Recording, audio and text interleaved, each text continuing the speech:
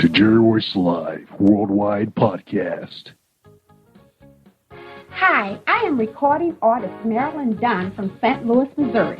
If you are looking for some soul-stirring, anointed, spiritual, and heartfelt music, visit my website at www.marilynnDunnMinistries.com. Or you can also find me on CD Baby, iTunes, and Reverb Nation. For booking information, contact Mr. Kevin Dunn at 636-856-0551. That's 636-856-0551.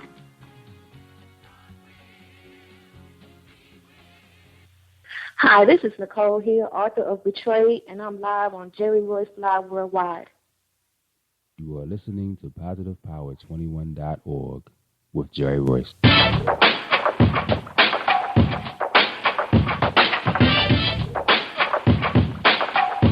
What up? It's your boy Kano Kingston.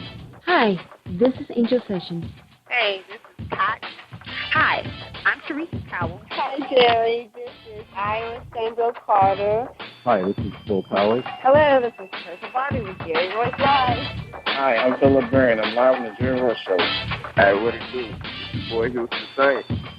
Peace, this is Dahlia the poet, spoken word artist. Hello, this is Lamar Marquis with Jerry Royce Live. All right, everyone. You got Robin Lynn, and I'm keeping it live right now on Jerry Royce Live. Hey, what's going on, everybody? What's up? This is a award-winning podcast with the greatest podcast on earth. Thank you for stopping by. I'm your host, Jerry Royce Live Worldwide on Internet Radio, where you get your positive on. So when it's all positive, it's all power. That's positive power. This is a worldwide podcast for growth, wealth, and success. Thank you.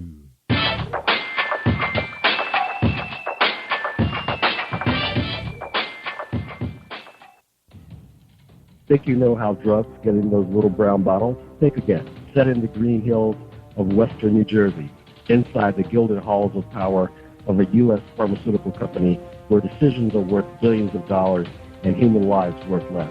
Nicholas Harding, a young executive at Marshall Pharmaceutical, finds his career, family, and life in jeopardy. The Farmhouse, a suspense thriller novel by Bill Powers, published by Donna Inc. Publications, available at Amazon.com or DonnaInc.org. Go to Bill's webpage at www.authorBillPowers.com. Are you looking for the next great read? A book filled with love, passion, betrayal, and intrigue. The award-winning novel, Season of Change, by Tamika Patrice Kane, is sure to satisfy your literary sweet tooth. Check out this must-read book reviewers are calling uplifting and emotional, and exceptionally great read, deeply intense and thought-provoking. Order your copy today, available in paperback and ebook on Amazon.com or at www.tamikapatrice.com. Are you an author looking for promotional services or a reader looking for a great read at low prices? In this competitive world of books, Writing Royalty Promotions is dedicated to bringing authors and readers together to build a greater respect for literature through our various promotional services and online bookstore. So head over to WritingRoyaltyPromotions.com and check us out.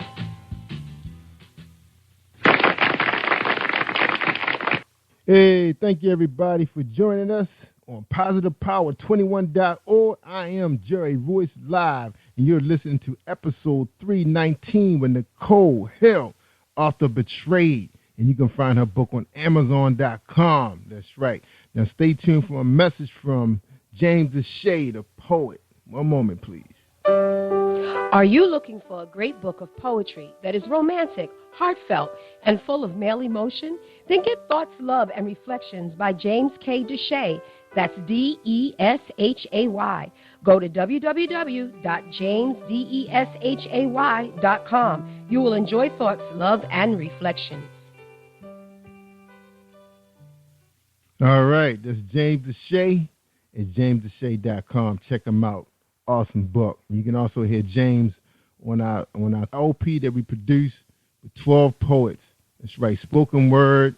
Most of them are just readers, writers. Just check it out. It's simply awesome. You can check it out at positivepower21.org and go to Unplug.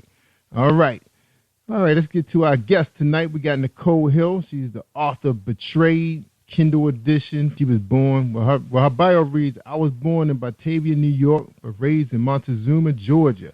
I now reside in Macon, Georgia. I graduated from D.F. Douglas High School in 1993. I've been married for 6 years. I have 3 amazing kids, 1 daughter, 2 sons. I also have a grandson and a granddaughter. I've been writing stories since I was 8 years old. It was my way of escaping whatever I was going through. I graduated from Herzing University online in 2009 with an associate's degree in medical billing and coding. I enjoy spending quality time with my family, and I love watching football and basketball. So she must be talking about the Atlanta Falcons and the Hawks, but we'll find out. So we about to bring her on the show. Ladies and gentlemen, we got a lot of people listening. We got Nicole Hill. How you doing, Nicole? What's going on? I'm good, and you? Awesome. You ready for your first question? I am. All right, awesome. Your first question is, who is Nicole Hill, the author? I'm a mother. I'm a wife. I'm a grandmother. I'm a loving person, and my motto is, to know me is to love me. That is awesome. So you got a lot of friends there, huh? Yeah. Yeah, good. All right, so you grew up in Georgia. So is the Atlanta Falcons and the Atlanta, Georgia your team of choice, or just because you was born in that area? No, they're not my team of choice. I'm actually a New Orleans Saints fan. Whoa. Wow. Yeah. I hear you. Yeah. What's wrong with that? And basketball, and who you follow for basketball? Actually, I have like 2 teams I like. I like Miami and I like Cleveland. Oh, good. Okay. So you follow the 2 teams that had LeBron. Yeah, I'm a LeBron James fan. Yeah. I think now because players are not, they're not retiring with teams that draft them. It's a little hard sometimes to fall in love with a team when your player ups and leaves. So sometimes you find people now following their play, especially for football now. I think this year was so crazy the way the free agency went. Everybody lost their favorite players.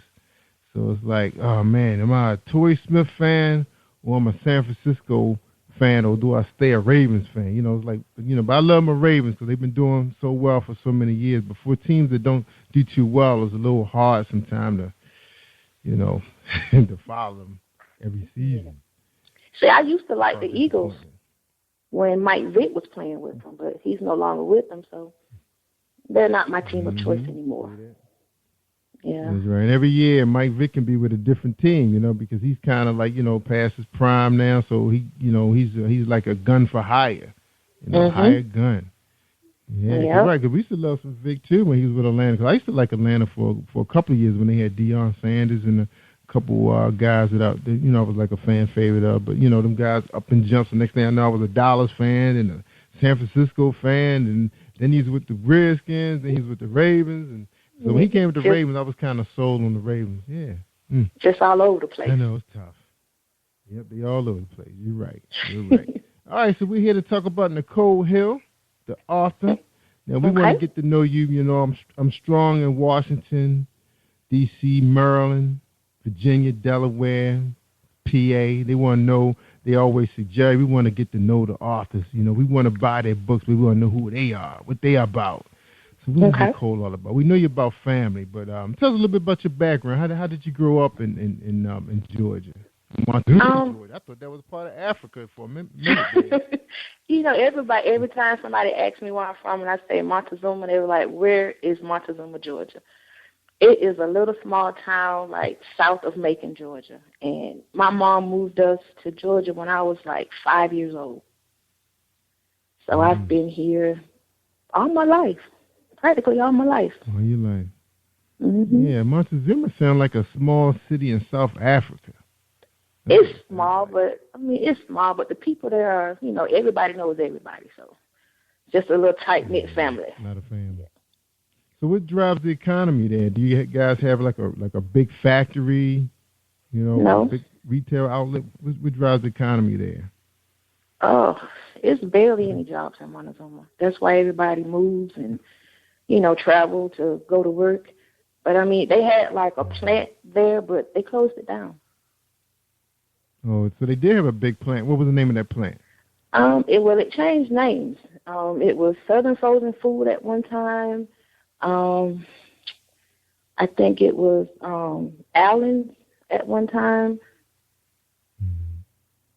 Mm-hmm. So it went through a couple of ownerships before they finally closed it down. Yeah, because what happens, I think sometimes the foreign companies buy them and they just take the business, and put it somewhere else where they have other operations going on. So was that like a big dent? Did they put a big dent in the economy in that community? Did a lot of people get laid off where they had opportunity to retire first? Mm-hmm, yeah. Well, that was the deal. Yeah, I think. And then it's like... Go ahead. No, go ahead. Go ahead, say what you're saying.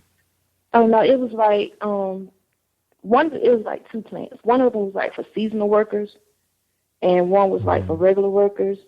But the regular work was like the older people. So I think those are the ones that really got the benefits. Because most of the time, I guess they saw it coming. They saw the writing on the wall, and they try to encourage their children to go to college so they can do better. Because they know what it's like working in those factories. It's not easy. It's not easy labor. Especially you have a owner who's probably looking to sell it so he can retire, because nothing but just a big headache. Sometimes when they get a certain size, and plus just so. The business is so challenging right now. So those guys probably should let them get out while they can, so they can get paid and retire. Yeah. All right. So they got to do what they got to do. All right. So was that kind of the ammo there? That your parents was like, hey, Nicole, you need to look at finishing high school with a bang, go to college, become somebody. What were they trying to sell to you at the time when you saw all this going on? I always wanted to go to college. It took me a while to get there because I really didn't know what I wanted to major in. But I knew I didn't want to be in Montezuma all my life. Yeah. So what kind of student were you in high school at Douglas High School? Oh, I was a good student. I was a cheerleader. I was in the band. I was just all over the place. Yeah. Now, did you guys? And it was an all-black school. Baseball team. We had a football team. Yeah, most of the time, Douglas schools. I was gonna say Douglas schools are normally all-black schools. 9 times out of 10, right? We had an okay football team. Yeah, we had I think they won the championship in 1981, and we didn't get anything after that. We had a good basketball team, girls and boys, but we had a fire band. Yeah, our band was off the chain. Yeah, so you have to compete, travel, and everything. Our band director, he graduated from Albany, so we used to be in the parades and like going different places. But yeah, we had a good band. Good. All right, good. So were they ever invited to play for the Atlanta Falcons?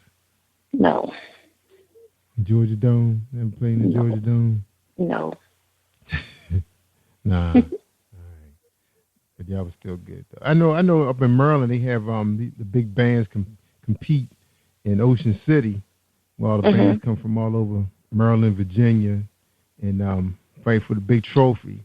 And my dad actually had a steppers in the band, and they actually won, I think, a few years in a row.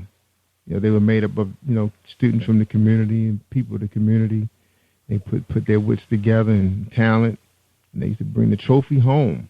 Yeah. Well, now they have Battle of the Bands, but that's Macon County was a part of that. I think last year here in Macon they have the Battle of the Bands, but they didn't have that when I was in the band. Yeah, the Macon is a pretty big city in Georgia compared to Montezuma, right? It is. I heard some history. A lot of history come out of Macon.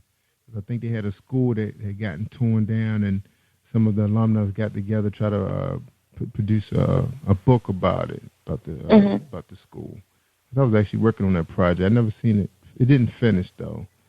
I'm not sure what happened. The lady that was leading the project, she had some personal issues went on. But I wanted to see that project finish. I was starting to learn a lot about Macon, Georgia. So you guys got a lot of history there, especially with the segregation and everything that went on down that area. A lot of history. A lot of stuff went on in the 50s and the 60s. A lot of history. And that's a shame because a lot of it, never was published anywhere. So it'll always take one person to step up to make that happen. Now, you guys, do you guys have any history in Montezuma that you could talk about? Anything big? Anybody come out of that area that you think people would know of? Besides Coal Hill? We had a couple of football players.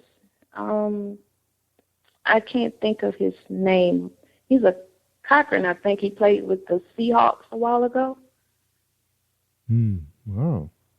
Yeah, so you had a couple guys made it out of the high school and made it to the pros. Yeah, that's pretty popular in Georgia. You guys see a lot of athletes make it to the Big Ten colleges and then off to the professional sports. Yeah, nothing stops them. It's like a train. Just keep moving forward. Yeah, you hear a lot about that. That's good. That's good. All right, so you got your three amazing kids. What's your children's names? Gabrielle, Jaleel, and Jaquil. All right. And what are they into? Well, Gabrielle, she graduated from, I want to say, I can't remember the college, but it was online. She got her associates in early childhood. She has 2 kids. My youngest son, he's about to graduate high school. And my oldest son is still trying to find himself. Yeah, it takes some time. What he's into? Music, the arts, anything, talent, any talent? Basketball. Trying to home in on? Yeah. Great basketball player. All right, so he's still he's trying to break into with like foreign sport, like basketball overseas. That is a possibility, yes. Been looking into that for him. Yeah, that's the way to go. Sometimes you just need to get over. So did he play in college? He didn't go to college. He played in school. He played in middle school, and he made it to the 9th grade and dropped out. Oh, okay. So he needs to work on a couple of things. Okay, well, he might be able to make it overseas. They do very well overseas. A lot of really good athletes. Yeah. Yeah, it seems like here in the U.S., it's like everything is the same way. You have to follow protocol. High school, college, get in the draft, get into the pros. If that don't work, go overseas, come back.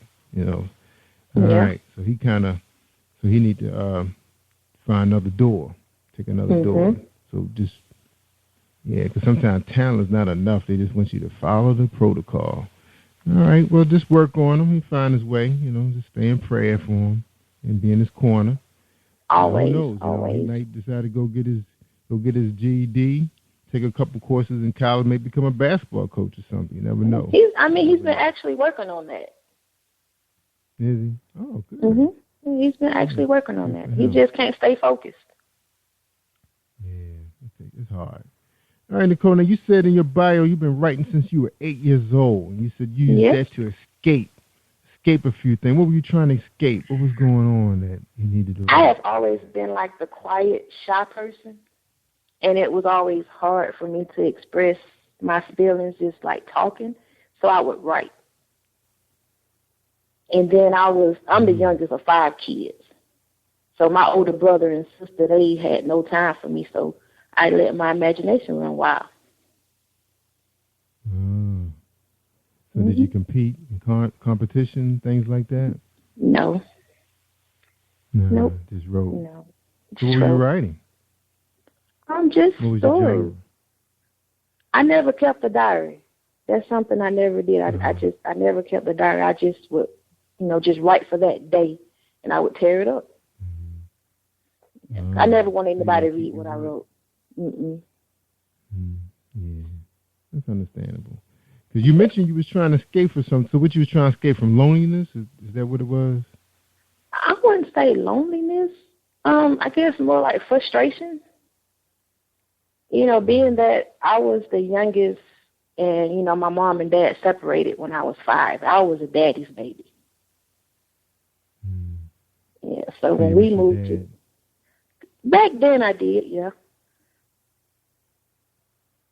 Yeah, that could be pretty traumatic for, you know, a young girl, you know, used to her dad coming home every day from work, greeting him at the door, you know, everybody sitting down at dinner together, breaking bread, and then one day he's not there anymore. That could be hard, pretty traumatic for a young kid. So you went to your writing. So I did. Did you think, now, writing at 8 years old, that's early to start developing your craft. Did you join the high school newspaper, write for your community, anything like that? No. So when did you decide to save all these stories? So you saved all the stories for your adult life? Because how long you been writing now? I just recently started back writing, maybe like a little over a year ago. You released quite a few books. How many books you have? Because I thought I've seen at least 4. Just one. It's my first book. Just one book? Yeah, this is my very first book. Oh my goodness. You've probably seen a lot of Nicole Hills on Amazon, but no, that's not me. I only have one book. Yeah. Okay, that's not you. Okay, so I did see 3 Nicole Hills, so books, but that's not you, just the one. All right, just the one. You're a newbie out there then. Okay, I am. So how's it feel? I mean, how you like it so far, being in the publishing world? I'm still adjusting. It's all new. I mean, it hasn't hit me yet. Not yet. It hasn't hit me, but I mean, I'm enjoying it. Yeah. It's like a dream come true. Out there yet to meet? Yeah, it is for a lot of people. I mean, right now, you know, the internet has made it pretty easy for people to get published now because it's easier to find an audience. You know, just a matter of just, you know, being assertive, getting out there. Now, you're a quiet person. You probably work well behind the computer. How are you engaging your fans right now? Are you engaging them every day? Yes, on Facebook, Twitter. Yeah. So that's you there, huh? You can handle that? I can handle that. Yeah. How about when your publisher starts setting you up for book signings? Because, you know, it's book signing season coming now. Spring, weather warming up here in the north. I know. Excited. You know, I know you guys had snow down there. You had ice. People want to stay indoors, read all those books they read. Now they're interested in finding new authors. So I'm ready. Gonna do it? I'm ready. You ready? I'm ready. You have any dates you like to talk about right now? Any dates set up right now? Not at the moment. Tell everybody where they can meet you? Not at the moment. It's still in the works. All right. Good. Yeah. Because you got most of the big book signings that's going on in the north. Most of those things start happening around August, so you got time. I guess it's not too late to get a booth. You got a lot of festivals going on up in New York, Philly, New Jersey. Baltimore, Washington. Washington has a lot of festivals going on. It's a matter of getting online, find out about them. You got a lot of advocate groups, organizations getting together, do community events. You know, it's a lot going on. Sometimes you want to try, you know, get out of the norm. You know, you got people using wine tasting events, hosting, you know, parties, cookouts. Invite their friends and tell them what they're doing. Now, how your family feel about you being an author, a writer? Have they embraced that yet? They believe it? Yeah, everybody's happy. Everybody happy. Everybody's happy. Yeah, they should be excited. Yeah, they should be excited. All right, Nicole, we're going to take a quick break. When we come back, we're going to talk about this book, Betrayed. Okay. That's right. Okay. That's right. It said this book, Nicole say in her synopsis, step into my world. Let me take you on a journey of sex, lies, and betrayal. How would you feel if you found out your best friend is really a foe? Oh, all right. So we're going to check it out. So everybody listen to this. We got a couple presentations. And we'll be right back with Nicole Hill, author of Betrayed, with Reese Publishing Company.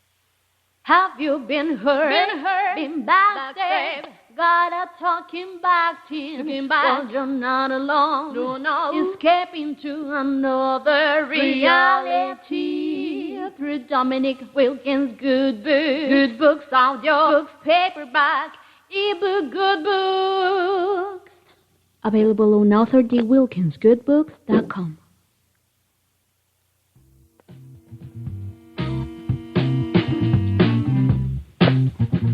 Are you an avid reader of urban fiction, looking for drama, suspense, and more? Readswell Publishing is dedicated to bringing the world's best literature to our readers.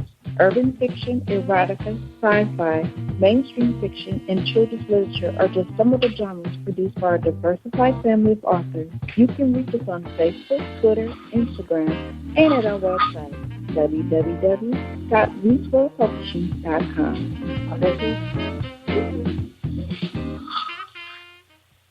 That might be the pizza man. Are you looking for the next great read?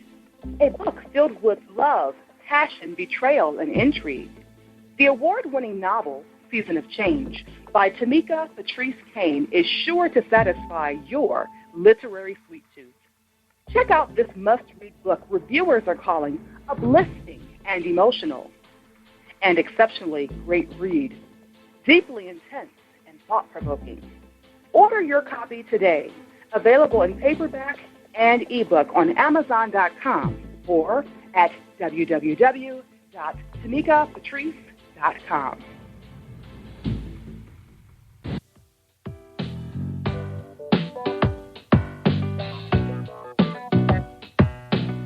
Hey everyone, this is Tanika Gonzalez, spoken word poet. Whenever I'm online, I'm always listening to Jerry Royce Live. You can find Jerry on www.spreaker.com. Positive Power 21. He was a holiday boy. I think so, All right, we're talking to Nicole Hill, author of Betrayed. She's from Reese Publishing House, born and raised in Batavia, New York. I'm sorry, she was born in Batavia, New York, now living in Macon, Georgia. All right. Welcome back, Nicole. How you doing? Ready for the second half of the show? I am. You ready? All right, good. All right, well, let's start out about your characters. Tell us a little bit about your main characters in this book without, giving away too much about the book, but let's talk about these characters you got here. Tell us about them. Chloe, Carrie, and Jason. Carrie and Jason. Mm-hmm. All right, they the prime characters in this book. Yes. All right. Well, let's talk about Carrie. Who's Chloe? Tell us about Chloe's personality. Chloe is just all around. She's an all around girl. She's been through a lot. She's going through a lot. She's just trying to survive. Carrie, on the other hand, is the jealous type. She wants what everybody else has. She don't want to work for what she has. She just want to take other people's stuff. Jason, he's just a handsome guy that's trying to give himself to Chloe. All right. So Jason likes Chloe. So how Chloe feel about Jason? So what's going on in this book? Is it a triangle going on? What's the deal? Tell us a little bit about the synopsis of the book. Okay. Chloe and Carrie are best friends. They've been friends for years. Carrie has, secretly been hating on her, her whole life. But Chloe didn't know it. So it's this whole, are you really my friend, or, are you just out to get me type thing. That's their relationship. Jason comes into the picture. Carrie likes Jason also. She was the one who really wanted to talk to him. But he didn't want to talk to her. He wanted Chloe. So she's upset about that too. And nothing going to come out of this triangle. You have to read the book to find out.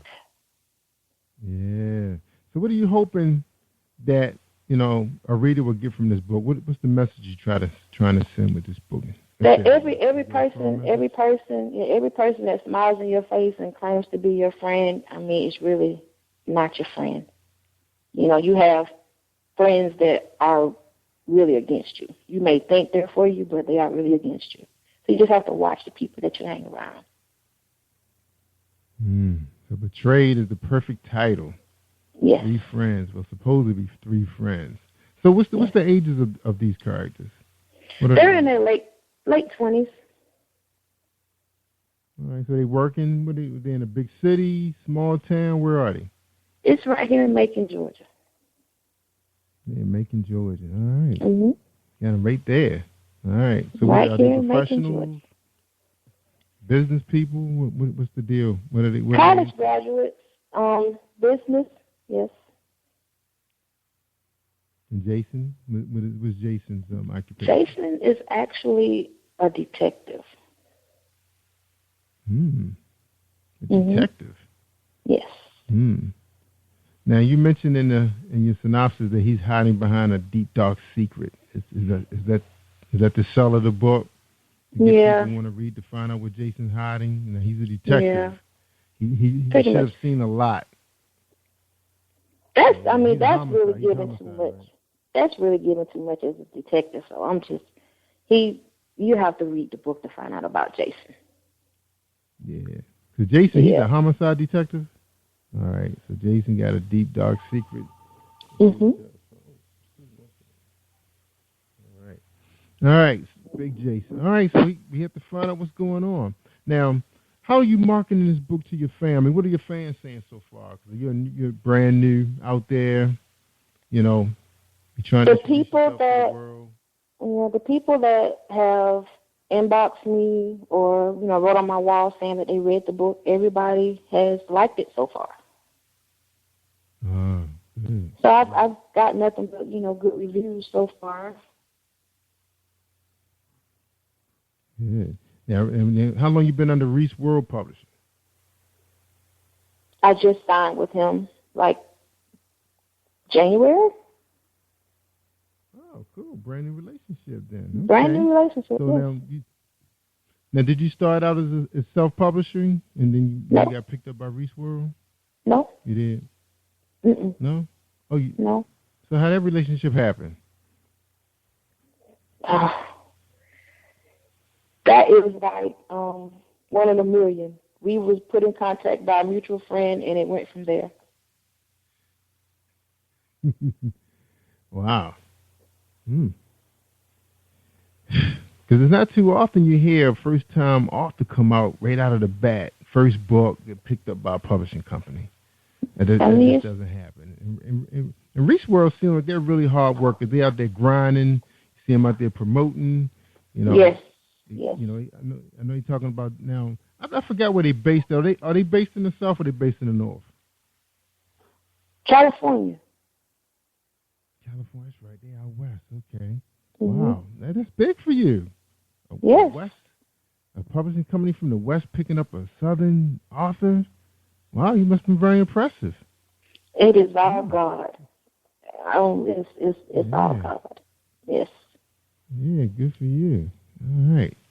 And this sounds like this Betrayed is a good read. You're talking about Chloe, Carrie, two good friends, and friends since elementary school, homegirls, and then Jason coming to the picture from the Big Apple, big city boy. Now, is he working? I'm gonna get back to him a little bit. He's working. He took a homicide job, a detective job in Georgia. He's raising a family. Is it just him? What's the deal with Jason? It's just him. It's just him. It's him. All right. Yeah. All right. So he's a single guy. He's up for grabs. These women professional, college graduates. They know what they want. They know what they see something they want. They're interested. All right. Now, what else can we expect in this book besides the betrayal with the friendship? Is there any mystery to it? Any thriller? It's a little cheating going on. Some cheating. Oh yeah. Mm-hmm. We know the betrayal's there. We know the line is there. We know there's going to be a journey of sex going on. So you got two best friends, single guy. Pretty much a typical story. Ex-boyfriend, ex-lover. Yeah. So you just have to read. You just have to read it. You won't be disappointed. Yeah, y'all got to get the books. Got to get the book. Got to get it. That's right. Betrayal. All right, tell us about that book cover. Did you have an opportunity to decide on your book cover? How instrumental were you with that? Well, I mean, we went through ideas, and we had like 2 copies, and I got to pick which one I liked. Oh, and good. that's Reese is wonderful. I mean, this publishing company I'm with is awesome. It's just like one big family. Everybody is one big family. So was that important? So was that important to you as an author? Looking for a publishing company where you could be yourself. It's more family structured. Not just about the money. Yes, it was important. It makes it easier. Yeah, because it got to be it can be kind of frustrating for some authors. They've been writing for a long time, self-publishing. Mm-hmm. It's hard to get picked up nowadays, even by virtual publishers. Sometimes they just say they don't have enough room because they're already at the max now. Because it takes a lot, the work. Social media is very time-consuming. And you want to kind of give all of your authors the same amount of time. You don't want to favor one over the next. But as an author, what could you say to someone's interested in being published by a company such as Reese World Publishing? What would be your advice for them if they want to get noticed, by a company like that one? I mean, just believe in themselves and, put their work out there. I mean, they have to, put the time in. I mean, if you get turned down, don't take that as, well, don't nobody want me, because the next company might will. So you just have to keep pushing. Right. Be positive about it. That's right. Yeah. That's right. Yeah, because for years, people used to be sending out query letters to publishers. Traditional publishing was the dominant publishing company at one time. Do you think now that, the Internet has made it open the playing ground up a little bit, that, anybody who's a hard worker, that understand the publishing industry, especially putting out a good product, a good story, could get published by a company like Reese World and some of the others that's like that? Yes. Yeah. He's always looking for new talent. That's right. So what was so impressive? What did you bring to the table, you think, as Nicole Hill, the author? What did she bring to the table? I brought good work. I mean, I gave my best foot. I put my best foot forward. I gave my best. And he recognized that. Mm-hmm. Now, you're a natural hustler. You're somebody get out there and tell everybody in the world what you're doing, or still, you still kind of on the quiet side, or you kind of got over that. So you're in business now. I mean, I'm still quiet. But, I mean, I don't mind promoting myself. I don't mind putting myself out there. All right, good. All right, Nicole, we're going to take a quick break. When we come back, we want to get your final thoughts, what you'd like to share with your audience. We already know you want them to buy your book. That's right. It's Betrayed, Nicole Hill. She's out there at Amazon.com. She'll be on PositivePower21.org. All right, before I go, I just want to let everybody know we're having a writing contest. That's right, Reese World. You have any authors out there looking for a challenge? We got a question going on out there that you have to write 2,000, 4,000 words about. When I get back, I'm going to tell you a little bit more about that. So let's hear a word from our sponsor. All right, hold tight, everybody, for Bill Powers. Think you know how drugs get in those little brown bottles? Think again. Set in the green hills of western New Jersey, inside the gilded halls of power of a U.S. pharmaceutical company where decisions are worth billions of dollars and human lives worth less. Nicholas Harding, a young executive at Marshall Pharmaceutical, finds his career, family, and life in jeopardy. The Farmhouse, a suspense thriller novel by Bill Powers, published by Donna Inc. Publications, available at Amazon.com or DonnaInc.org. Go to Bill's webpage at www.author.BillPowers.com.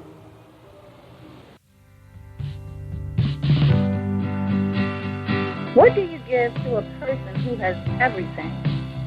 Hi, I'm Darlene Rucker-Williams, and I am the owner of Stylish and Stellar Gifts by Dar. I get this question all of the time. At Stylish and Stellar Gifts by Dara, we specialize in customizing gifts for people and pets too. Our gifts are original and one of a kind. Not only do we deliver, we ship as well. We work according to your budget and your theme. We have gifts for all things, including baby showers, sports teams, get well, bridal, birthdays, pets, just because, and that's just to name a few.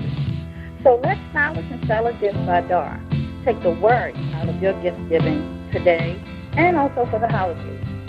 Our website is www.stylishandstellar.com and our phone number is 443-682-5664.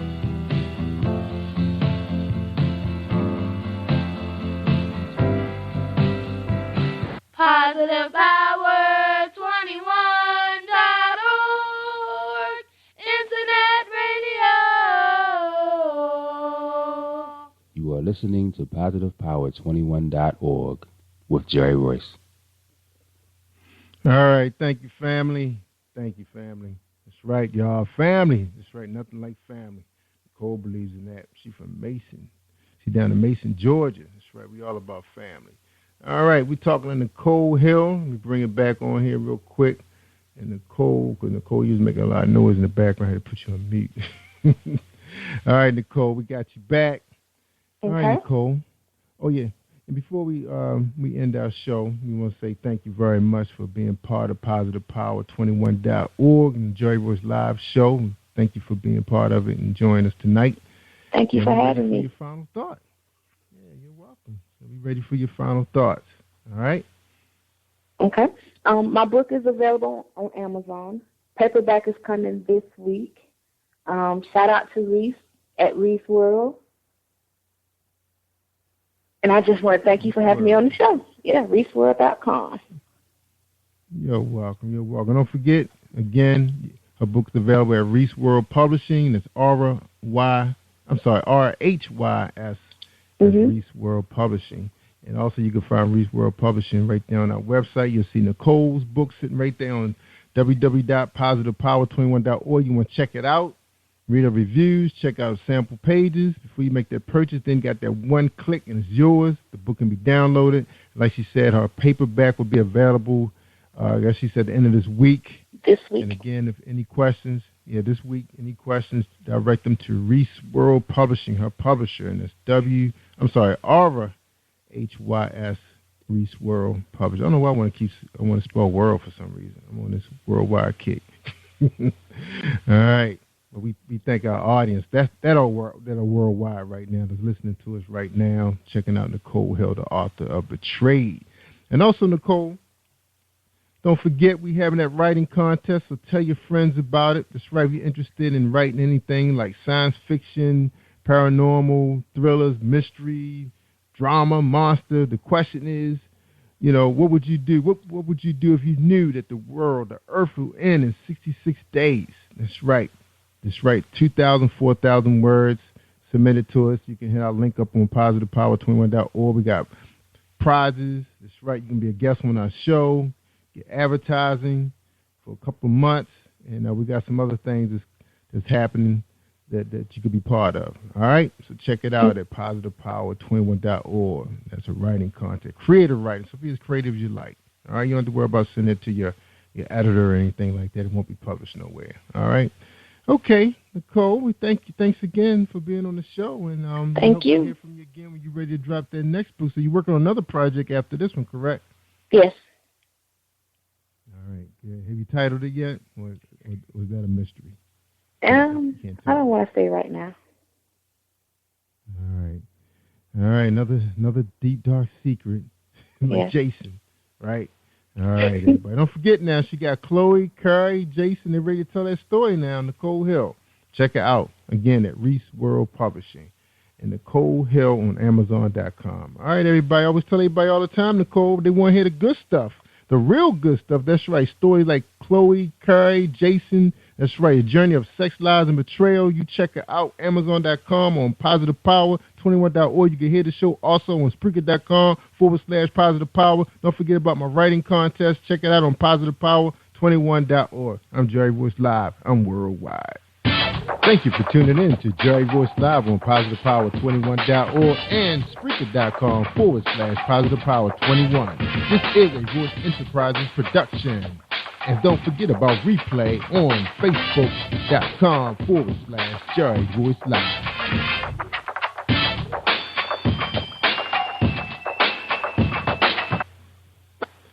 All right, everybody, stay awesome all week long.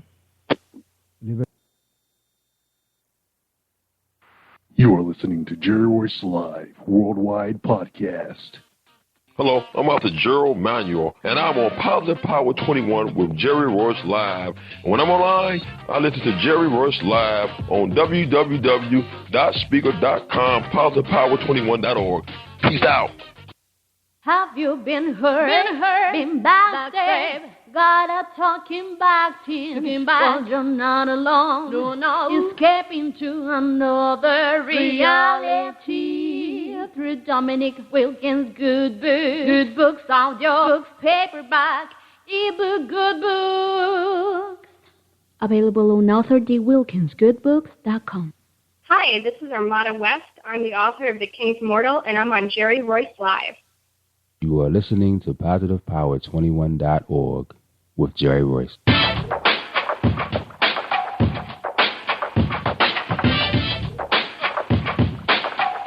What up? It's your boy Kano Kingston.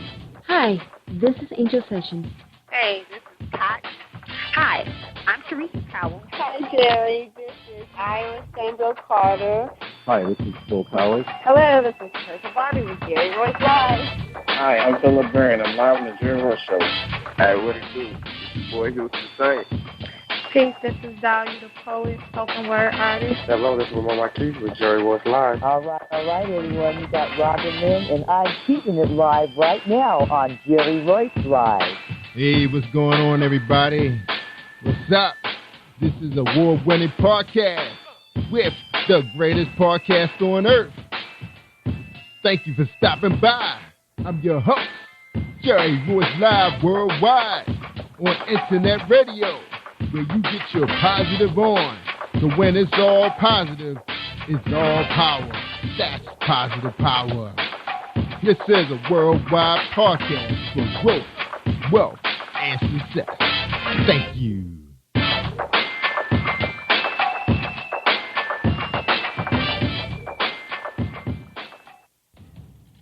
Think you know how drugs get in those little brown bottles? Think again. Set in the green hills of western New Jersey, inside the gilded halls of power of a U.S. pharmaceutical company where decisions are worth billions of dollars and human lives worth less. Nicholas Harding, a young executive at Marshall Pharmaceutical, finds his career, family, and life in jeopardy. The Farmhouse, a suspense thriller novel by Bill Powers, published by Donna Inc. Publications, available at Amazon.com or DonnaInc.org. Go to Bill's webpage at www.authorBillPowers.com. Are you looking for the next great read? A book filled with love, passion, betrayal, and intrigue. The award-winning novel, Season of Change, by Tamika Patrice Kane, is sure to satisfy your literary sweet tooth. Check out this must-read book reviewers are calling uplifting and emotional, and exceptionally great read, deeply intense and thought-provoking. Order your copy today, available in paperback and ebook on Amazon.com or at www.tamikapatrice.com. Are you an author looking for promotional services or a reader looking for a great read at low prices? In this competitive world of books, Writing Royalty Promotions is dedicated to bringing authors and readers together to build a greater respect for literature through our various promotional services and online bookstore. So head over to WritingRoyaltyPromotions.com and check us out.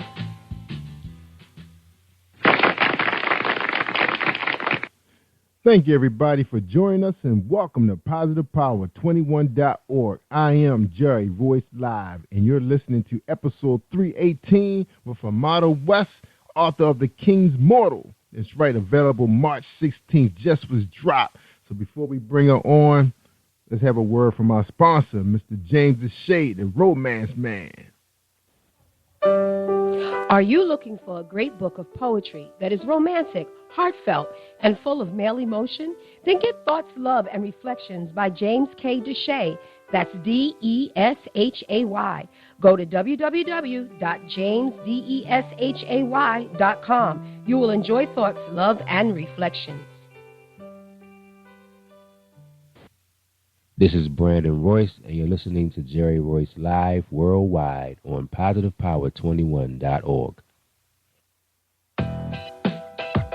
You're listening to Jerry Royce Live worldwide on PositivePower21.org and Spreaker.com/PositivePower21. Tonight's guest is Amanda West. Amanda West is an American author and model from upstate New York. Her first notable recognition was her comedic play, The Lou Q, which won a playwright competition and starred actress Fiona Hutchison, an avid gamer. West wrote articles and tech reviews for the GamersHub.net. Her foray into publication began at Crushing's Heart Black Butterfly in 2012 with the release of her romance novella Undefeated and her first full-length novel Bottom Feeders, a short story. Underneath the Christmas Tree was included in her first Hot Ink holiday anthology, MILF and Cookies. West co-authored in romantic sci-fi short story Space in the Fall with her fellow author and friend Jay Leaf. The piece premiered in the Chrysophone's song anthology from Keith's Publications. In 2012, West was contracted by Distinguished Press for her series Merchant Tide, a revamping of Bottom's Feeder. King's Mortal will be available March 6, 2015, when The Gloves Come Off, a full-length novel adaptation of West's Undefeated, was picked up by Rome's Publishing in 2014. The release date is pending.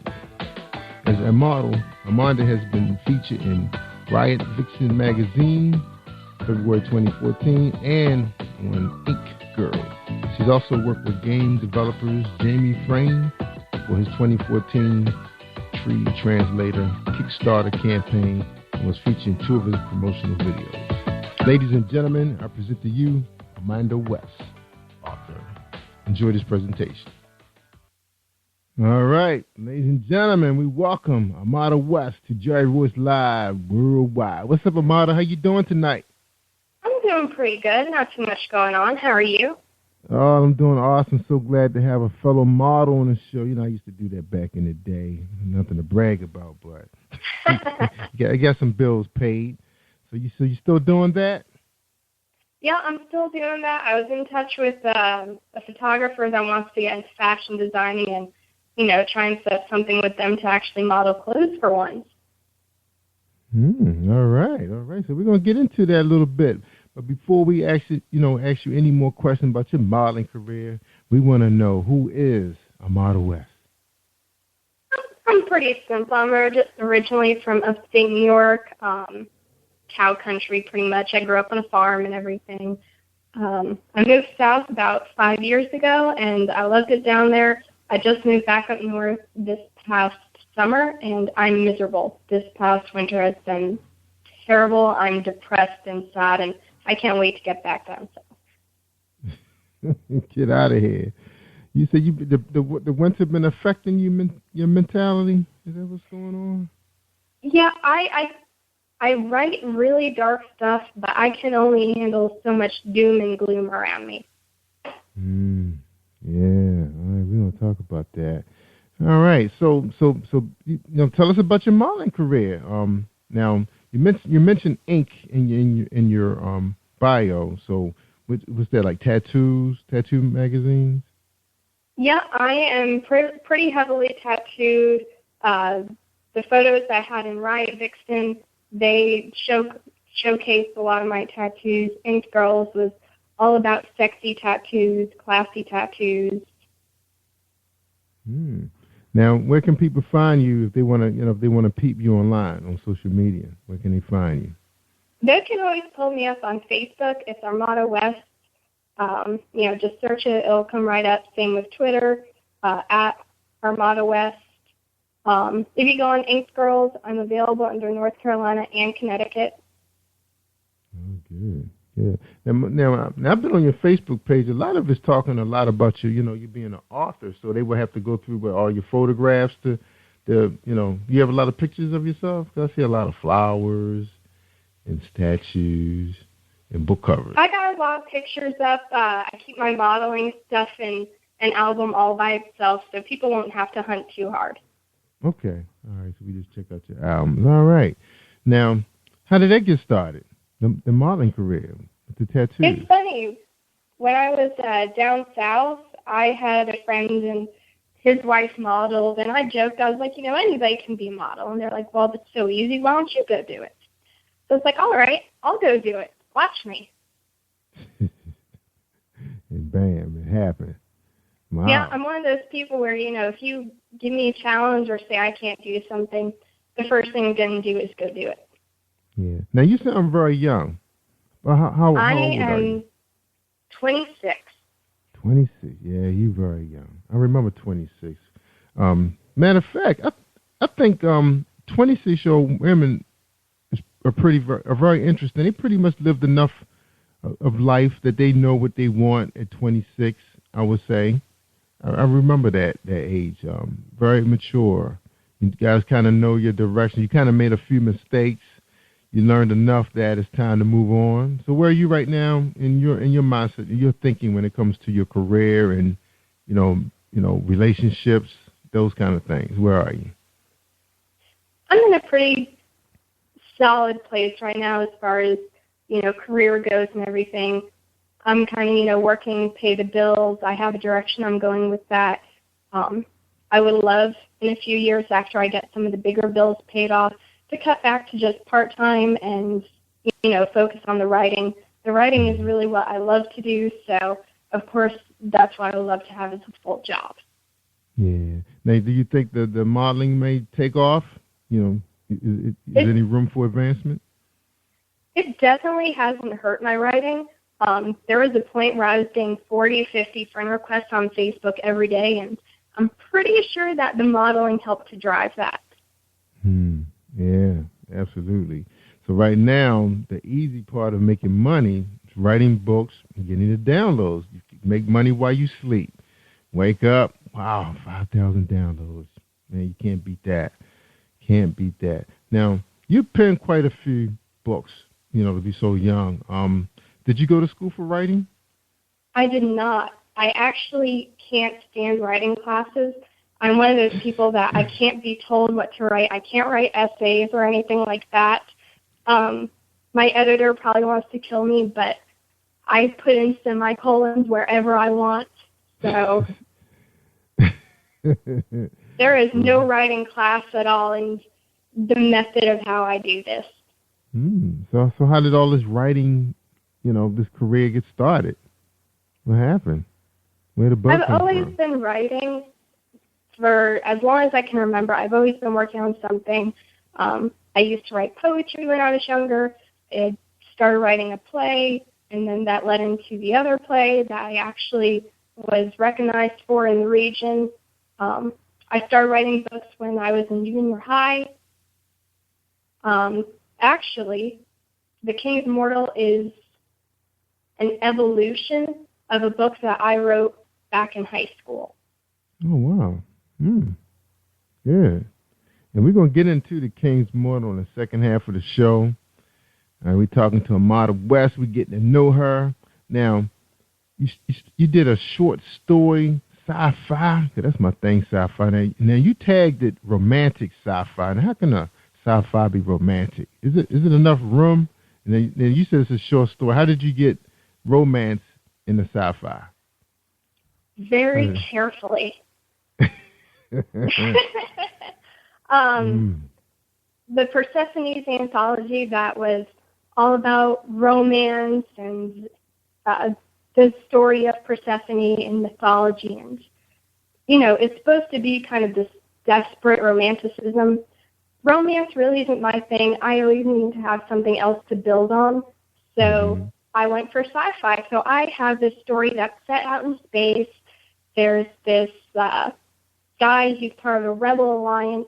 He's agreed to go in for negotiations with the leader of the enemy, and he ends up getting a few surprises. So who did he fall in love with? he ended up falling in love with the daughter of the rebel commander, who was actually a cyborg. Yeah, he had died. They had put in a cyborg replacement to give the illusion that he was still alive while she ran things from behind the scenes, and, she wanted to negotiate. Wow. Very clever. Very clever. Yeah, I'd like to read that piece. So where can we find that piece? That is also available on Amazon.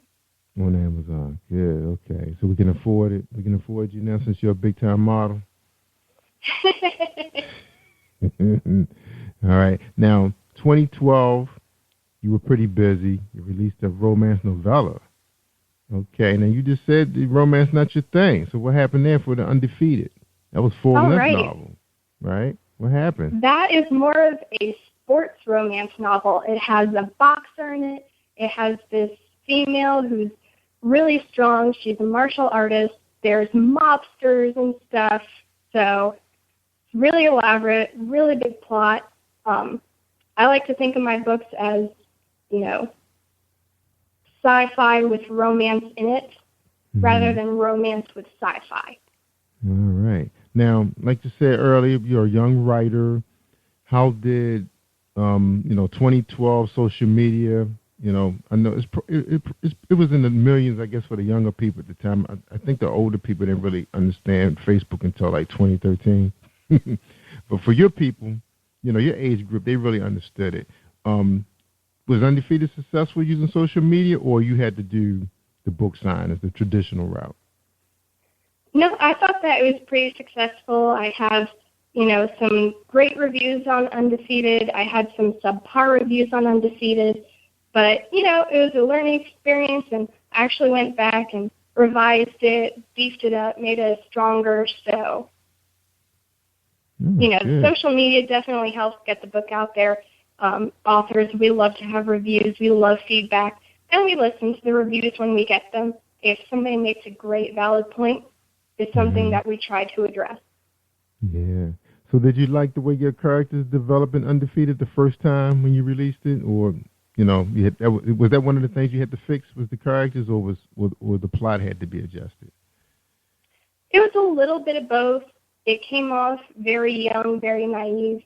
But fast forward 3-4 years, wherever we're at now, and it's definitely matured with me. Good. So did you love your characters at the end? I do. They are probably some of my favorite characters. Now, is it a stage? Now, could that be written into a stage play? I think that would probably be better off as a movie. Oh, I was going to ask you that. Is it possible? Because now you have all these young short film directors and cinematic videographers out there right now, really cheap. They're looking to make their name. Is it possible it can become a webinar or a short feature film? I see no reason why it couldn't. And if anybody wants to get in touch with me, we can talk about it. I'm up for discussion. All right. Now, you said you're based in the South. How South are you?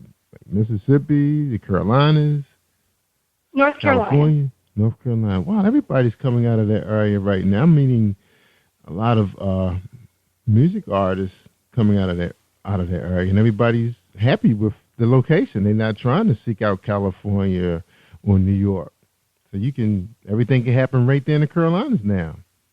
I feel like, that part of the South is just a lot more authentic than a lot of parts of the country, so. Yeah, and I think I can get you in contact with someone after the show. I heard this guy was pretty cheap, man. When he said this price, I thought they said like $75,000, and no. And it kept going down, and I saw his work. It's phenomenal. I said, I need to take a trip down there and get some stuff done. I said, wow, amazing. But, when people are good at what they do, sometimes money does not matter. They just want to see their work. They want to share their work with the world. And social media has made that happen. Now, are you using YouTube to reach out to your people so they can see you, doing your thing? Are you with that? Or are you just basically just a blogger? I do some YouTubing. Actually, on YouTube, I have an official trailer for The King's Mortal that has me in it. I also have a blooper reel. I had an unofficial trailer as well, but I thought that the blooper reel was probably the best. Yeah. Now, what's a blooper reel? I couldn't stop laughing and cursing while I was trying to do the actual trailer filming. So it's basically me stopping in the middle of everything going, shit. Oh, so you actually used real characters. So you guys went drama. You used drama. Sort of. The trailer itself is kind of told from like a gypsy perspective, like the outsider looking in, you know, laying out the fortune for what's going to happen in the book. So with your trailer, so did you take it to another level? Because I know I see a lot of trailers where it looks like it's like a little animated movie, and you're seeing pictures float over. I just think that's so boring with the music and the words. So you're actually using people. You can see people acting out your whatever you're trying to promote. Is that what you're doing? The trailer is actually me dressed up as a gypsy. We did up my living room and everything so that, you know, you're in a fortune teller's space, and I'm laying out the cards. I'm telling you exactly, you know, this is going to happen. You know, there are dark waters ahead. So. Wow, you're so creative. Where did all that come from? I'm really into the mysticism. You know, obviously you can't write a paranormal book without being intrigued by it at least some level. So it kind of comes out. All right. Well, let me delay our break a little bit. So how did you grow up? What was childhood like for you? I was a pretty lonely kid. I was always the black sheep, going off doing my own thing. You could always find me in the library looking at this book, working on this project and stuff. So really a loner. So you didn't hang out with like athletes and cheerleaders and chess club kids, none of that stuff? No, I tried, but I guess I was just a little too spacey for them. So you weren't adventurous, like, you know, try drugs with the cool kids to fit in and drinking all night and, you know, have your parents wondering where you are, reckless living. So you weren't reckless in high school? No. I grew up with my grandparents, and I sat at home and, you know, I was a good girl. So you stayed home and entertained them? That's cool. Wow, that is awesome. All right. Well, we knew what. Now I'm finding that I'm getting all of the real fantastic stories from the pastors, the Christian community, the gospel singers, and the musicians. They're the ones that got the crazy, you know, high school stories and everything. And I get some of the fictional writers. I think when it comes to writers in your genre, they seem to be a little bit more, you know, tuned in to what's going on in the world because they're watching everything and listening. Is that your personality? Yeah, I'm definitely a watcher. I'm really good at, you know, kind of seeing what people are thinking and what's going through their heads, and I'm a really good third party. Awesome. I'm kind of a little bit of both. I can entertain you at the same time, but at the same time, I might be in the mood I just want to watch people. It may be I guess you feel that there's a moment when you need to be quiet and just observe, but you turn that on all the time. Is that what you're saying? Is on all the time?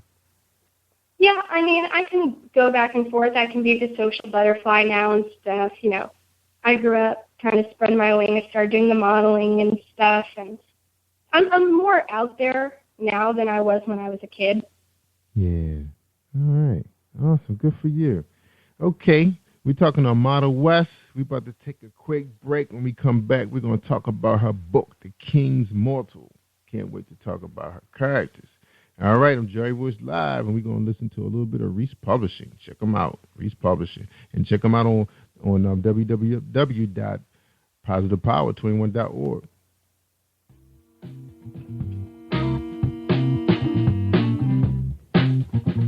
Are you an avid reader of urban fiction, looking for drama, suspense, and more? Readswell Publishing is dedicated to bringing the world's best literature to our readers. Urban fiction, erotica, sci-fi, mainstream fiction, and children's literature are just some of the genres produced by our diversified family of authors. You can reach us on Facebook, Twitter, Instagram, and at our website, www.readswellpublishing.com.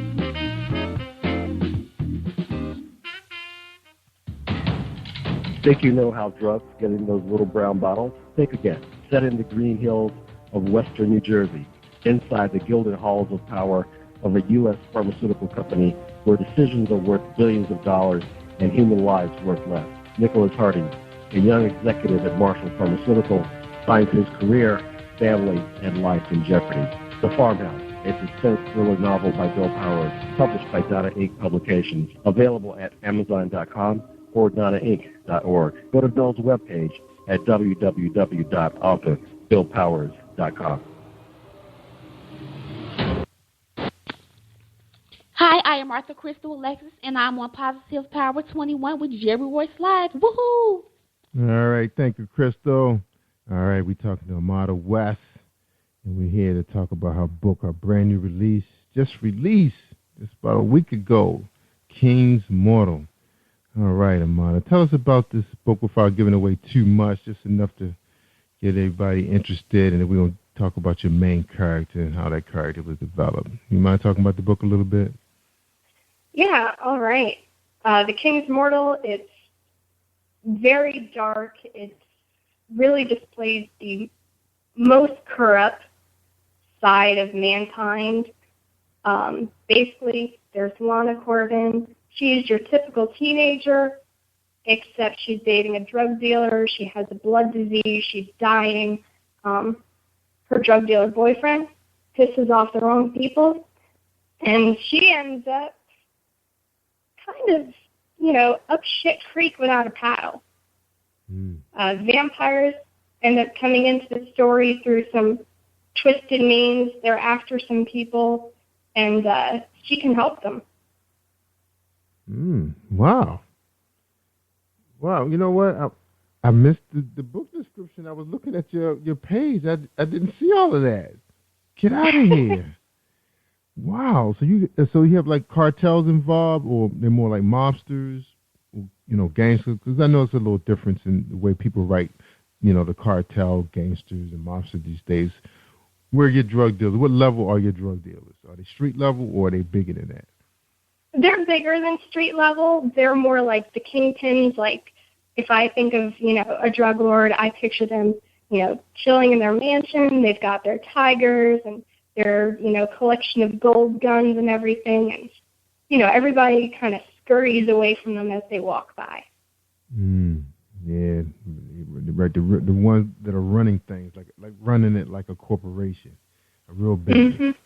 All right. Yeah. So then the vampires. So how does the vampires fit in? Are they trying to protect something, or somebody stepped into something they had no business stepping into? What happened? All right. Well, Lana's boyfriend Vic is a drug dealer. He has some people working for him that the vampires are after. So they start infiltrating his ranks in order to get to them. Oh. So that's how they got in there. Okay. Wow. And, Lana ends up seeing more than she should have, and there's really no way back from that point. Wow. Now, if you had an opportunity to make this a webinar, I'm talking like 20-minute episodes, this would be awesome. You think you could pull that off? It's funny. This is probably the one book that I would much rather see as like an anime or something drawn, because in my head, if I try to picture it happening live action, it just seems cheesy. Yeah, right. You need a really big budget to pull something off like this, so it would definitely have to be animated. And there's some guys out there that are really, really good at this too.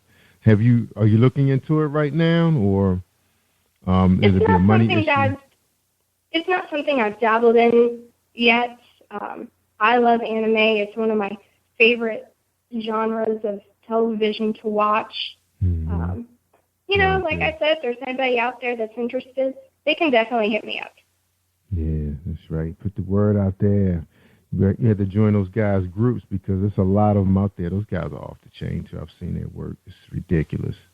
Because the software is cheaper now and the computers can actually handle them. Before, you had to have, like, custom-built systems to run that software, in the day. I remember. But now, man, good, strong laptop and a big monitor. That's all it takes. That's right. And you're good to go. Wow. Just need some creativity, and some voiceover work. Now, I'll make a good character in the voiceover. I think you'd be a great character in voiceover. Yeah. You might have to have some patience. You have to have everything written out for me, because I forget names. Yeah. Wow. Man, if you get this thing off the ground, you have to let us know. We got to have you back, because I love it. I was really big into Dragon Ball Z. I just went crazy when Dragon Ball Z went to the next level. My son, he was really... it's a classic. Yeah. I was like, wow. And then, of course, the Japanese animated guys really, if you ever get a chance to look at their stuff on YouTube, it's crazy. Because then when social media really got strong with YouTube, we were able to actually be able to download without buffing for minutes. Now you can really enjoy their work. And there's some really, really good work out there right now. Really good stuff out there. There's some crazy good artists. Yeah. It's just that sometimes their storyline is a little off, and they need some help from somebody like you, like a real writer. So that's the only problem. They just need a writer and help them out a little bit with development. But like you said, it's crazy. All right. Now, I know you probably got some favorites out there, but it's about you tonight. All right. Now, how's it doing right now? I know it's only been released for just, I think, a week or two. King's Mortal. How your fans are receptive to? Are they feeling you with this right now, or they can't put the street together with the vampire? Because people love vampires. Vampires are like heroes to some people now. They're romantic. They're like destroying the worst of mankind and make it better for everybody. How you feel about that? It's funny you say that, because my vampires are actually the headsmen of God. Yeah, the people that they're after are, really wicked people, morally corrupt, and vampires were created by God as the ultimate weapon against them. And they're probably the only creatures that can destroy these real gangsters, because the normal humans are not. They don't have the weaponry to handle them. You got it. Now, can your vampires, can they like totally withstand the drug dealers probably don't believe they exist. So not giving it away too much. Do the drug dealers, do they become, can they challenge these guys after a while? Do they kind of figure out, okay, these guys are real? At first they didn't believe it, but now they see that it's real, and they trying to figure out how to stop them before they stop them. Is that happening in this book? A real war? No. It's really twisted. It's one of those stories where, just like with real people, there are varying degrees of good and bad. And it's the same, unfortunately, within the vampires. There are some people that are, out for their own gains instead of fighting the good fight. And they kind of team up with some people that they shouldn't. But not the cops? They're not teaming up with the cops? No, there are no cops. Oh, there's no cops. Okay, so in other words, so the city is allowing the drug dealers to do what they're doing? Pretty much. I mean, they have run of the show. What city? What city is this taking place? This is called Davenport in Massachusetts, and it is just outside of Boston. Boston. It's a fictional city, but that's where I imagine it is. So is it dark, like kind of remind you of Gotham a little bit? Gotham Definitely. City? Gotham is actually a really good comparison. Wow. So your drug dealers are like bigger than life then. They real gangsters. Unstoppable. Yeah, they're out there, they're doing their thing. Everybody knows their face, but nobody does anything about it. Killing at will, peddling. So what's their drug of choice? They sell a lot of cocaine, under the table pain medications, kind of whatever anybody's looking for. And that's kind of a big thing right now, this pain medication. That's like I call those pharmaceutical drugs. It's like, that seems like that's the biggest thing that's happening right now. I think that's what's causing people to lose their jobs and their families because of the amount of pain they're living with, And I think, I think narcotics is big right now. Yeah. And sadly, it's one of the easiest things to kind of get a hold of. Definitely. Yes. And I think they're starting to make up a lot of the storylines that's coming out now. It's people not just like, oh, I'm a coke dealer. It's like it's bigger than that now, because what people are going through. Now you said you're kind of in a dark place right now. That writing this kind of material, does it help? Does it help you? With your own mentality. Because you have to feel those characters. When the next time you gotta go low like that? Because I know you're probably planning to release something else, right? Yeah, this is definitely a nice way to funnel all of that out instead of trying to keep it all inside. So it puts it out there and takes it away from myself. So you would say it's therapeutic? I would definitely say it's therapeutic. Wow. So Amana, how did you get there? Is it because you surround that in your world? I mean, is it doing your research? I mean, are you real thorough with your research when you're writing a book like this? Like, where did you go? Where did you take your place where did you take yourself when you was developing King's Mortal, the characters and the place? I'm one of those authors where I shut my eyes and I let the movie play in my head, and I'm just writing down exactly what I see happening. And like I said, this is a story that I actually started writing back in high school, and it used to be really young and innocent and naive, and as I got older, it just kind of spiraled into this dark, overwhelming beast. Yeah, this gonna have to be animated. You might make a killing on download. Now let's talk to you. Let's just pretend you're the producer. Okay, you already, the animation has already been developed. It's completed. I'm not sure how many hours it pans out to complete your story, but would you release it? Say, how smart would you be with your release? Talk to us about how would you market it? With social, because this is the problem right now. And I think because of where you are, you're young, you understand social media, you understand animation because it's just like big film. People listening right now, they're between the ages of 45, 54. That's like my 80%. That's my core. They're creative with what they do, but they don't understand the back end like you do. How would you market King's Mortal as an animation? Piece by piece. How would you do it? Where would you start?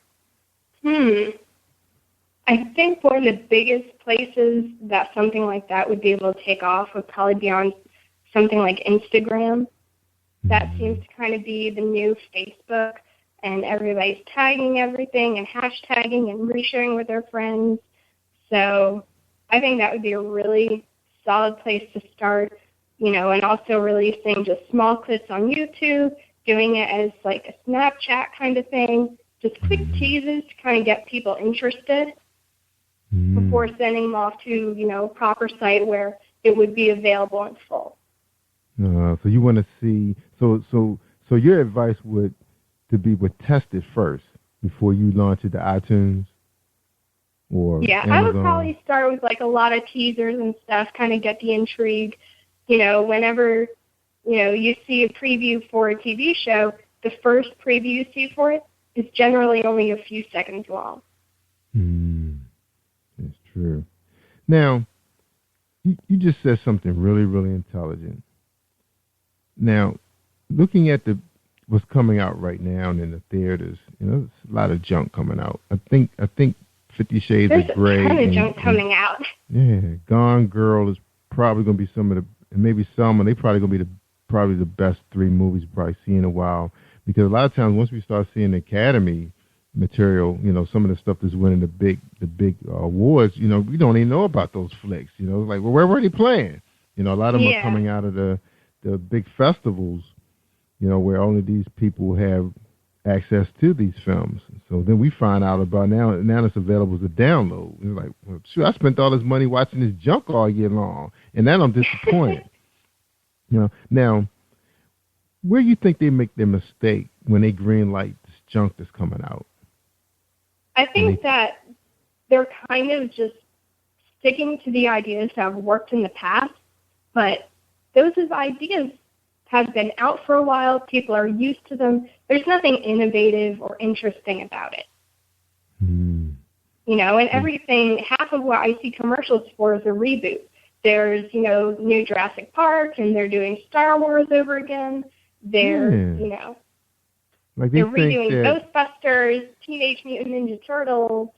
Yeah. Like, they think that because it's a new generation now that they're going to be interested in that crap because they entertain us. Because we didn't have nothing else. We didn't have anything else. That was the best stuff that was out.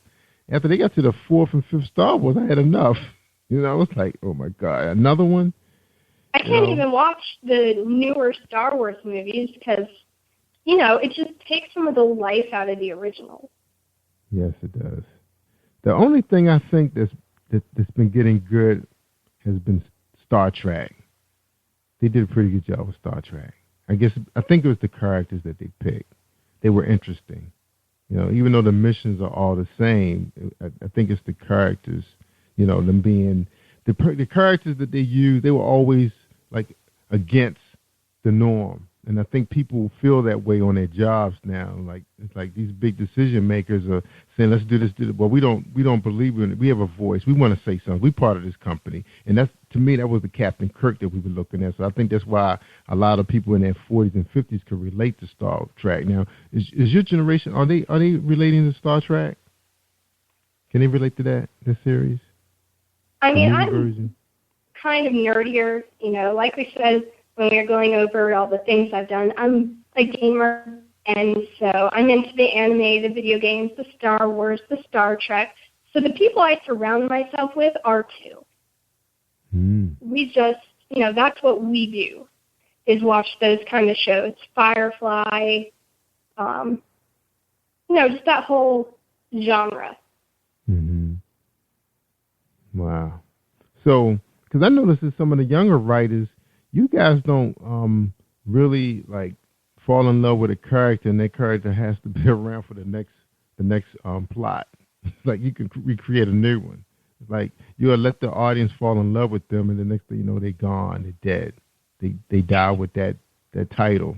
You just move on. Is that your style, or you love the characters that you're developing, and we may see them again? I love the characters that I'm developing, but I have no problem sending them to an untimely death. No commitment. Wow. No commitment. Because you have another one. It's probably better if I don't love them. It's like they're so good, so you're so excited the way you develop the character, but it's like, I can move on. That's what you're thinking, and that's kind of surprising to your audience. Now, did they get angry? When you start getting reviews, they can't believe. What's up? Yeah, there's been a lot of anger. I've had some friends that have read the book, and they haven't gotten around to posting reviews yet, but the first thing that they do when they reach a point in the book is message me and say, why did you do this? I liked this person. I liked that person. How could you do this? And it was only one movie that I can remember, me growing up in my 30s, that they killed the character that was in a whole movie, and I couldn't believe the writers did that. And that was, doggone, the title escaped me, but the guy was actually a U.S. Treasury undercover agent, and they was tracking down these guys. I think they were doing like counterfeit I don't know why I can't remember the name. It was one of the best movies. So even today it will compete. And they actually killed him. And that was the first time ever. Because it was like when people was in... It was a Michael Mann's movie, matter of fact. A Michael Mann. I'm going to have to get you that title. You definitely do. Because it was just like, Miami Vice was so popular. Everybody was in love with Don Johnson. And, he couldn't get shot or be missing. And like, where's Crockett? Couldn't go wrong. He's going to show up and he's going to be in the next series for the next episode or whatever. But this movie really shocked me. I was actually angry when I left the theater.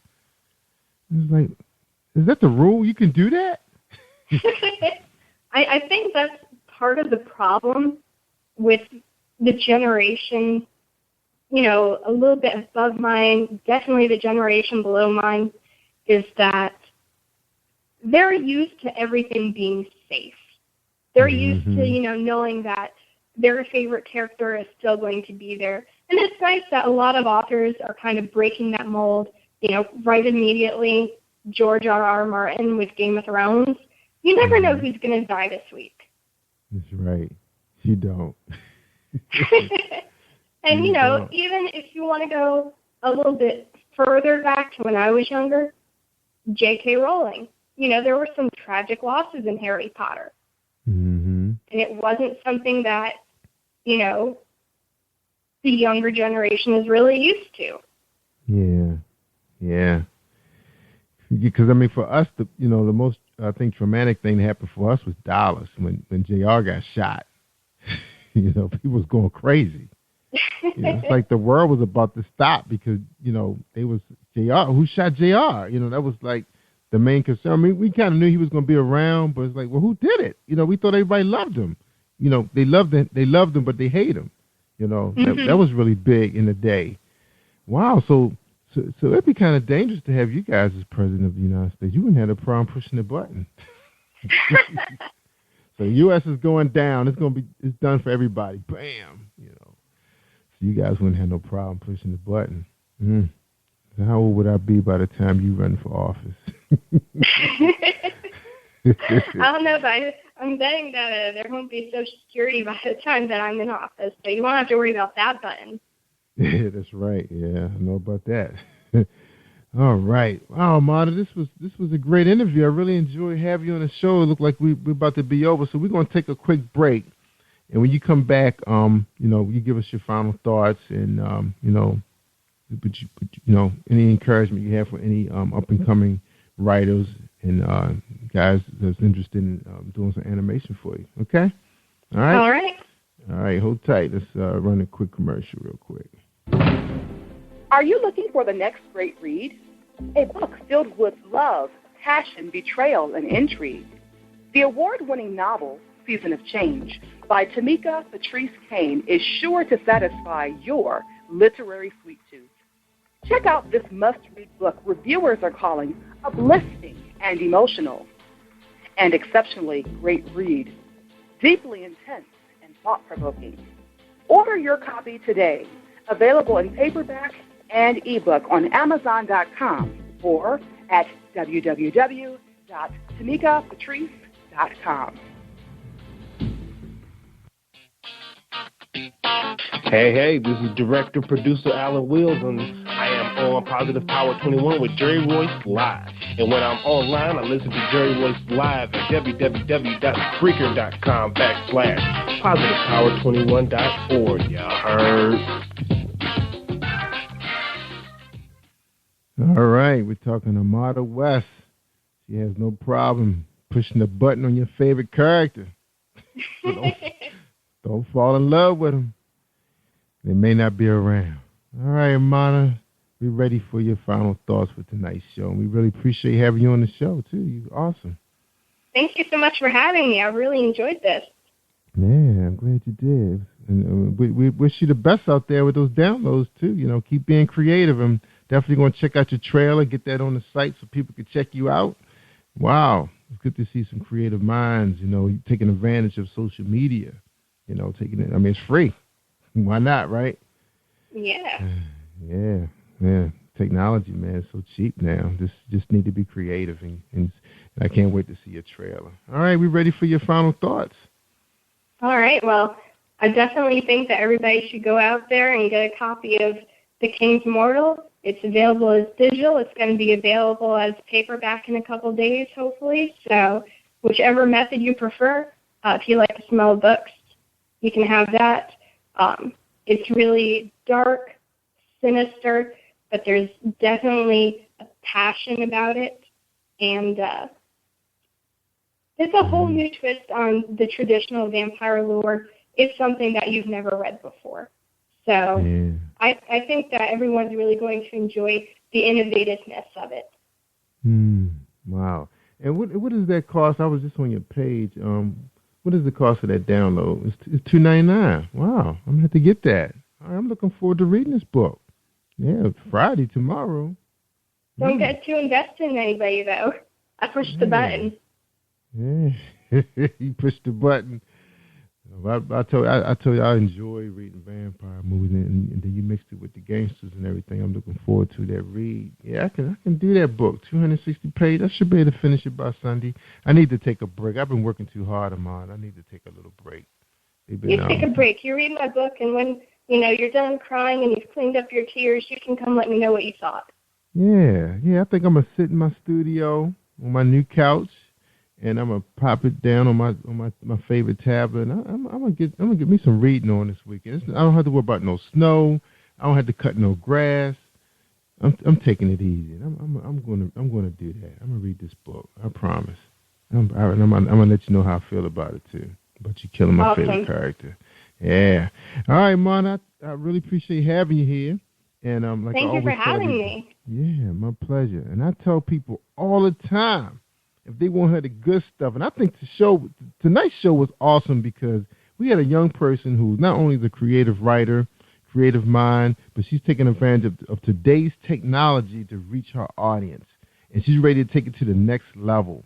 The technology is here, everybody. We living in that world now. Yeah, you could bring your characters to life. You got actors out there. You got actresses. You got stage plays. That could be videotape. You could bring it to everybody's home. We got Chromecast. We could download YouTube right to our TV. You don't need a smart TV. You can get a little Chromecast thing, connects to the internet, and you can watch anything you want. See, a lot of my age group don't even know about that. They think you got to go buy a $700 TV. You don't. You don't have to do that. Chromecast. I'm guilty of having the $700 TV, though. Yeah, you gotta at least have one. But the rest of the TVs you can get them for $300-400 and put them in your favorite room where your favorite chair is. All right, you can do that now. All right, everybody, I gotta go. I'm Jerry Royce live worldwide on PositivePower21.org and Spreaker.com/PositivePower21. Thanks for listening and stay awesome all week long. I'm Jerry Royce live. Thank you for tuning in to Jerry Voice Live on PositivePower21.org and Spreaker.com/PositivePower21. This is a Voice Enterprises production. And don't forget about replay on Facebook.com/Jerry Voice Live.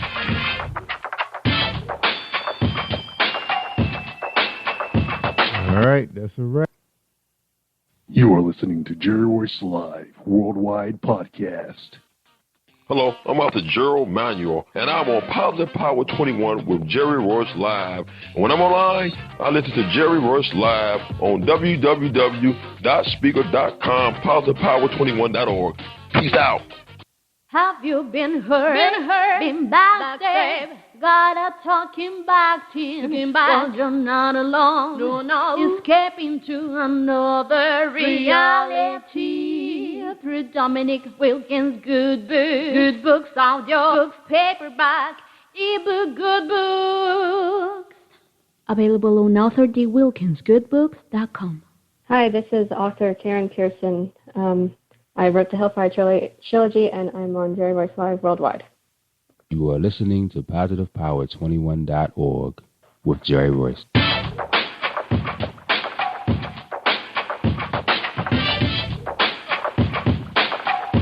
What up? It's your boy Kano Kingston. Hi, this is Angel Sessions. Hey, this is Pat. Hi, I'm Teresa Cowell. Hi, Jerry. This is Ira Sandro Carter. Hi, this is Bill Powers. Hello, this is Teresa Bobby with Jerry Royce Live. Hi, I'm Philip Byrne. I'm live on the Jerry Royce Show. Hey, what it do? It's your boy here with the same. Peace, this is Dahlia the poet, spoken word artist. Hello, this is Ramon Marquis with Jerry Royce Live. All right, everyone. You got Robin Lynn, and I'm keeping it live right now on Jerry Royce Live. Hey, what's going on, everybody? What's up?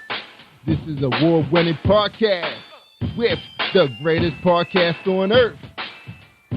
Thank you for stopping by. I'm your host, Jerry Royce Live Worldwide on Internet Radio, where you get your positive on. So when it's all positive, it's all power. That's positive power. This is a worldwide podcast for growth, wealth, and success. Thank you.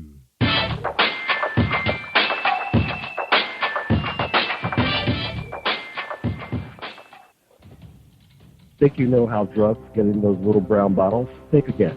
Set in the green hills of western New Jersey, inside the gilded halls of power of a U.S. pharmaceutical company where decisions are worth billions of dollars and human lives worth less. Nicholas Harding, a young executive at Marshall Pharmaceutical, finds his career, family, and life in jeopardy.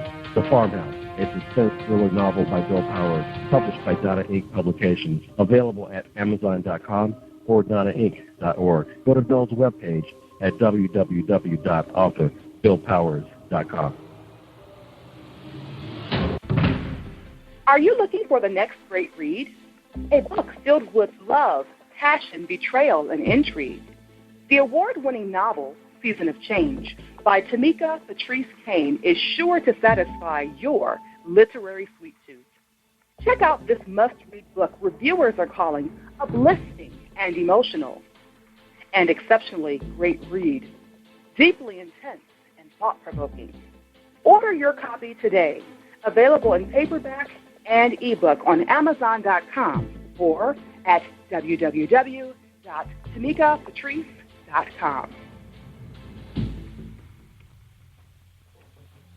Are you an author looking for promotional services or a reader looking for a great read at low prices? In this competitive world of books, Writing Royalty Promotions is dedicated to bringing authors and readers together to build a greater respect for literature through our various promotional services and online bookstore. So head over to WritingRoyaltyPromotions.com and check us out.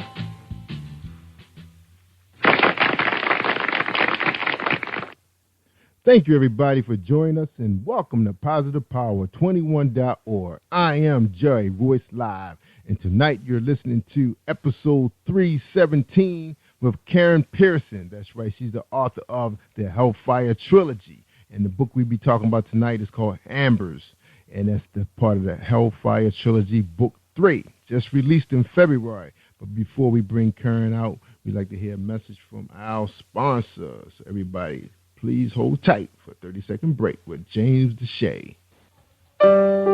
Are you looking for a great book of poetry that is romantic, heartfelt, and full of male emotion?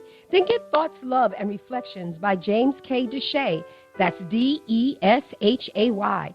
Go to www.jamesdeshay.com. You will enjoy Thoughts, Love, and Reflections.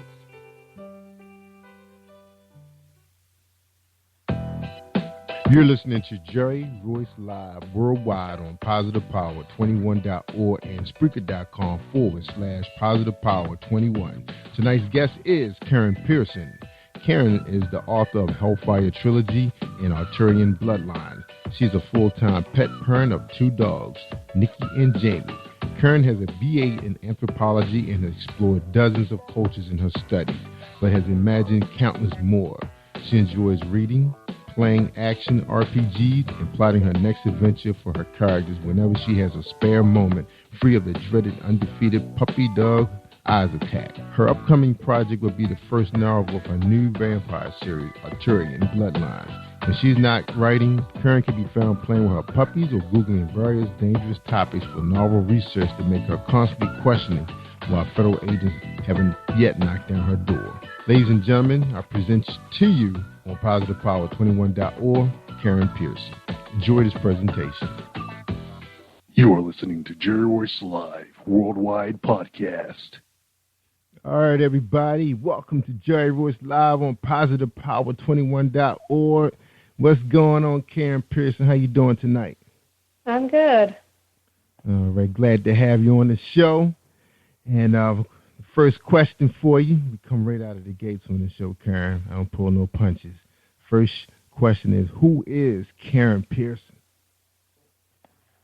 Well, I don't honestly know. I mean, I'm still kind of just living the dream with writing books and stuff. It's been a hobby of mine since I was a kid. So I'm just enjoying my hobby here. You know, hey, I found some person that wants to publish me. I'm like, oh, that's cool. So living the dream. That is cool. Yeah. You sound pretty young too, so you must be living your dream pretty early in life. Some of us don't find that till later in life. So what's going on with that? Yeah. Yeah. Oh, I'm 24. So. Oh yeah, you're young. So did you just graduate from college just a few years ago? Yeah, I graduated in 2013. 2013. And so you still at home? You're on your own? You left the city? You left the town? What's up? I'm still at home. I live in California, so it's kind of difficult for poor little college student graduate people like me to make it on our own just yet. Yeah, that's true. So, that's true. Yeah, right. That's when you have to you're forced to pack up and relocate. Like if you take a job out of town, that's when you're forced to live on your own and just have to make things happen. You know, we think we can't do it, but we can do it. You know, when you take that gamble, you know, but it's always safe being home if you can do it, if you can get away with that one. Because I'm quite sure they're ready to turn that room into a sewing room, maybe. All right, good for you. So what college did you graduate from? UC Irvine. All right, so that's located right there in your hometown?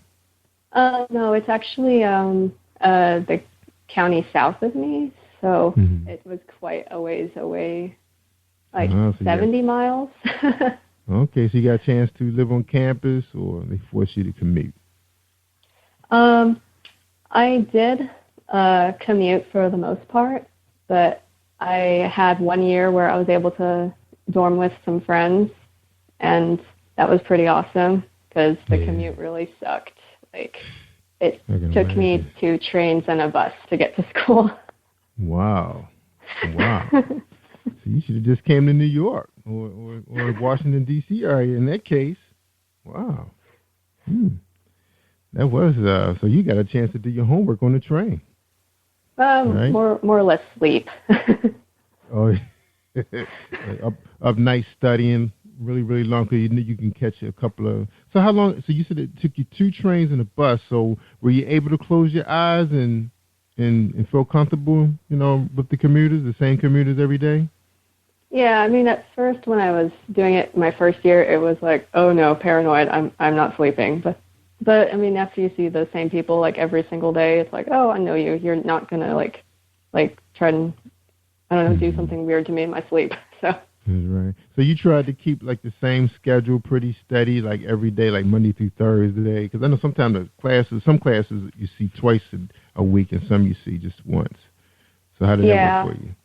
Yeah, I tried to keep myself on a either 3-day-a-week or 2-day-a-week schedule, but the year I lived over on campus with my friends, I had a 4-day-a-week schedule, which is the only reason why I was living there in the first place, because that would have been way too expensive commuting-wise to afford.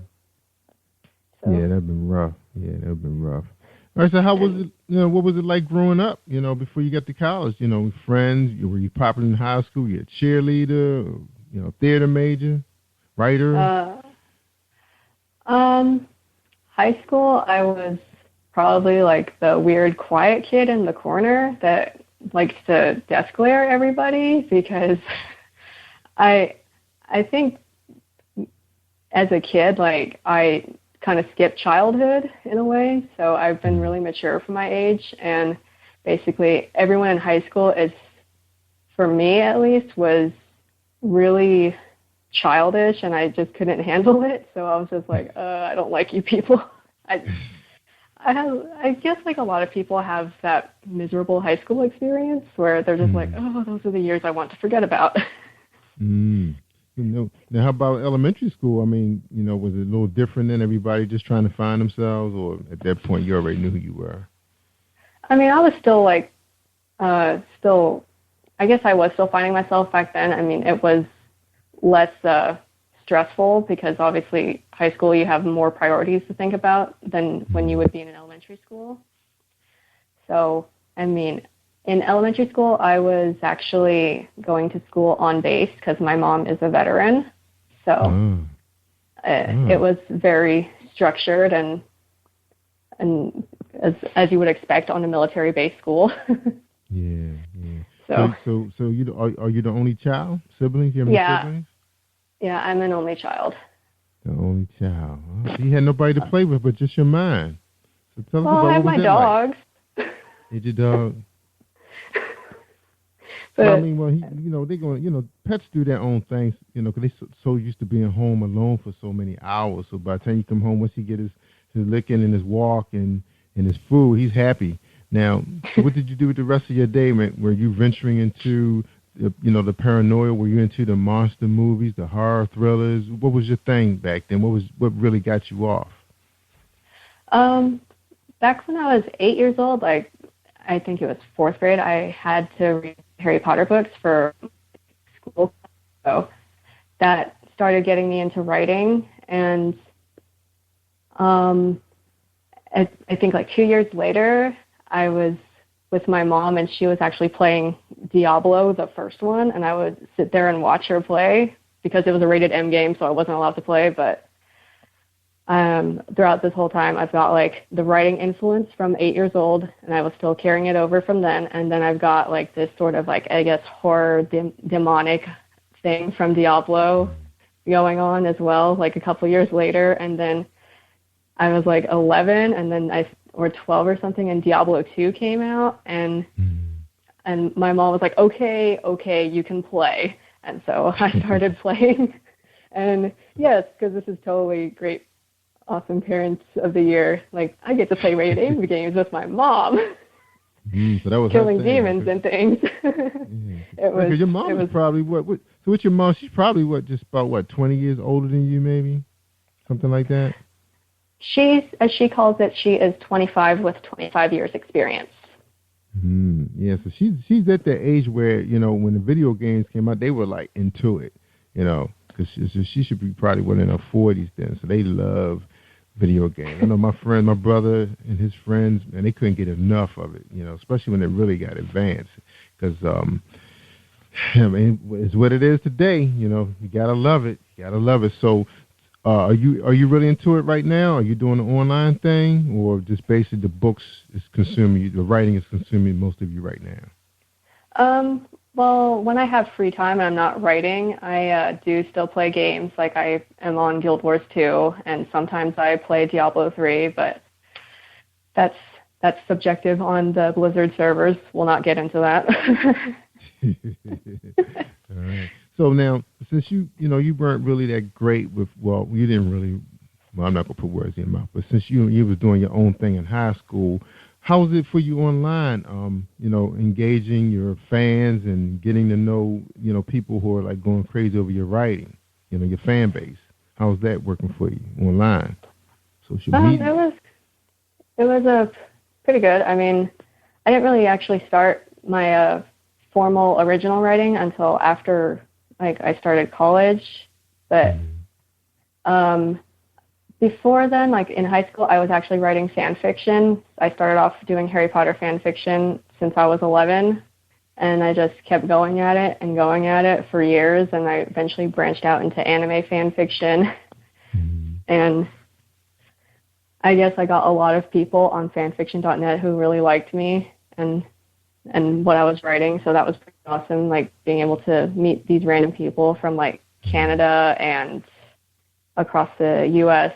And I'm just like this high school kid, like sitting at my desk at home, just typing out words and stuff. Like, oh wow, you actually like me? That's awesome. I know, it's amazing. You can just be anybody you want to be on social media. Now right now you're a trilogy. You've just written a trilogy. Yes. Okay, and you said the book is titled Embers. Is Embers? Yes. So you just created Embers. Embers is done. You're about to dive into something else new. So is this going to be your career? I mean, do you think you're going to use this to get you away from have to experience a 9-to-5 day, or you think you might be interested enough to work for a publishing company, maybe being an editor or a copywriter? Where do you see yourself in the next 5 years? Well, coincidentally, I'm actually working for my publisher as an editor. Wow, good for you. So, yeah. But ideally, yes, writing books would be like my ultimate goal because, I mean, if I have to work a 9-to-5 job, sure, I'll do it. But ideally, doing this, writing books, that's always been my passion since I was a kid, and that would be what I'd want to do. But yeah. So what's going to happen with the Bachelor of Arts degree in anthropology? Is that going to become just a weekend thing for you, and or you going to use that and bring that into your writing? How are you going to bring that together? I mean, I guess I am kind of incorporating my degree stuff that I learned in school into my writing, because my upcoming series, I have to use a lot of French culture, and I actually minored in French, so I'm kind of applying that more in that series. But I guess overall, like my anthropology degree, because it's like a study of culture, and I sort of get a broader view of things in general, so I guess I can sort of describe it better. Yeah. I think you'd be able to paint a better picture because just like being a police officer, when you're presenting that case to the jury, why you had to do what you had to do to defend yourself. So you want to paint a real picture so people can really visualize what's going on in that room or that killing or whatever's going on with your character. Because the Bloodlines, that's going to be a vampire series, correct? Yes, that's going to be about vampires. Now, I guess not. We're not going to give away too much because we're going to get into Hellfire in I guess about 3 minutes. The vampire series. Now, a lot of people are going after these romance type vampires. They're not as creepy, like they were back in the day. Now they have, they like GQ'd up. They pretty boys. Everybody's like falling in love. They want to be bitten by one. Which approach are you going with? I guess in short form, the non-sparkling variety. So you're gonna bring back like the Lycans and the I always forget the name of that series. I love that series. With Blanchard, I think she was in that movie. I don't know why I forget the name of it.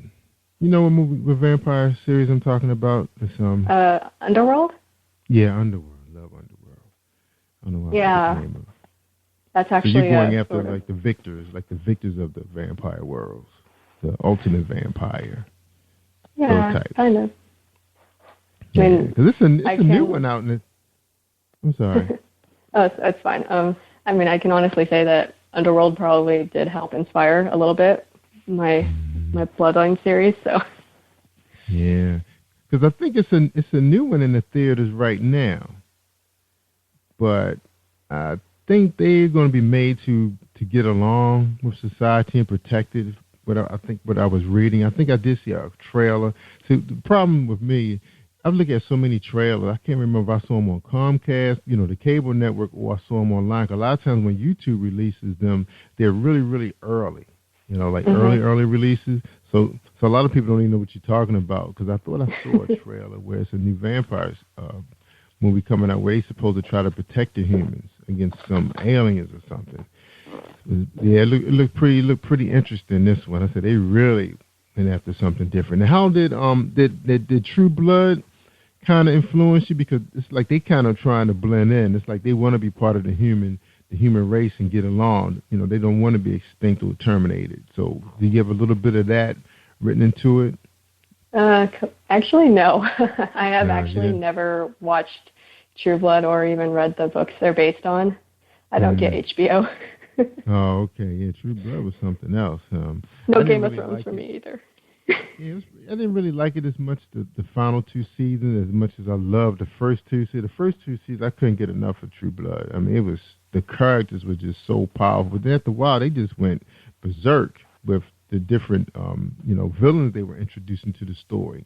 It's like, what? She's a what? So it was really getting. I mean, it incorporated a lot of what's going on in our world, but then it was like they really went after make believe. I mean, to make believe. It's like it was almost not believable anymore, Or it's like they tried to put a stamp on some of the things that we thought we used to see when we were a small child. Some of the things we used to believe in. Fairy tales, like fairies and all kinds of different type of supernatural creatures. It's like they try to put a stamp on approval. This really existed. It's in this movie.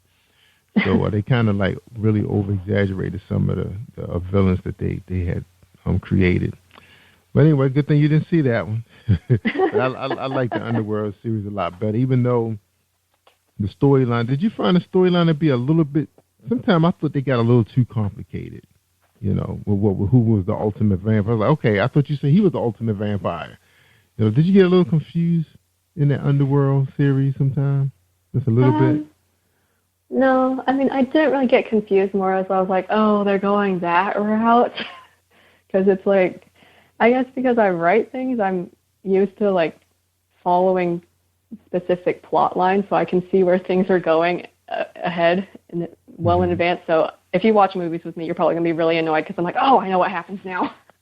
You one of those. Yeah. I'm watching by myself now. I don't want nobody sitting next to me, making noise.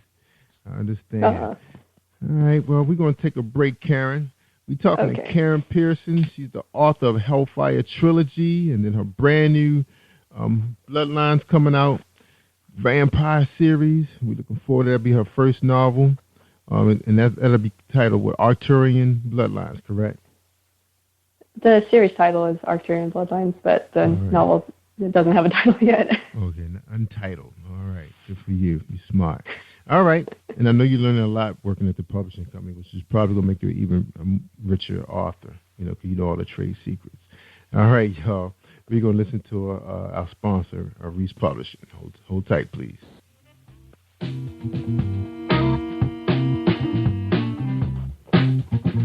Are you an avid reader of urban fiction, looking for drama, suspense, and more? Reese Publishing is dedicated to bringing the world's best literature to our readers. Urban fiction, erotica, sci-fi, mainstream fiction, and children's literature are just some of the genres produced by our diversified family of authors. You can reach us on Facebook, Twitter, Instagram, and at our website, www.reesewellpublishing.com.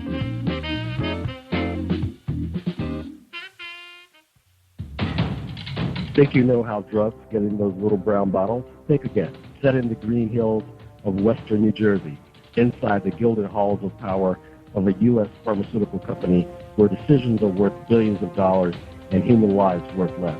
Nicholas Harding, a young executive at Marshall Pharmaceutical, finds his career, family, and life in jeopardy. The Farmhouse, a suspense thriller novel by Bill Powers, published by Donna Inc. Publications, available at Amazon.com or DonnaInc.org. Go to Bill's webpage at www.author.BillPowers.com. Hi, I am Martha Crystal Alexis, and I'm on Positive Power 21 with Jerry Royce Live. Woohoo! All right, thank you, Crystal. Bring me back in. We're talking to Karen Pearson, author of Hellfire Trilogy, and soon, coming real soon, Untitled, the Arcturian Bloodlines, the vampire series. That's right, that's hot right now. All right, now, Karen, when you're not playing with your puppies and Googling dangerous topics on your research, because you want to make sure you come at everybody real. All right, so what's going on with the marketing promotion? You're on your third book now. Do you get it now? Do you get social media? You understand how it works, this machine? I certainly am still trying to figure it out, but I think I'm getting it. I'm on Twitter. I'm on Facebook. I'm on Google Plus. I'm kind of everywhere. Everywhere. Now, because, what you're writing about is kind of like a niche market. It's like people can't get enough of paranormal type writing. That fiction just drives them crazy. They're just trying to find the next writer that's going to be even more twisted than they are. What do you think of your fans? Without saying anything bad about them, but has it been different, challenging? What do you think of them? Think about that. It's been surreal. I still am trying to figure out why people are reading what I'm writing. Like I'm watching people leave reviews and the numbers of downloads and things coming in. I was like, oh my God, what are you people doing? Why are you reading what I'm writing? I don't understand. It's like I have this weird like I'm not good yet. I'm not good enough yet. And so it's like these fans come in and it's like, hey, we love your work. And it's like, what? Yeah. So I'm still trying. I'm trying to wrap my head around it still. Well, you're a young writer, and you bring in a new, fresh perspective to them, to their world. They've probably been reading, books from 40-year-olds. They're like, my mom is 40 years. I want to read her book. So now, because you're pretty blessed coming out. As young as you are, as a published author. This is your third book. Most of the time, people don't really get published or read until they maybe in their 30s, 40s, maybe 50s back in the day when it was really tough to get published, when self-publishing was too expensive to even try to find it, and then trying to find an audience because, social media wasn't around that long, and there wasn't a lot of people on it like it is now. It's in the millions now, big-time millions. And now it's across the globe. Other countries are allowing, their residents to share the same social medias.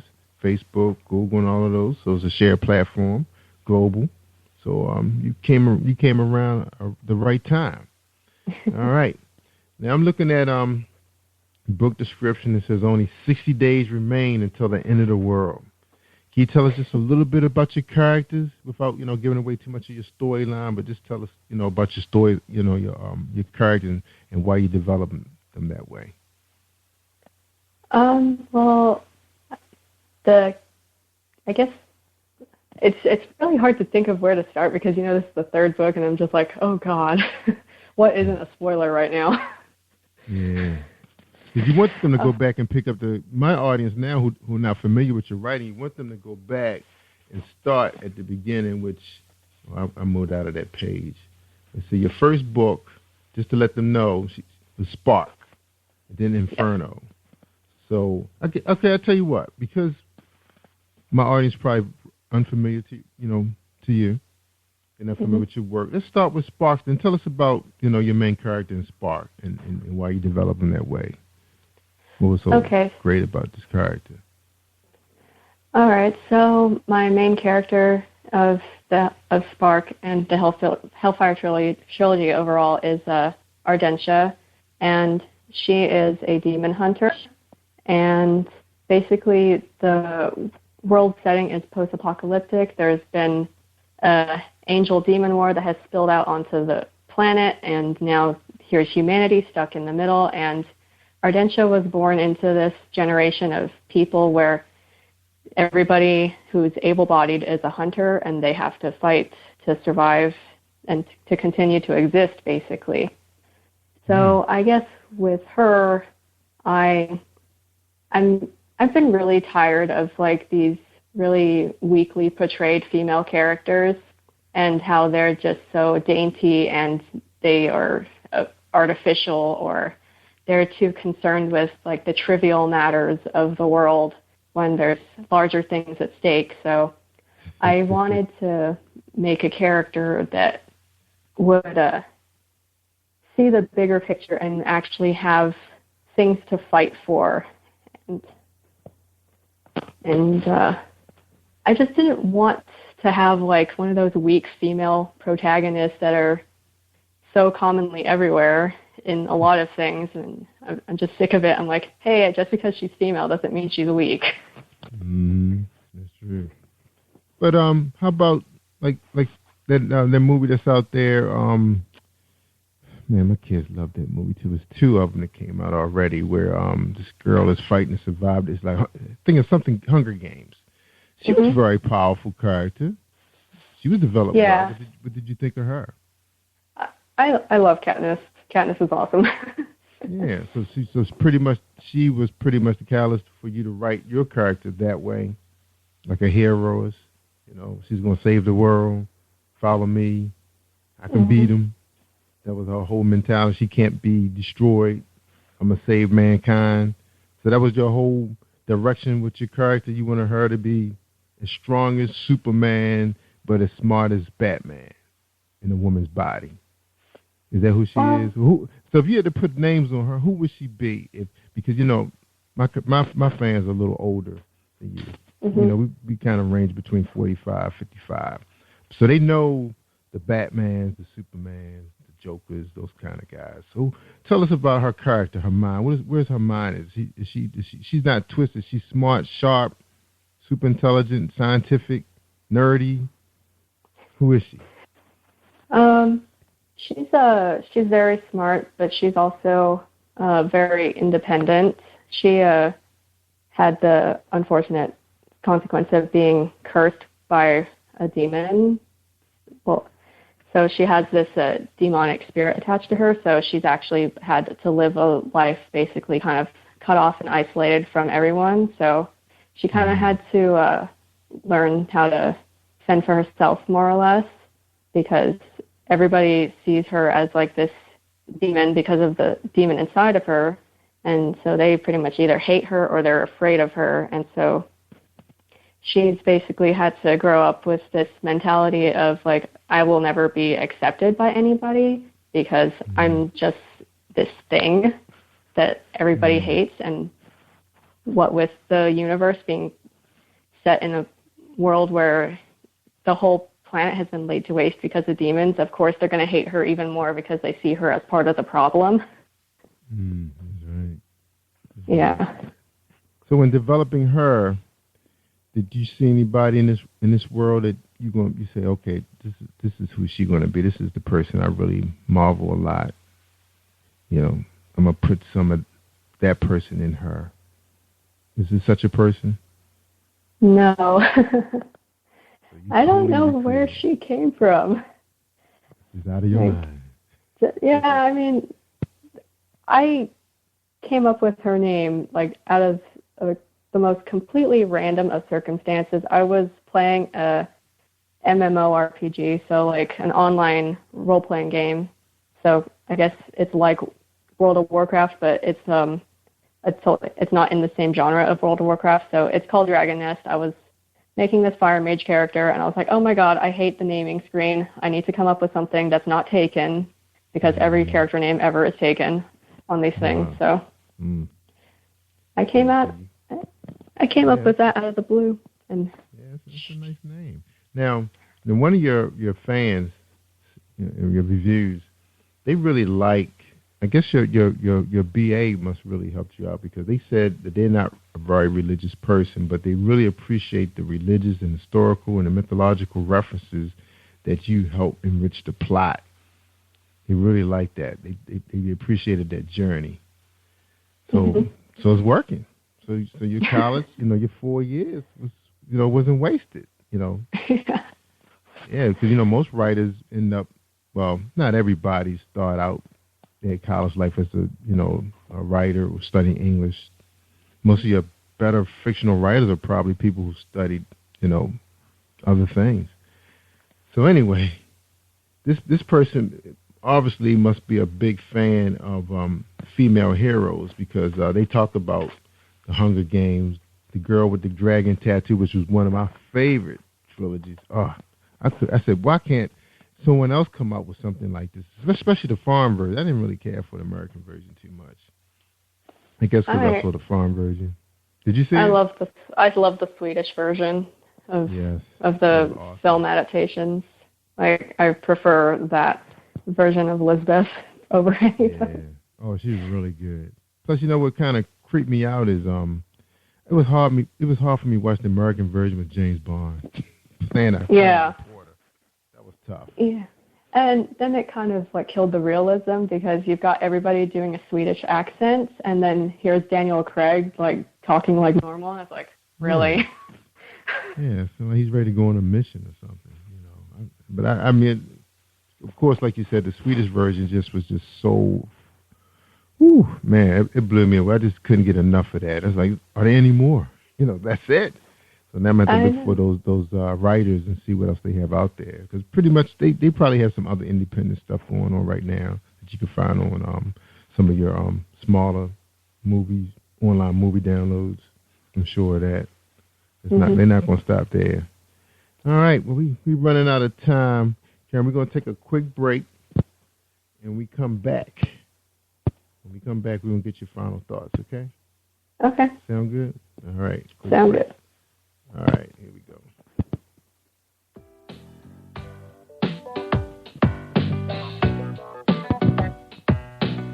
Hey everyone, this is Tanika Gonzalez, spoken word poet. Whenever I'm online, I'm always listening to Jerry Royce Live. You can find Jerry on www.speaker.com. Positive Power 21.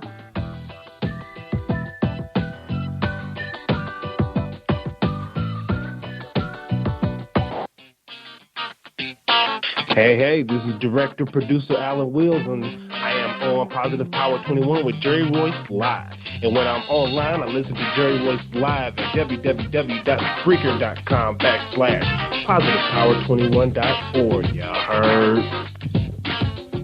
That's right. Y'all better be listening to Jerry Royce Live worldwide, because tonight we have Karen Pearson on here. Excuse me. We got Karen Pearson on here tonight, and we're talking about her hits, her Hellfire trilogy. That's right, all three of them. And you got to pick them up. You know, if you twisted and you need some help coming back, check it out. She will wake you up. She'll show you that you're not all that twisted. All right, Karen. So you did it to him, man, because I was reading those reviews, man. Those people's going crazy. So you just got to stay out there on social media so the rest of them can find you. Tell them you're the real leader. Yeah, these books kind of wake you up to, you know, it's like you forget about the crazy world we're living in right now. It's like when you start reading about some of these twisted missions that these people, they have to win to save the world. It's like, you know, my life really not that bad, you know. You start waking up. Yeah, it's not that serious, y'all. It's not that serious. Wake up. All right, Karen, your final thoughts.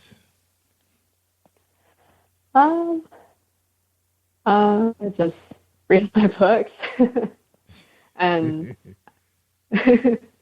I'm on Facebook and Twitter, and if you can find me, Google+, and I'm on Goodreads as well. So, you know, stalk me across the interwebs. And I'm not mean. I don't bite very much. Just kidding. Yeah. So I'm nice. I swear. So, you know, say hi. Yeah.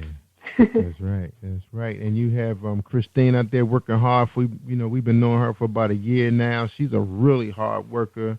I mean, she know how to hustle social media. So you're in the right hands. Definitely in the right hands. So shout out to Christina.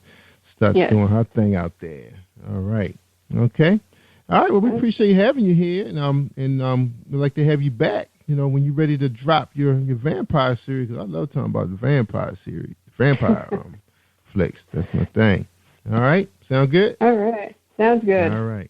Good. And Karen, I tell them all the time, they want to hear the good stuff. I mean, the real good stuff. They got to come out to Jerry Royce Live worldwide on positivepower21.org and Spreaker.com/positivepower21, y'all. That's right. So check it out. Hellfire Trilogy is right out there on positivepower21.org.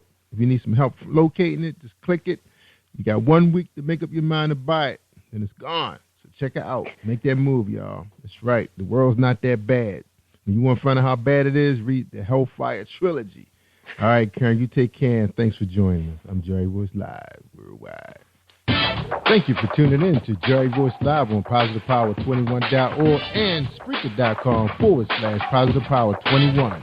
This is a Voice Enterprises production. And don't forget about replay on Facebook.com/Jerry Voice Live. All right. That's a wrap, y'all. You are listening to Jerry Royce Live Worldwide Podcast. Hello, I'm Author Gerald Manuel. I'm with producer Michael Powers, and I'm on Positive Power 21 with Jerry Royce Live. And when I'm online, I listen to Jerry Royce Live on www.speaker.com, positivepower21.org. Peace out. Hi, I am recording artist Marilyn Dunn from St. Louis, Missouri.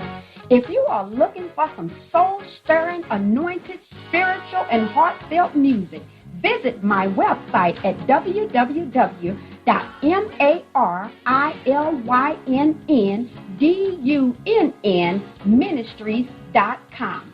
Or you can also find me on CD Baby, iTunes, and Reverb Nation. For booking information, contact Mr. Kevin Dunn at 636-856-0551. That's 636-856-0551. Hello, how you doing? I'm Pastor Gerald Manuel, and I'm listening to Jerry Royce Live Worldwide. You are listening to PositivePower21.org with Jerry Royce.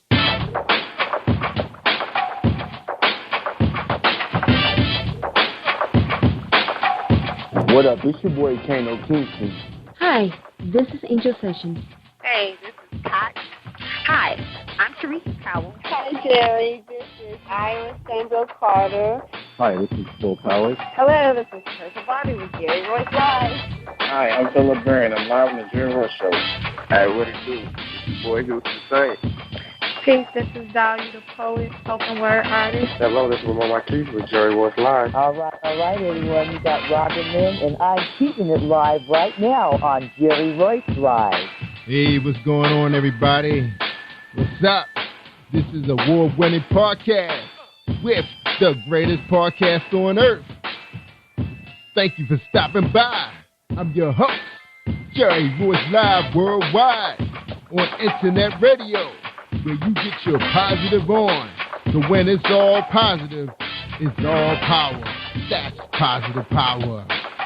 This is a worldwide podcast for growth, wealth, and success. Thank you.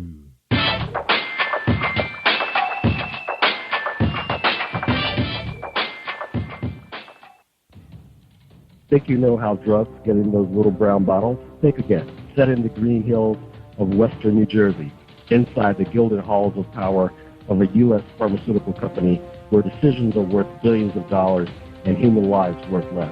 Nicholas Harding, a young executive at Marshall Pharmaceutical, finds his career, family, and life in jeopardy. The Farmhouse, a suspense thriller novel by Bill Powers, published by Donna Inc. Publications, available at Amazon.com or DonnaInc.org. Go to Bill's webpage at www.author.BillPowers.com. Are you looking for the next great read? A book filled with love, passion, betrayal, and intrigue. The award-winning novel, Season of Change, by Tamika Patrice Kane, is sure to satisfy your literary sweet tooth. Check out this must-read book reviewers are calling uplifting and emotional, and exceptionally great read, deeply intense and thought-provoking. Order your copy today, available in paperback and ebook on Amazon.com or at www.tamikapatrice.com. Are you an author looking for promotional services or a reader looking for a great read at low prices? In this competitive world of books, Writing Royalty Promotions is dedicated to bringing authors and readers together to build a greater respect for literature through our various promotional services and online bookstore. So head over to WritingRoyaltyPromotions.com and check us out.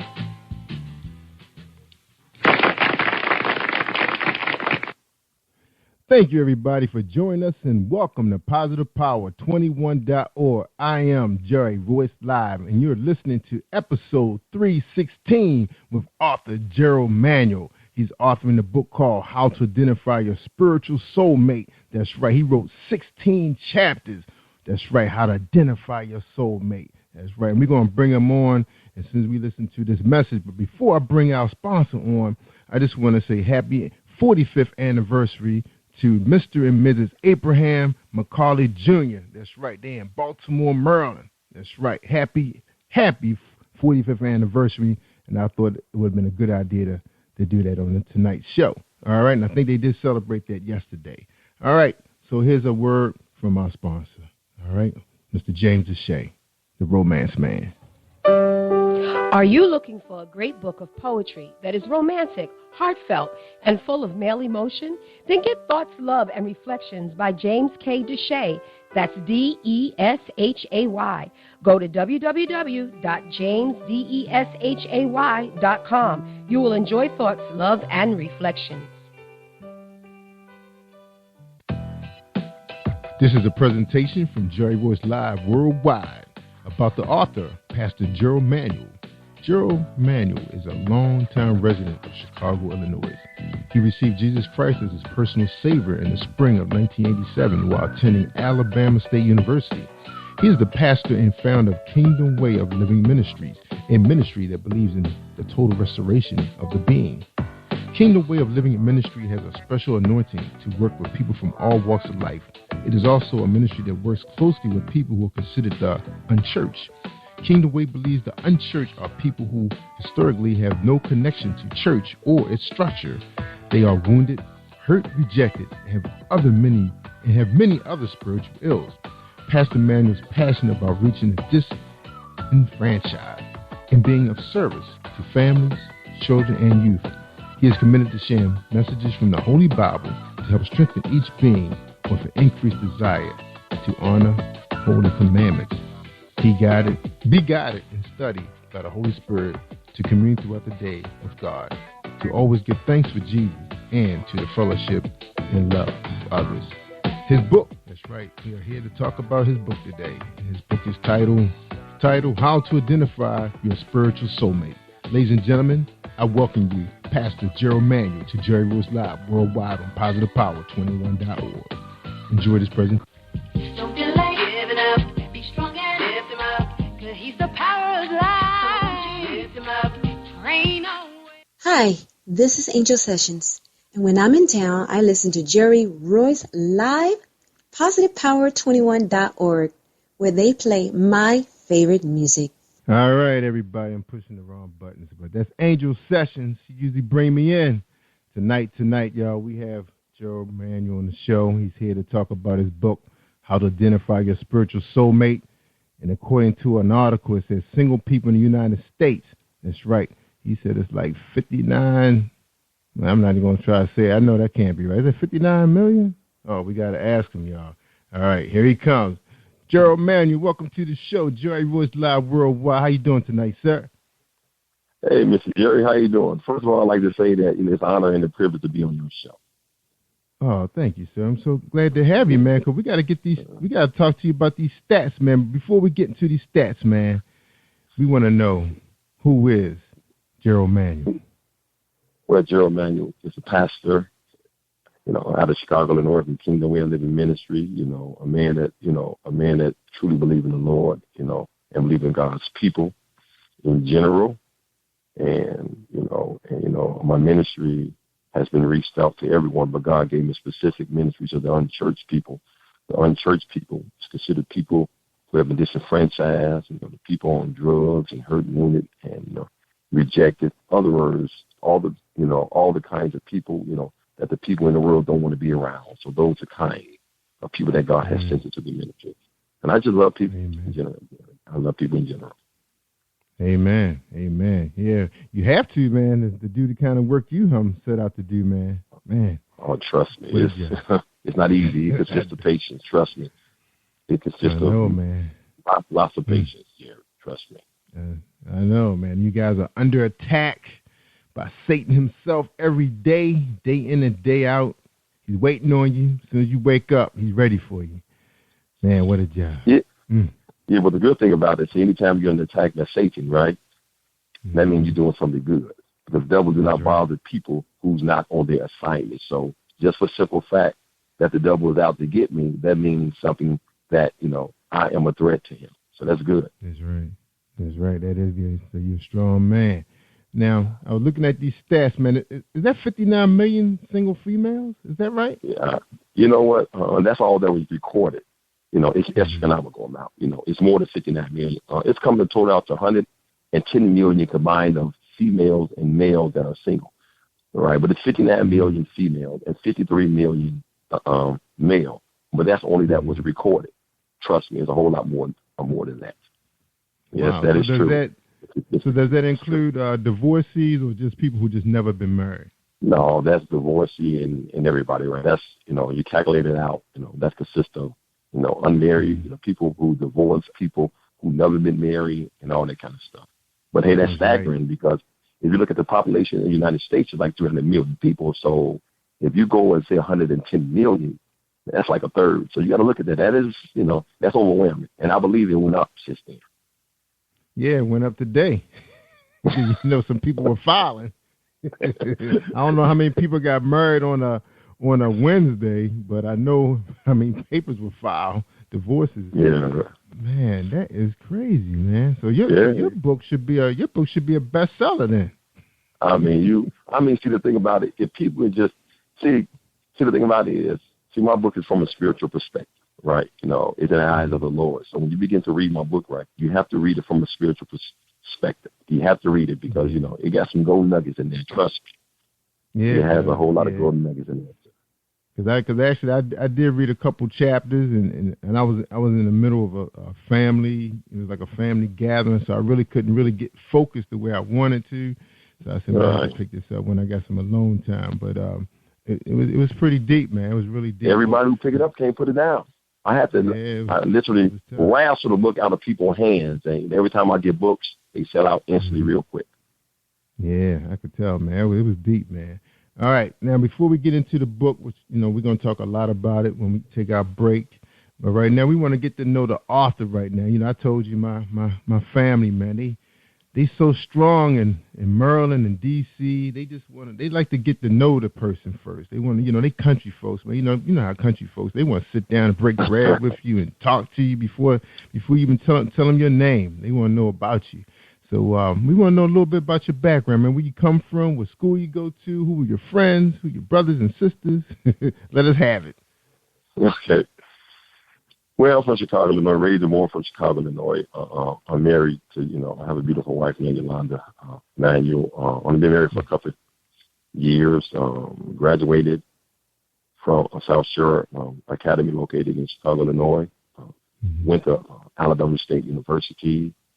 Gave my life to the Lord back in the spring of '87. And the way I gave my life to the Lord was kind of interesting because I was in the dormitory and I was praying.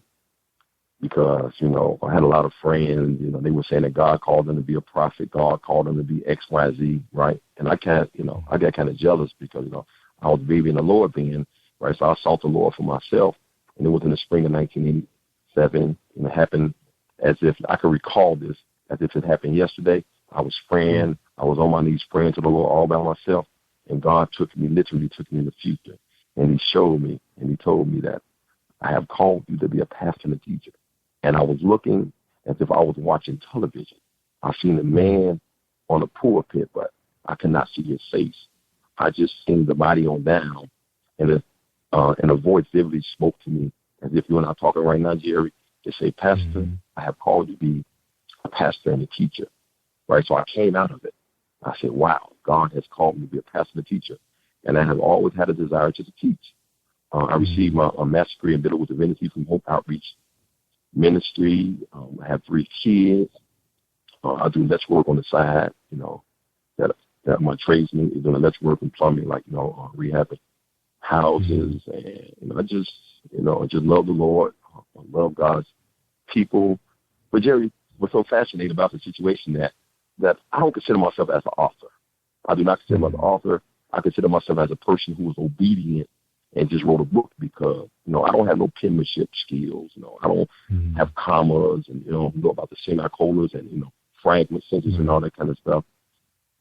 I'm not real good when it comes down to that. So I know this book was designed by the Lord, because I never woke up one morning and said, you know what? I want to write a book. I want to be an author. No.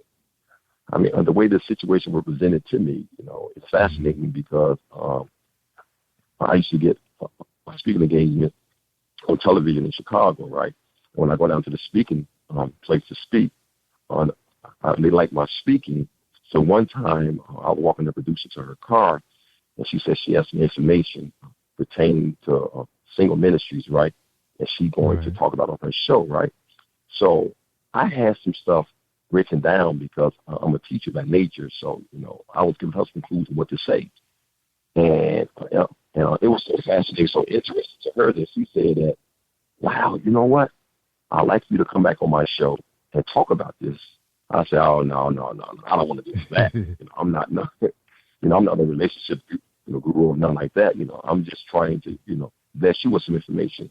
So she was so adamant about me coming on the show. So I reluctantly came on the show, and it was a live show. It was a lot of people. It was over pastors and people and all in the stand. So I got up and I started speaking so fluently about relationship.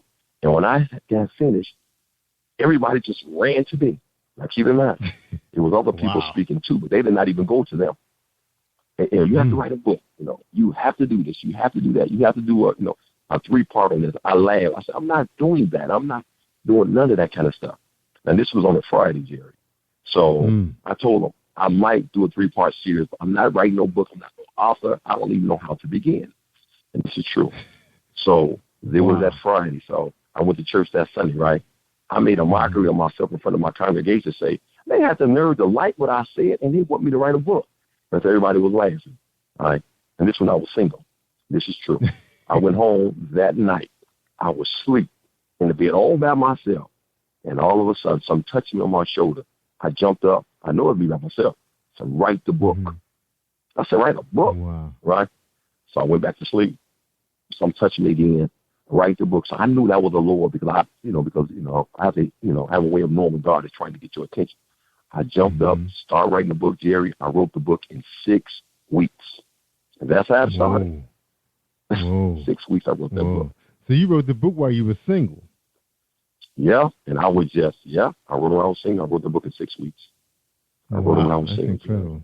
Yeah. Wow. For somebody yeah, but it's challenging for me, too, because I have to find my own. Trust me, it's more of a challenge to me when I was single because, I can't be a hypocrite, you know what I'm saying? Because as a man, because I'm a pastor, I'm a man too. So, I'll look at it from a different perspective too, right? So I have to, keep my stuff lined up with my book too. That's right. And that's interesting that, now I did talk to another gentleman who wrote a book for single people, but he penned the book while he was married. So, but, it's doing really, really well. And he's like a consultant for single people now, and he counsels them. Now you're married, and you remember what it was like being single when you penned the book. Is it easy to give people advice when they come to you, like when they want to sit in your office and talk about, especially because I know you probably counsel couples before they get married. How deep do you go with couple counseling before they get married? How deep do you go? See, one thing I do because and my book talks about premarital counseling, so all that's in my book too. One thing I do, I give advice, but I do cover the back of it. I talk about premarital counseling. So one thing I try to do is I try to be open-minded, to hear both sides. And see, the point is that I try to let people understand that if you want my counseling, right, I have to give it from a spiritual perspective. I can't short corners and all that kind of stuff. And see, it's not my job to tell a person they shouldn't get married. It's my job to listen to both sides and let that person make the decision on their own. But now, if they ask me the truth, I'm going to tell them that. But now, if they just want me to hear, be an ear, then I'll do that as well. So, it depends on the individual because some people just want you just to listen, just to vent and get everything out. And some people, and other people really want your advice. Suppose you was on the other side of the fence and you gave them 99 reasons why not to get married, and they still showed up that they want. Wouldn't that be more powerful than if you sat there and just it was like, okay, let's just go through this book right here real quick, on couples. Like, okay, so you're saying that what happened if I give them 99 reasons not to get married, Right. And then they still showed up that they were interested. You think that'd be more powerful, or you wouldn't go down that road? I mean, if they see, the thing about it is that it's not my job to tell someone that they shouldn't get married. So if I told them 99 reasons why they shouldn't get married, right, and they so choose to get married anyway, I mean, that's up to them, because they have a free will to make certain decisions in life, good or bad. So I would never. Now if they want my spiritual advice, right, and they keep it real, Pastor, you think we're compatible, or you think we should be married? I tell them no. But if they don't say it like that, I would never tell someone they should get married unless under certain situations, circumstances that, they ask me and they want my spiritual advice. Yeah, especially young couples, man. It's a lot. It's a lot to deal with, All right, man. Let's back up a little bit, man. What was you like growing up, man? Before you decided you wanted to, wear the cloth, carry the cross, open the Bible, study hard, become the man. What were you like in high school? What were you like? Oh, do you want to go there? Yeah, well, let's go there, Let's go there, man. Well, let's go there. They want to know. Let's have fun and go in there. Okay, well, I'm 6'4". Well, I'm 6'4", played basketball with Alabama State University, and I was a drug dealer. I went to prison. I got up all the way to my last year of college, right? And they was not going to fund my, they was not going to, give me more funding to complete my schooling, my education. So what I did was that I left Alabama State University. I came back to Chicago, Illinois with the good intentions on getting a job, right, making some money, and going back and funding myself. But on the kind of neighborhood, the kind of, on the way I was raised, I was not raised bad, per se, in terms of my parents, but, I was in an environment, drug infested, drinking, gambling, and all that kind of stuff. But I did not become a product of my environment. But later on in my life, I came a part of my environment. So what happened was that I came back to Chicago, and I had a lot of friends who were selling drugs, making a lot of money off selling drugs. So I called myself dipping into it. I got caught up in the drug transaction, first time offense. I was kind of for like on the good child, on the good person, no criminal record, no nothing, none of that. So I started selling drugs, and the judge sentenced me to 12 years in the Department of Correction. First offense, no record behind myself. I'm serious. Wow. Now, this after, I keep this in mind, Mr. Royce, this after I gave my life to the Lord, but I backslid. Right? I was in a backslid situation. So what happened, he gave me 12 years with the Televille Correctional Center, which is in Televille, Illinois. And God gave me faith when I was in there. So I rededicated my life back to the Lord when I was in prison. I was leading people to the Lord. I was doing prison ministry. I was doing a whole lot of stuff. And then I became licensed to preach back in 1998, I believe so. And then after that, I got out, went to work police facility, and I came under Apostle Brinson. And then he licensed, ordained me back in 2006. And through Hope Outreach Ministry, I received a master's degree in biblical divinity. And then, it just went from there. So that's based in a nutshell. Yeah, see that's what the family want to know, man, because they believe that everybody has a story in them, and that's another book right there, man. Because see, the deal is, we know the Lord, He performs miracles, and he puts you in a situation you can handle. So He knew that you can handle that situation that you were in, and you can get out of it and be a witness. And that's powerful, man. That was powerful. It was tough. I didn't had home invasion done on me, Jerry. I didn't, I was shot at. I'm telling you, it was a very interesting life.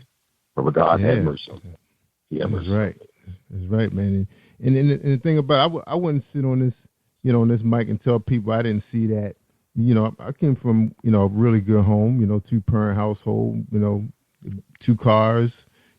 Everybody went to college, but I had friends. We were interested in the streets.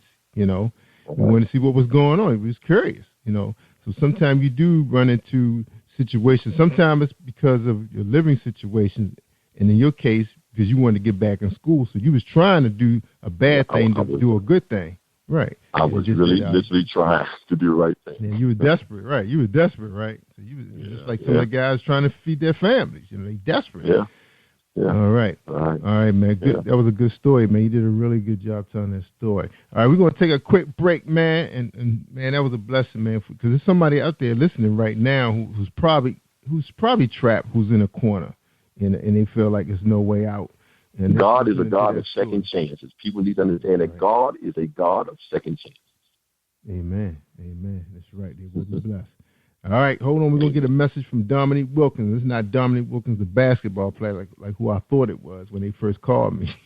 I was so excited. All right, hold tight, everybody. Have you been hurt? Been backstabbed? God are talking back to you. Well, you're not alone. No. Escaping to another reality. Through Dominic Wilkins' good books, audio books, paperback, ebook, good books. Available on ArthurDWilkinsGoodBooks.com.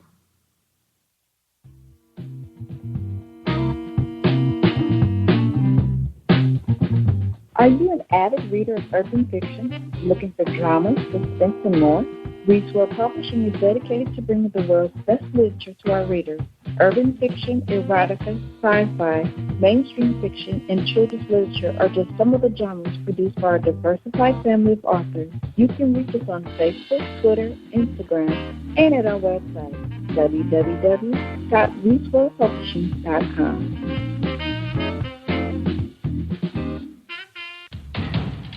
Think you know how drugs get in those little brown bottles? Think again. Set in the green hills of western New Jersey, inside the gilded halls of power of a U.S. pharmaceutical company where decisions are worth billions of dollars and human lives worth less. Nicholas Harding, a young executive at Marshall Pharmaceutical, finds his career, family, and life in jeopardy. The Farmhouse, a suspense thriller novel by Bill Powers, published by Donna Inc. Publications, available at Amazon.com or DonnaInc.org. Go to Bill's webpage at www.author.BillPowers.com. Hi, this is Angel Sessions, and when I'm in town, I listen to Jerry Royce live, PositivePower21.org, where they play my favorite music. Yeah, there we go. There's Angel. That's what I was looking for. That's Angel Sessions, #1 gospel urban singer on Amazon.com. Check her out. Just Google Angel Sessions, and you'll find her all over the place. All right, we're talking to Gerald Manuel. You can find him at TatePublishingCompany.com, Amazon.com, BarnesandNoble.com, and you can Facebook him.com at Gerald Manuel. Get this book. All right, we're about to talk about how to identify your spiritual soulmate. And again, I want to shout out to Mr. and Mrs. Abraham McCarley Jr. That's right, 45 years. Woo! 45 years. He found his soul. Did he find his soulmate, Gerald? Did he? Hey, I guess so. 45 years, self-explanatory. Yeah, man. And it's funny, man, because my wife and I, we be celebrating, I believe, our 24th. I got to verify that. But, you talk about soulmate. A lot of people don't believe in soulmates, but anytime, you could be with somebody for so long and you still can't wait to see that person at the end of the day. You just can't wait. When that door opens, it's them, and you're just so happy. It's like, she's home safe. Or they say the same thing, oh, he's home safe. And you're talking about 20-plus years. Man, and they still get you excited. You can't wait to do things with them. Is that a soulmate? Well, see, the thing about it, it could be a soulmate. Well, my book talks about how to identify your spiritual soulmate. See, because every person someone is with does not mean that is the right person. So we need to keep that in mind. Now, yes, that is your soulmate, but is that the right soulmate? So my book talks about how to identify and find your soulmate, not a soulmate, but the soulmate. Okay, the soulmate. All right. Well, let's talk about one of these chapters, man. You got 16 chapters. All right, should we start with chapter 1? Okay, so you talked about the first marriage hookup. Marriage hookup. That was pretty deep. Yeah. Genesis 2, chapter 2, Yep. verse 18. It happened in the Garden of Eden. First hookup. First marriage. Yep. How many people have had just one?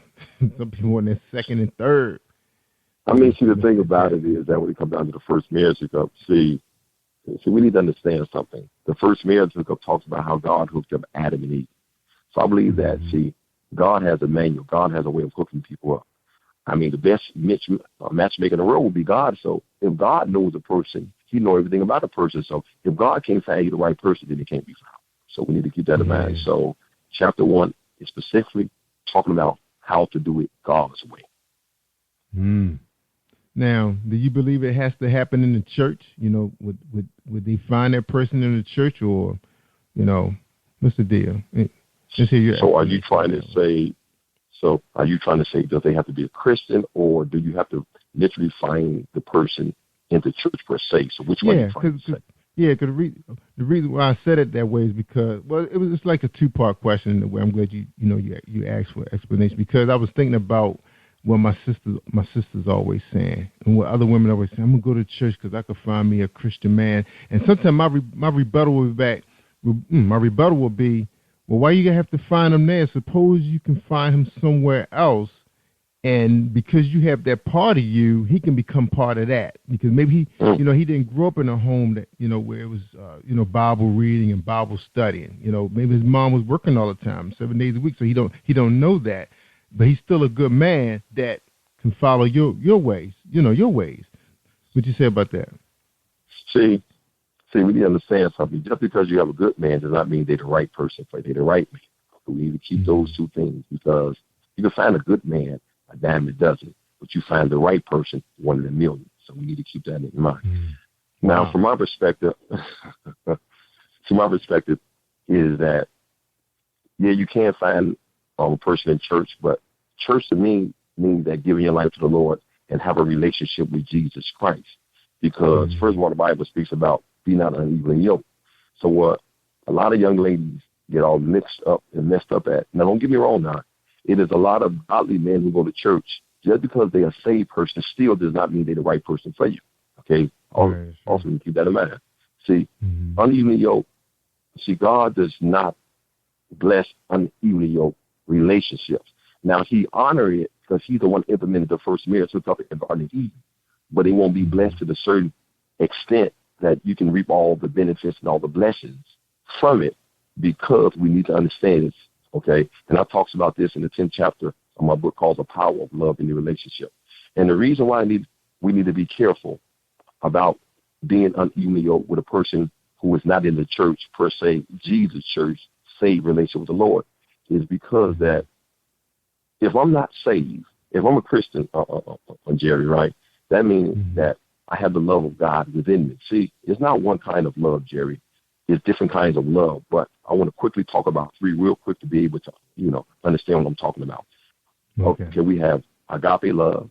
Okay, we have the filial, storge love, and we have filial love. Agape love is unconditional love. That's the love where it says, for God so loved the world that he gave. Okay, now that is a God kind of love. That's unconditional. All right, then we have what you call filial storge love. That's the kind of love, a bloodship kind of love, that I love my mama because she's my mama. I love my father because he's my father. You love that person predicated and based on the bloodline. Then we have what you call the other kind of love, which is filial love, which means that, you have a certain kind of friend, they cool and all your life, but it's no blood related involved, but you love that person because that is your friend. Now, those are conditionals, okay? So if that person not your mother, then you won't love them the same. If that's not your friend, or if that friend do something to you, then now you no longer love that person. But notice something. Those two loves are conditional, but the agape love is unconditional. Now, this is what I'm trying to say. So if I'm a Christian person and I have the agape love in me, which is unconditional, and I go out here and marry a man who is not saved, they don't have the agape love in them. Only thing they can love you is conditional. So their love is predicated and based on situations and circumstances. So while I want my husband to love me unconditional, you asking him to give you something he can't give you because Agape love is supernatural love that only God can give you. That's why the Bible says that a man should love his wife as Christ loved the church.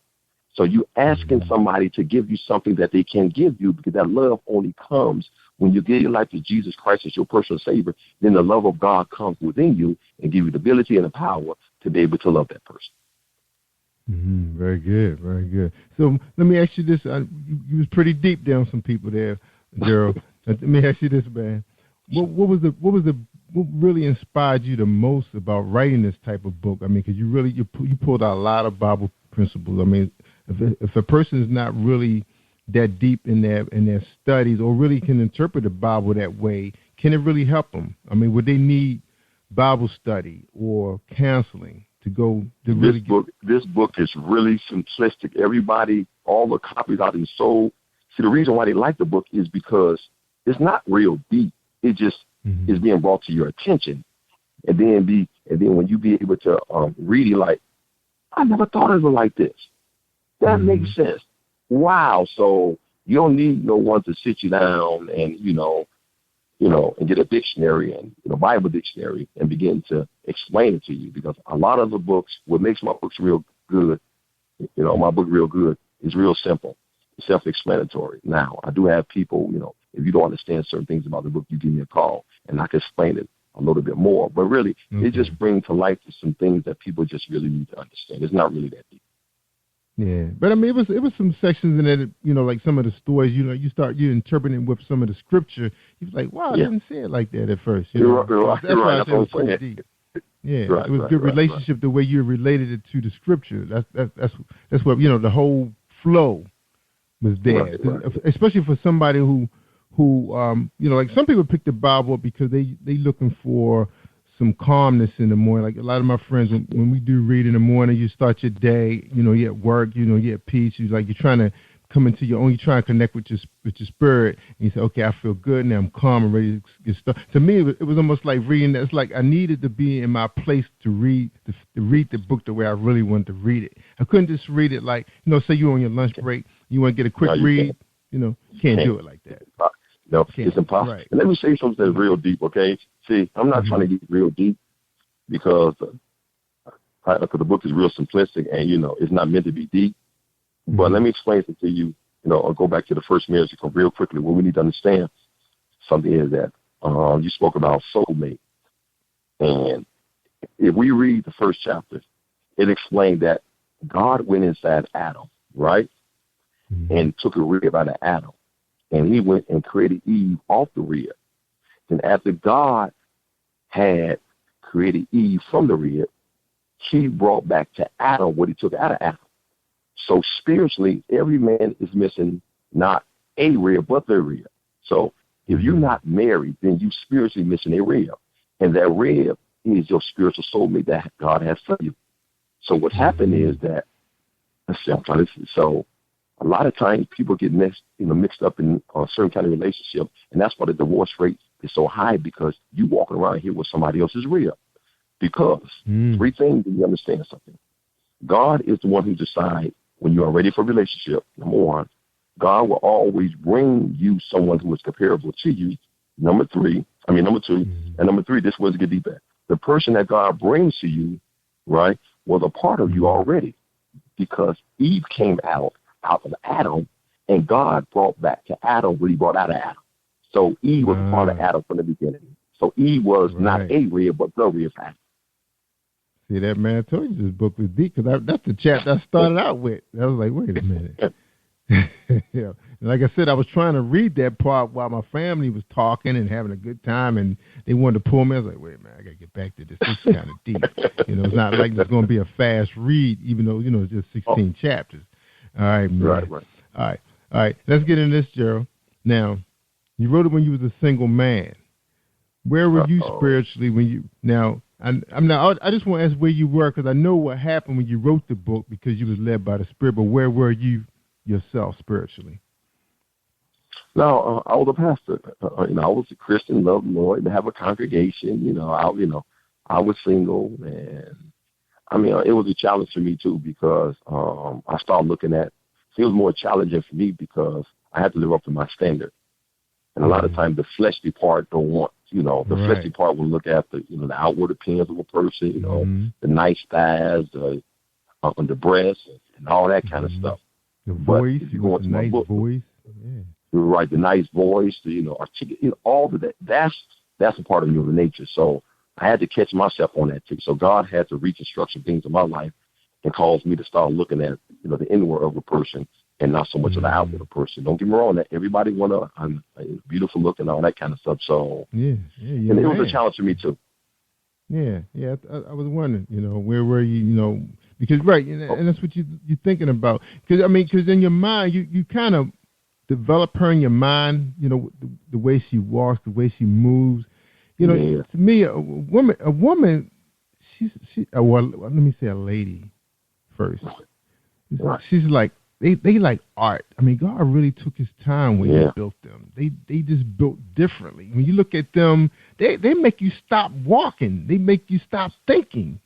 They do stuff to you.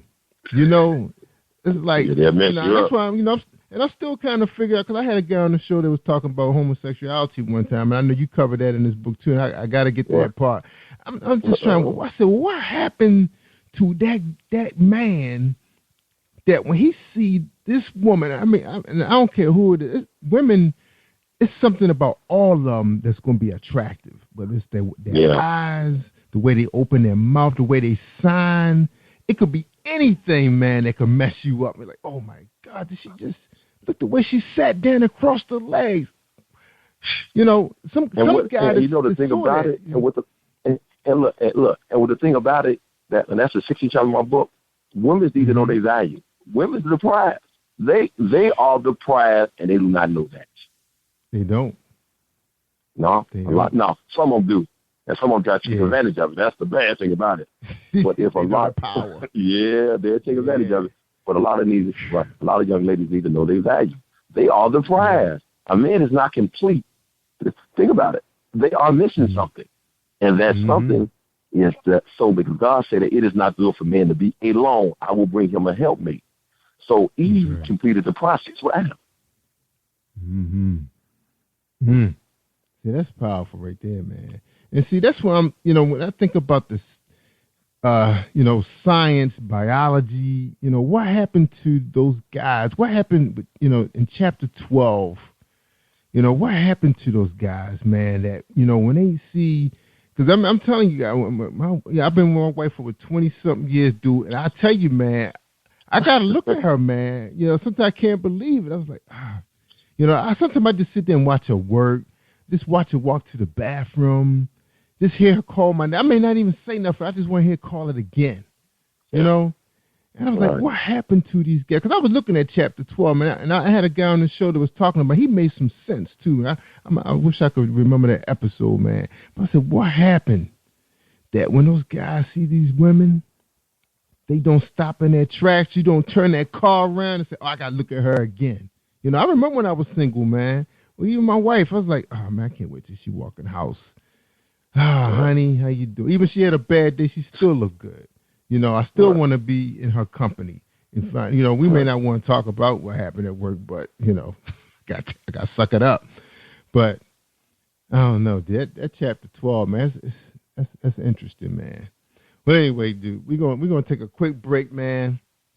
When we come back, I think we're gonna dive into chapter 14 real quick. How that sound? You going there? Okay, all right. All right, thank you. All right, man. Quick drop. Hey, everyone. This is Tanika Gonzalez, spoken word poet. Whenever I'm online, I'm always listening to Jerry Royce Live. Having a circulation. Are you looking for the next great read? A book filled with love, passion, betrayal, and intrigue. The award-winning novel, Season of Change, by Tamika Patrice Kane, is sure to satisfy your literary sweet tooth. Check out this must-read book reviewers are calling uplifting and emotional, and exceptionally great read, deeply intense and thought-provoking.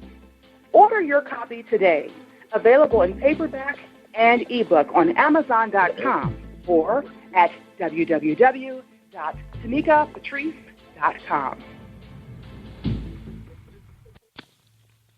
Hi, I am Arthur Crystal Alexis, and I'm on Positive Power 21 with Jerry Royce Live. Woohoo! Hey, Crystal. That's my girl there. She's so funny. I enjoy her face. I enjoy following her on Facebook. I like your pictures, Crystal. It was so cute.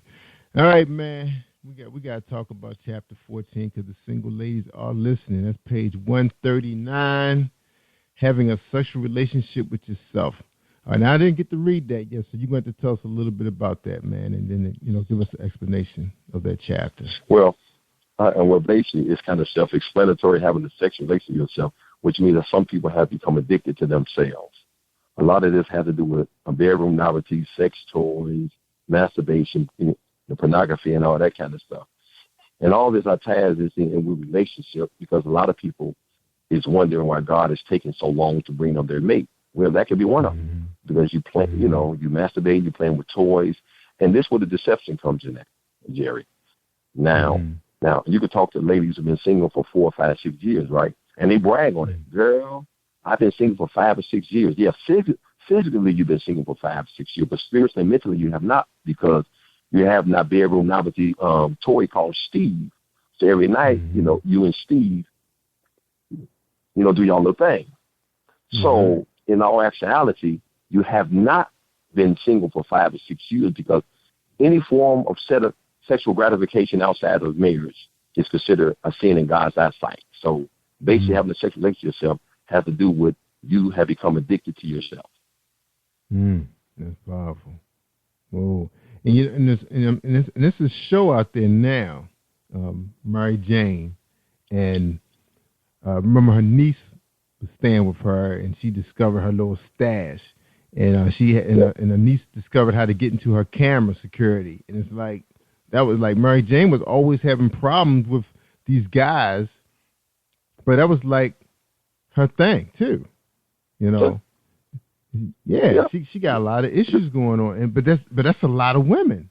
That's probably and that's why a lot of women can brag. And that's why they can brag and say, girl, I don't need no man right now.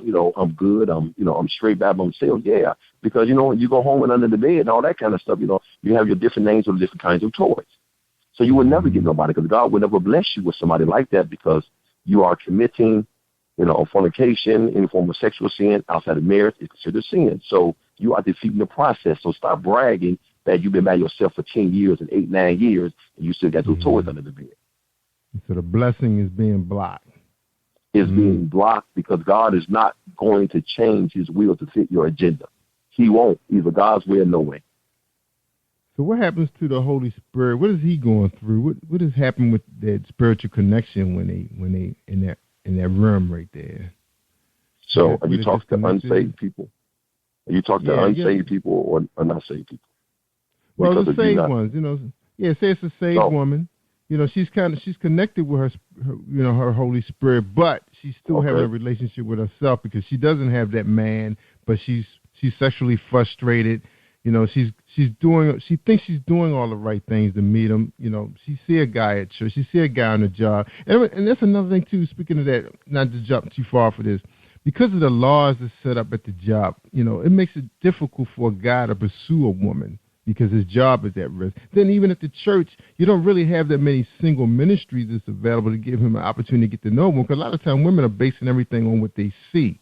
They don't give the guy a chance to feel his spirit. You say, oh, he has a nice spirit. What's something about him? I really like. They're always going by with the visual part. I thought that was for us. Can you kind of tap into that a little bit? Yeah, you talking about what about the young ladies who out here? Well, see, we understand something.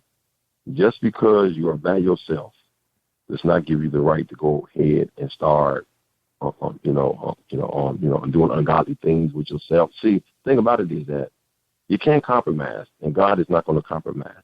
You have to be able to trust God enough to give you the willpower and the strength to abstain.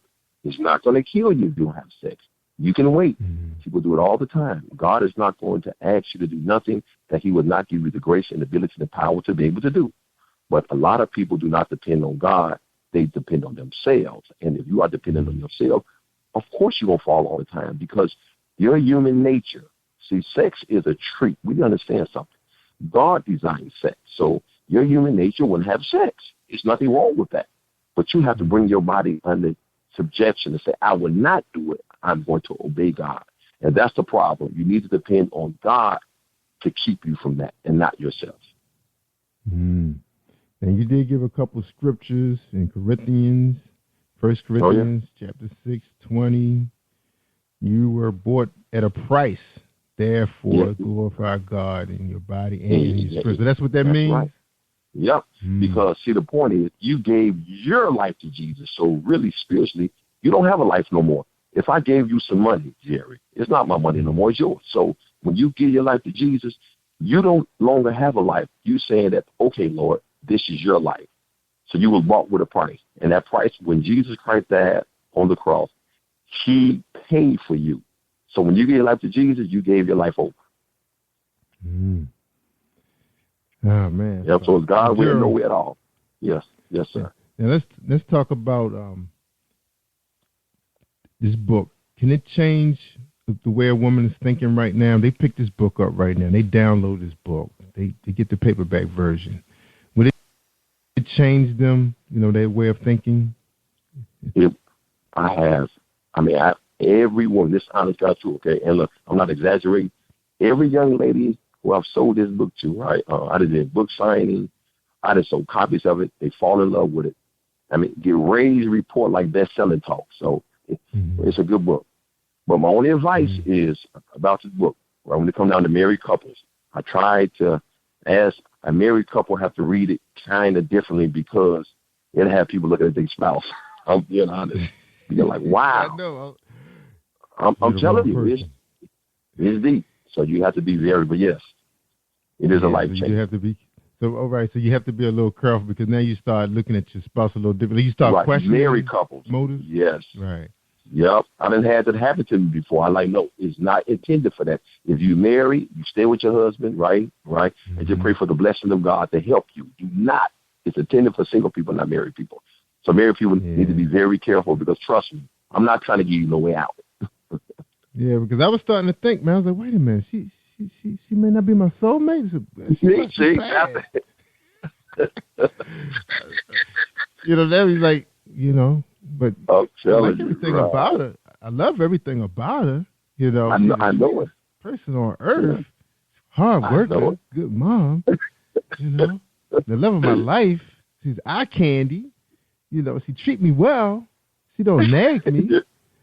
Yeah, you're funny, Jerry. But like I say, Jerry, just because a person has a good thing does not mean they have the right thing because, so you know what? I wish we had more time because, it's so much I can talk about that, why it's important to have the right mate is another one of my chapters. Right.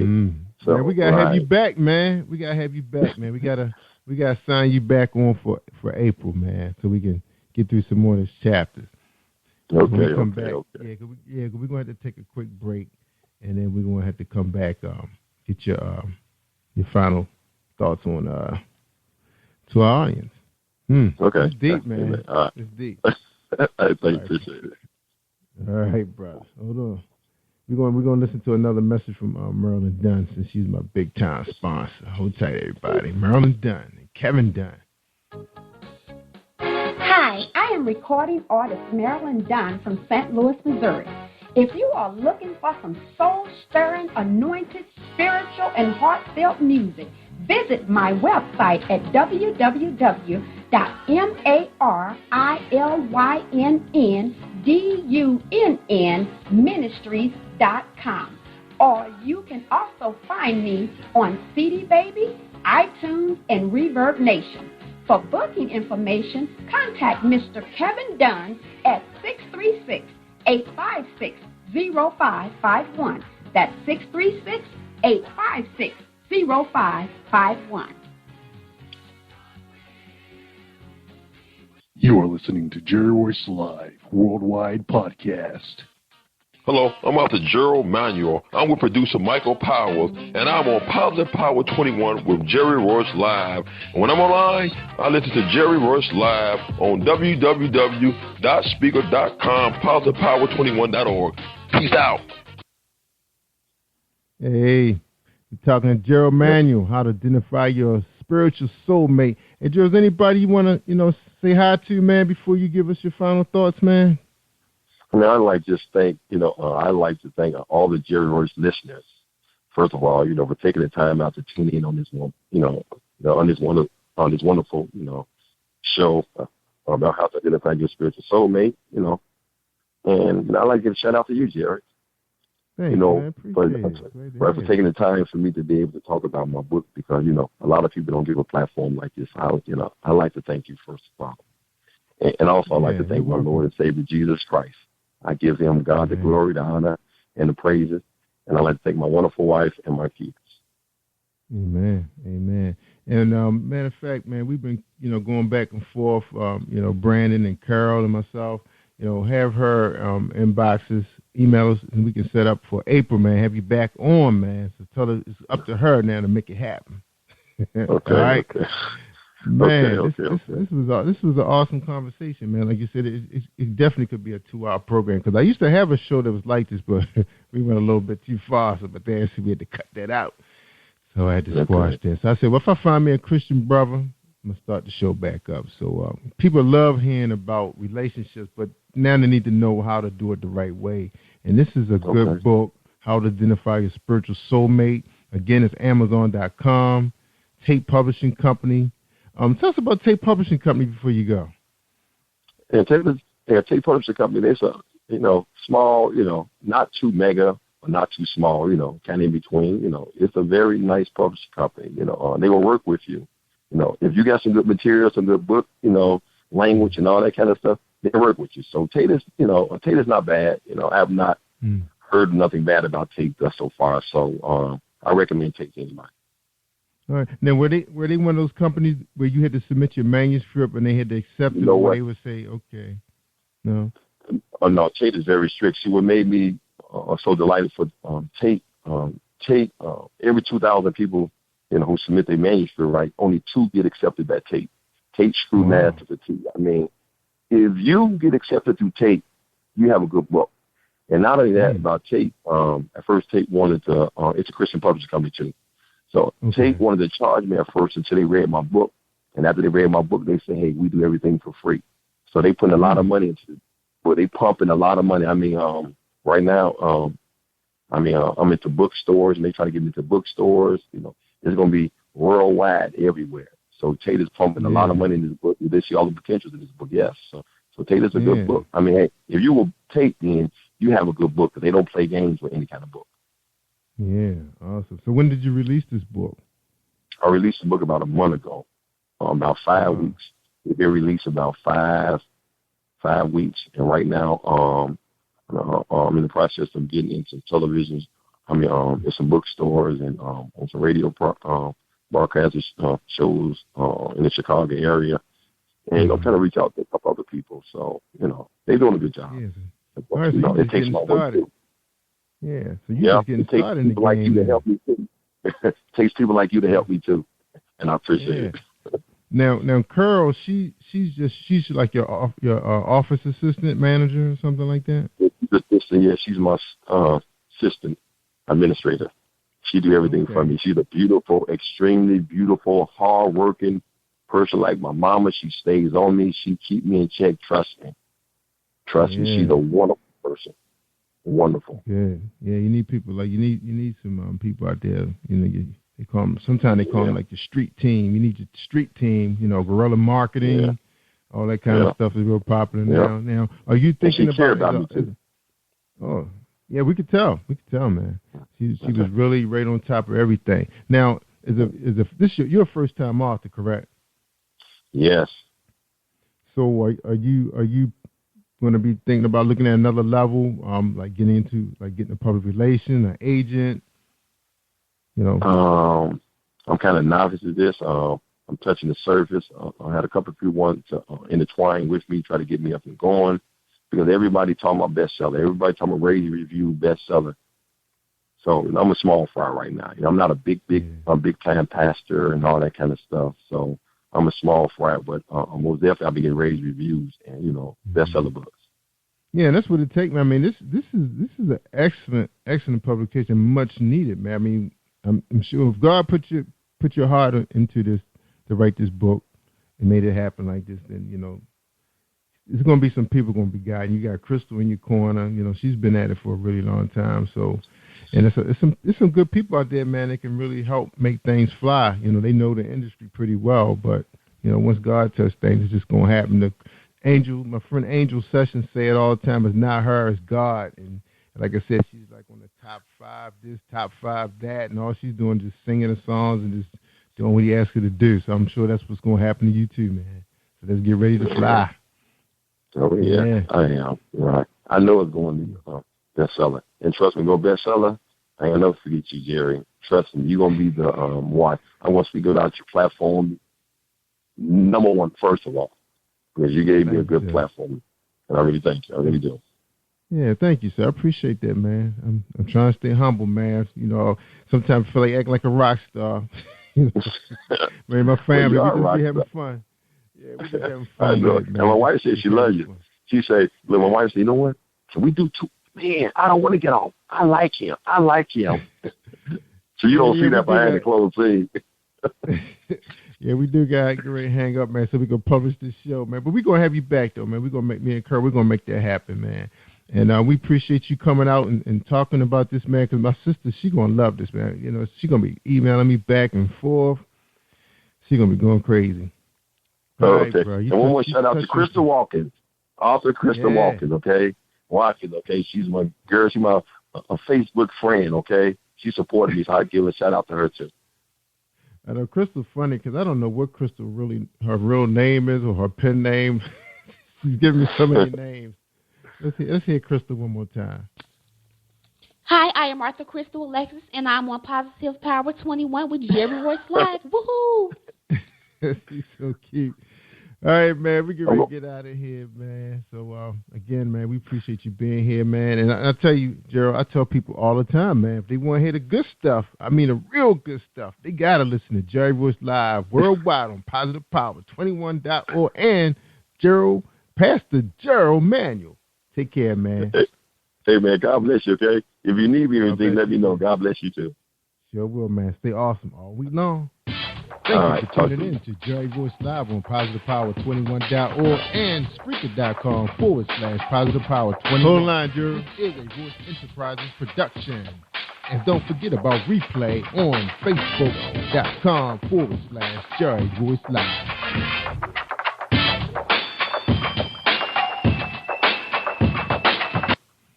All right, everybody. Like I say, stay awesome all week long on Jerry Royce Live. You are listening to Jerry Royce Live Worldwide Podcast. Hi, I am recording artist Marilyn Dunn from St. Louis, Missouri. If you are looking for some soul-stirring, anointed, spiritual, and heartfelt music, visit my website at www.MarilynDunnMinistries.com.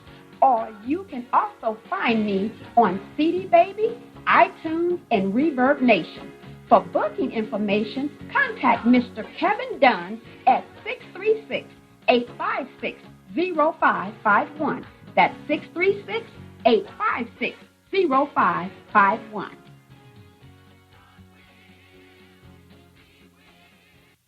Hi, this is Anita Jarrell Robertson on Jerry Royce Live Worldwide. Anita Jarrell Robertson on Jerry Royce Live Worldwide. You are listening to PositivePower21.org with Jerry Royce.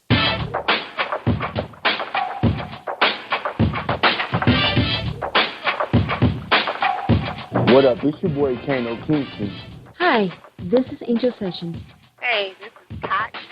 Hi, I'm Teresa Powell. Hi, Jerry. This is Ira Samuel Carter. Hi, this is Phil Powers. Hello, this is Teresa Bobby with Jerry Royce Live. Hi, I'm Philip Byrne. I'm live on the Jerry Royce Show. Hey, what it do? It's your boy Houston Saint. Peace, this is Dahlia the Poet, spoken word artist. Hello, this is Lamar Marquis with Jerry Royce Live. All right, everyone. You got Robin Lynn, and I'm keeping it live right now on Jerry Royce Live. Hey, what's going on, everybody? What's up? This is award-winning podcast with the greatest podcast on earth. Thank you for stopping by. I'm your host, Jerry Royce Live Worldwide on Internet Radio, where you get your positive on. So when it's all positive, it's all power. That's positive power. This is a worldwide podcast for growth, wealth, and success. Thank you.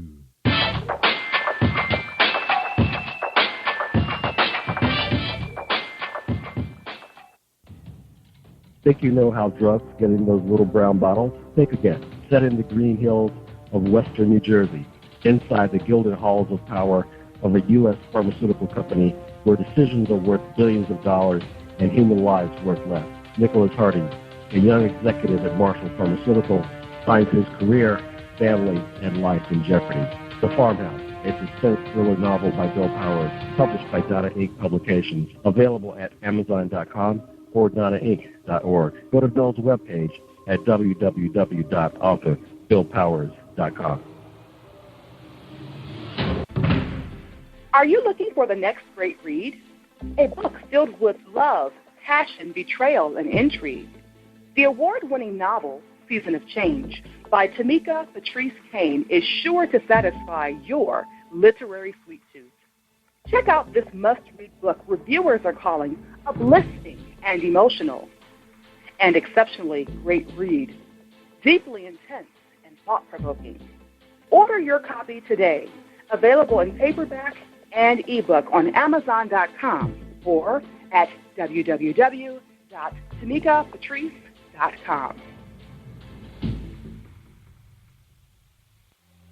Are you an author looking for promotional services or a reader looking for a great read at low prices? In this competitive world of books, Writing Royalty Promotions is dedicated to bringing authors and readers together to build a greater respect for literature through our various promotional services and online bookstore. So head over to WritingRoyaltyPromotions.com and check us out.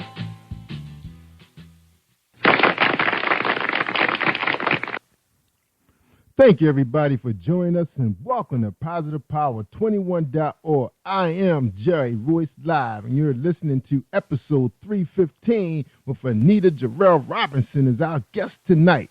And before we bring her on, let's hear a word from our sponsor, Dominique Wilkins. Have you been hurt? Been backstabbed? Got a talking back team. Well, you're not alone. No. Escaping to another reality. Through Dominic Wilkins' good books. Good books, audio books, paperback, ebook, good books. Available on AuthorDWilkinsGoodBooks.com. You are listening to Jerry Royce Live Worldwide Podcast. Welcome to Jerry Royce Live Worldwide on PositivePower21.org and Spreaker.com/PositivePower21. Tonight, we interview Anita Jarrell Robinson. Anita is a singer, songwriter with invigorating lyrics, iconic voice, and contemporary sound, which is displayed in her new album, God Is There. A diverse mix of powerful original songs that rejuvenates both believers and unbelievers. Anita has shared the stage with powerful acts such as Poet Salea, Don Diego, Hezekiah Walker, LaShawn Pace, Carolyn Trailer, Lisa McClendon, and Risen. During Anita's rendition of Doran Chandler's Faithful, 2012 Dove Award nominee Michael Bleeker described Anita's voice as angelic. This bilingual recording artist not only melts crowds with Spanish lullabies, but has also published several books and acts in plays written by noteworthy playwrights such as Linda J. Dodd, lead role, and served as an extra alongside Emmy-nominated Leon Robinson in the stage play Friends and Lovers. Internationally renowned Dr. Everett Gordon Parker of LSU Gospel Choir was instrumental in vocally training Anita to perform in a stellar fashion for large and diverse crowds. Dr. Elvita King, niece of late Reverend Dr. Martin Luther King Jr., shared in March 2012, Anita, there is a new sound of worship in the earth, and it's you. Your musical transcends realms. The incredibly photogenic singer-songwriter has overcome heart-wrenching challenges by praising God. Anita Jarrell Robinson music can be purchased and enjoyed via Pandora, iTunes, Amazon, in conjunction with Anita's iconic voice and Harvest Entertainment LLC. Anita plans to take the CCM and contemporary gospel music industry by storm, one lyric at a time. Ladies and gentlemen, I welcome you, Anita Gerald Robinson. Please enjoy this presentation.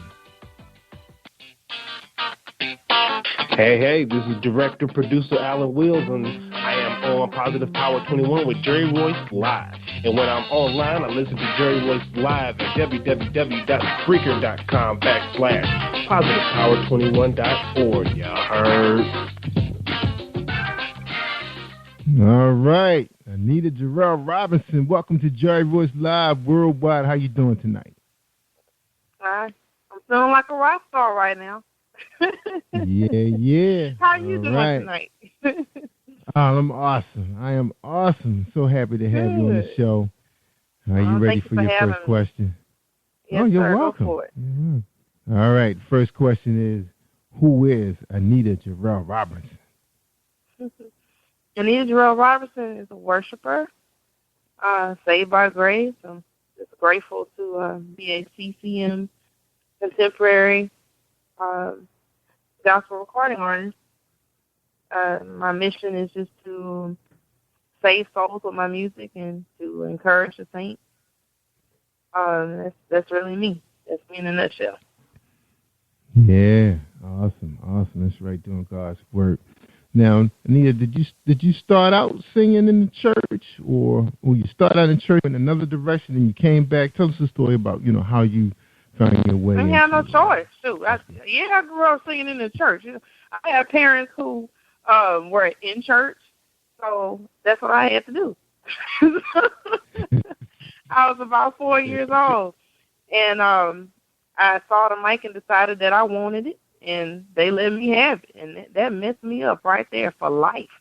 So I've been singing ever since, and when I realized that people were looking at me and paying attention, then I put the mic down for a few years, and I was like, they're looking at me, so I can't do this, But at about maybe the age of 10, I picked it back up, and I started singing solos at church again and stuff.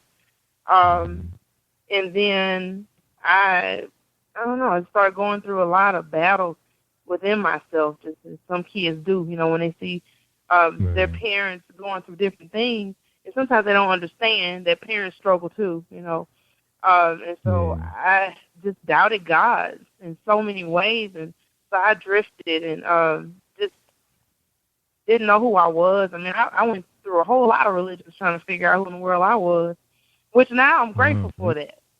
Oh, yeah, I tried a whole bunch of crazy stuff. Okay, but it helps for real. But it helps me relate to people, though, because I'm not as judgmental as some other people that have just known their faith and their faith alone. I understand what it's like to go different routes. So I understand why people's minds go there.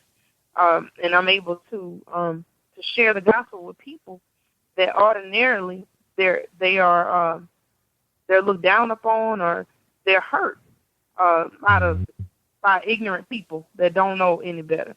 They don't know how to share their faith with other people. So I have that advantage in that I'm able to talk to atheists and Buddhists and all kind of other people, strange religions that some of y'all never really heard of, because I've been strange, myself. Yeah, you've been there. Been down that dark road, huh? For real, it's crazy. But I tell you what's beautiful is, in one book I was reading while I was going through my search for myself, it was the history of religion, and it's a wonderful book. I advise everybody to read it because as I was reading through it, I was like, well, dang it, this religion, Christianity, is the only religion where a God gives himself for his people. And all these other religions, they just kind of want you to do all this stuff so you can attain this or attain that or whatever, and don't look like nobody really going to attain. So if I'm going to go with one, I want to go with one where the God is going to do it for me. And I settled on Christ, and that's where I'm going to be, because there is no other God that has proven himself to his people except my God. Amen. Sound like you were on a real, well, you got off the path. Yeah. was moving for a little bit. So you mind sharing a little bit, what went on? What did you see that got you where you are today? Man, I saw a lot. I saw a whole lot. And when I was singing R&B, man, it was an interesting world out there. I actually at one point was tempted to just go be a stripper. I wanted to make some money. I was trying to come up. So my temptation was to go be a stripper, make some money, and fund myself. Okay, but I had a friend. I was gonna fund myself. I was about to get it. So I understand prostitutes too. I can minister to a lot of different people because I don't mind being honest about where I've been and about what I've done. And unfortunately, in the church, many times people that have actually been tempted to do something or have actually done it, they won't admit what their temptations have been or what their downfalls have been. So people that need help can't get it because they're in the way. But God will deal with them. I thank God for who I am and how He's built me because I don't have all that stuff tying me down, so I'm not tied down. And the favor that's on my life is because I don't mind being who I really am. I don't mind people knowing my dirt or whatever you want to call it because it's not me anymore. I'm renewed. I'm new. I'm made brand new. Like one of my songs on the God Is There CD. I'm new. I'm brand spanking new. So that old Anita that people thought they knew, well, they can talk about who they want because she's dead. I've been crucified with Christ. It's no longer I who live, but it's a Christ who lives within me. So because of that, it's easy for me to go through telling testimony and stuff because it's not my testimony. It's about Christ. So I want people to hear my music. I want them to hear it, but it's not because I want them to hear my voice. I want them to hear the voice of God because the same God who delivered me when I was on an abortion table, and He saved my soul there. That's where I got saved at, on an abortion table. He saved me from that kind of stuff. So because I've seen that kind of stuff, and now I'm not ashamed to share that Christ delivered me from dirt, there are people that I meet that are able to be delivered because I don't mind opening my mouth and sharing. But it wasn't always like that. Man, I was very ashamed of family members, friends, man, different people in certain churches I won't name. God bless them. Some of them just ignorant. It's just slow. They don't get it. They don't understand how powerful it can be if they choose to be real. So they're stuck shaming themselves, and because I've been there, I forgive them. I forgive them all, and I say God bless them all, and I pray that all of them get delivered, so that more people can get delivered and come into the kingdom of God. Man, Jesus ain't playing, coming back for real. So when He comes back, I don't want to be one of those people that He's like, so you wouldn't get out the way, huh? You see that whole string of people right there that was lost? Well, you can go ahead and go with them. You were in their way. So you had an opportunity to share with them, but you wouldn't because you decided to be fearful, unbelieving, cowardly. So you hurt people. That's not what I'm about. So I'm about helping people. I'm about feeding the sheep. I'm about tending the sheep. That's what I wanted you to do, but you wouldn't do that because it's all about you. So, for me, my ministry is out there because Jesus is out there. And, and it's like the song, Even Me, that particular song was written after I was tempted. Now, this was after I was saved. And this is what messes a lot of people up, but in a good way.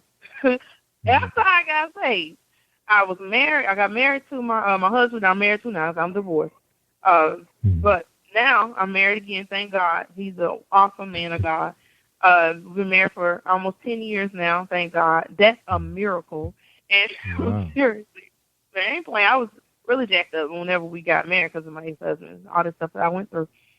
But the thing is, I was so frustrated with him being he was a man, okay, and that messed me up because I needed Jesus Christ, okay, to marry or something because a regular man wasn't good enough for me. I had so many issues that I had not dealt with that I wasn't ready for a regular man. And unfortunately, some of us that get married the second time, we don't let that person be that person. We try to make them the other person and punish them for stuff that they didn't really do and they ain't got nothing to do with it. They just like, you crazy. You're like, a little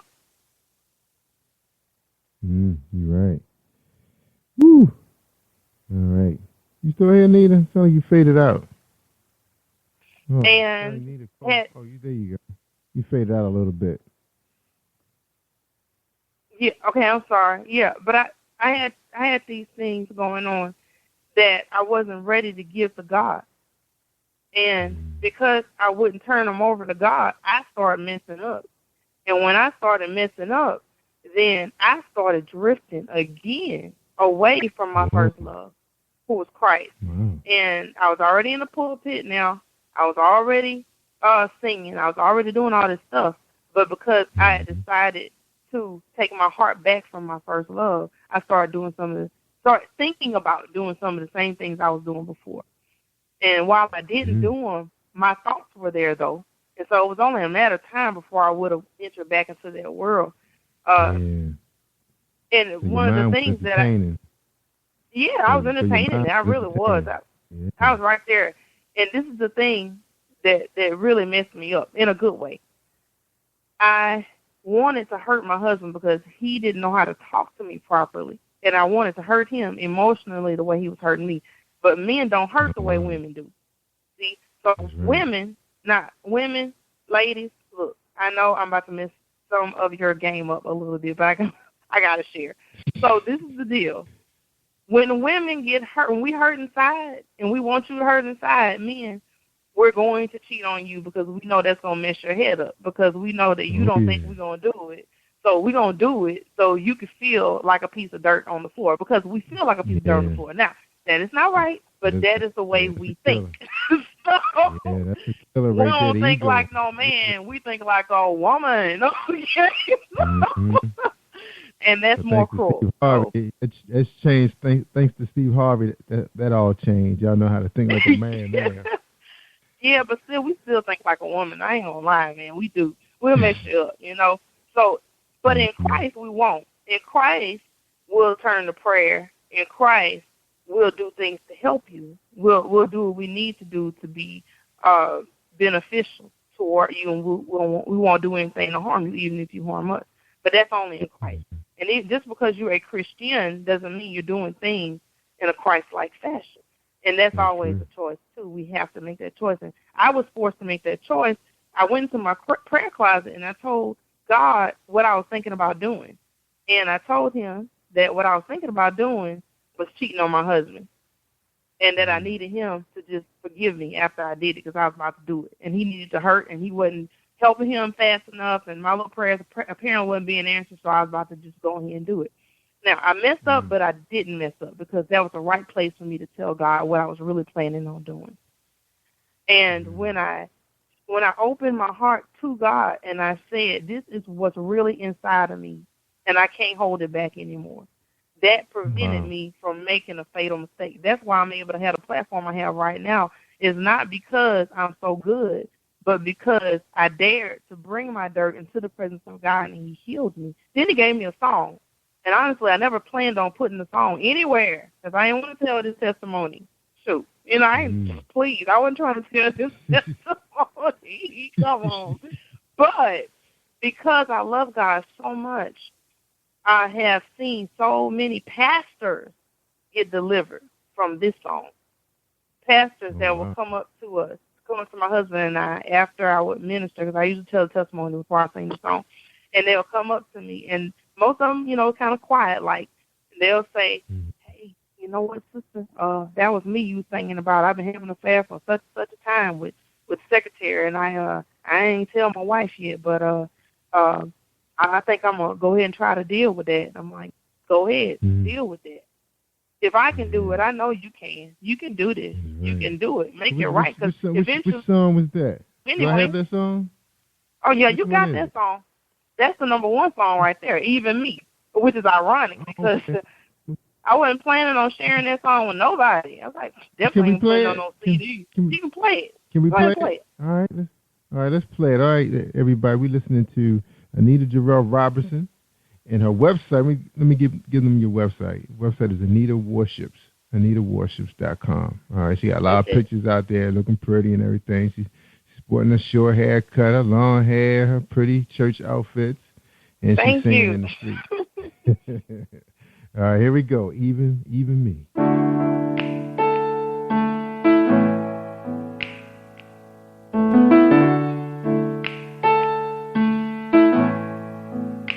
Here are my wounds and here are my fractures. I lay them down at the cross.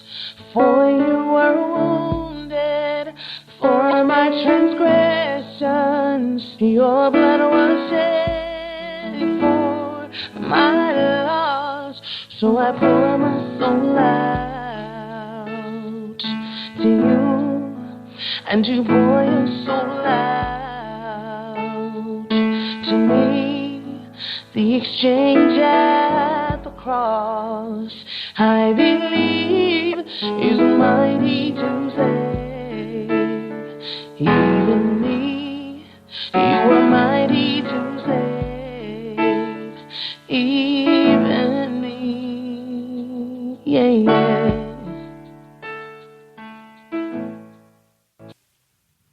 All right, I'm gonna play the full version, but man, that's a beautiful song. Thank you. You don't. Where are you from? Where are you from? I'm originally from Baton Rouge, Louisiana. Baton Rouge, Louisiana. About maybe 2 hours away from New Orleans. Right. Yeah, I'm Most familiar people with know that New area. Orleans better, you know. Yeah. So where are you now? Now we actually reside in Dallas, Texas. Yeah, you sound like a Dallas. Oh man, don't say that Yeah. too loud, man. My husband. Oh, don't tell nobody, y'all. But my husband don't like the Cowboys. But yeah, don't say that too loud. So is he from Louisiana? So is he from Louisiana? Yeah, he's from Baton Rouge. All right. So he roots for the Saints, the New Orleans Saints. That's his team. Well, you don't know. You know it's not the Cowboys. Because I'm not into football that much, you know. But go Saints because I'm from Louisiana. So I mean, yeah. Yeah, I don't really get into it with people about the Saints or the Cowboys. That's right. Now that is a beautiful, beautiful song. So tell us a little bit more about it then. You know, where were you? I know you were somewhere, you know, that you just mentioned earlier when you were telling the story. But you know, when you were writing it, you know, when you was penning it, where was your mind at the time? Man, when I was writing that song, I was crying. I was crying because when I actually just wrote it because I heard the Lord singing it to me.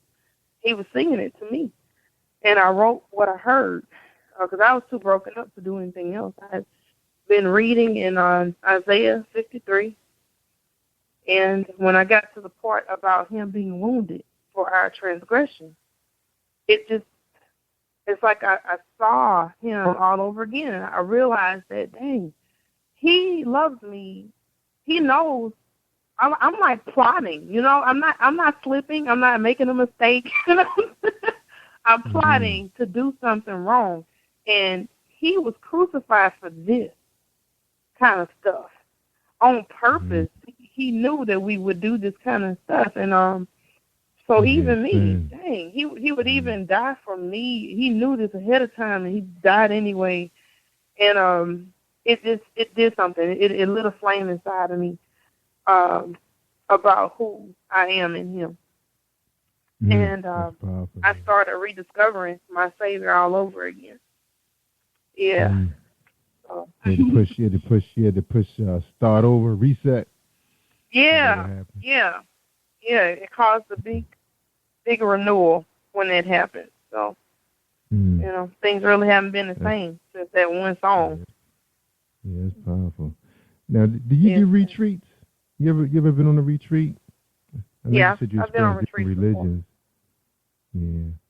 Yeah, I've been on retreats before. Usually a whole lot of them when I was single. I went on retreats all the time. You know? Learned a whole lot of stuff. Shoot, it's helping me right now. So, Absolutely. All right, Neil, we're going to take a quick break, get our sponsors in real quick, and then we're going to come back. We're going to talk about, your career. You know, where you are right now. You know, we got young people listening right now. We have some independents. We got some, professionals. A lot of people don't know how to deal with the social media. It's too big for them right now. We want to know how you win in this game. So hold tight. Let's listen to a message from our sponsors. I'm Jerry Royce Live, and that's Anita Jarrell Robinson. Hold tight. The beautiful, beautiful voice. Have you been hurt, been backstabbed? God are talking back to you. Well, you're not alone. No. Escaping to another reality. Through Dominic Wilkins' good books. Good books, audio books, paperback, ebook, good books. Available on authordwilkinsgoodbooks.com. Are you looking for a great book of poetry that is romantic, heartfelt, and full of male emotion? Then get Thoughts, Love, and Reflections by James K. Deshay. That's Deshay. Go to www.jamesdeshay.com. You will enjoy Thoughts, Love, and Reflections. Positive Power 21.org. Internet radio. You are listening to PositivePower21.org with Jerry Royce. You are listening to Jerry Royce Live Worldwide Podcast. All right, y'all. We worldwide, and we listening to Anita Jarrell Robinson. That's right. She just finished telling us her awesome story. And so many people have been down a lot of those paths, and some of them are still down that path, still trying to claw their way back. And Anita made it back, and she's still, staying strong in her faith, because she knows what's out there. All right, Anita, let's talk a little bit about your career. Tell us about how did this career get jump started? How did you get where you are? Got a chance to sing with all these brilliant people. Tell us your story. It's a favor, really. It's a favor for me. I don't run behind anybody. I'm not political. I'm kicked out of circles before I get into them. You know what I'm saying? So it's just a favor of God, man. People that just they see me, they see my heart, they know that I'm legit, they know that I'm real, and they choose to bless me, and they choose to give me a platform or whatever, because I don't pay them, because I haven't had the money to do that. And I don't do anything else because I just don't do anything else to do it to get wherever I am. It's just been the favor of God that's on my life, and so that's all I can say about that. I don't have any other tricks of the trade other than that. And I do things professionally. I try to keep myself as professional as I can, of course, because I like to be prepared for whatever platform God wants to put me on. And that's the one thing I would say to every indie artist out there: please be ready. Because the opportunities will come, but if you're not ready when they come, you're just not ready when they come. Right. And so, I please, I beg of you, just be ready, Right. Tweet it out there. Be ready, y'all. All right, we're going to listen to another song. This one's called Future Generation. This is one of my favorites right here. All right? Oh, Future Generation, Anita Robinson. All right, here we go.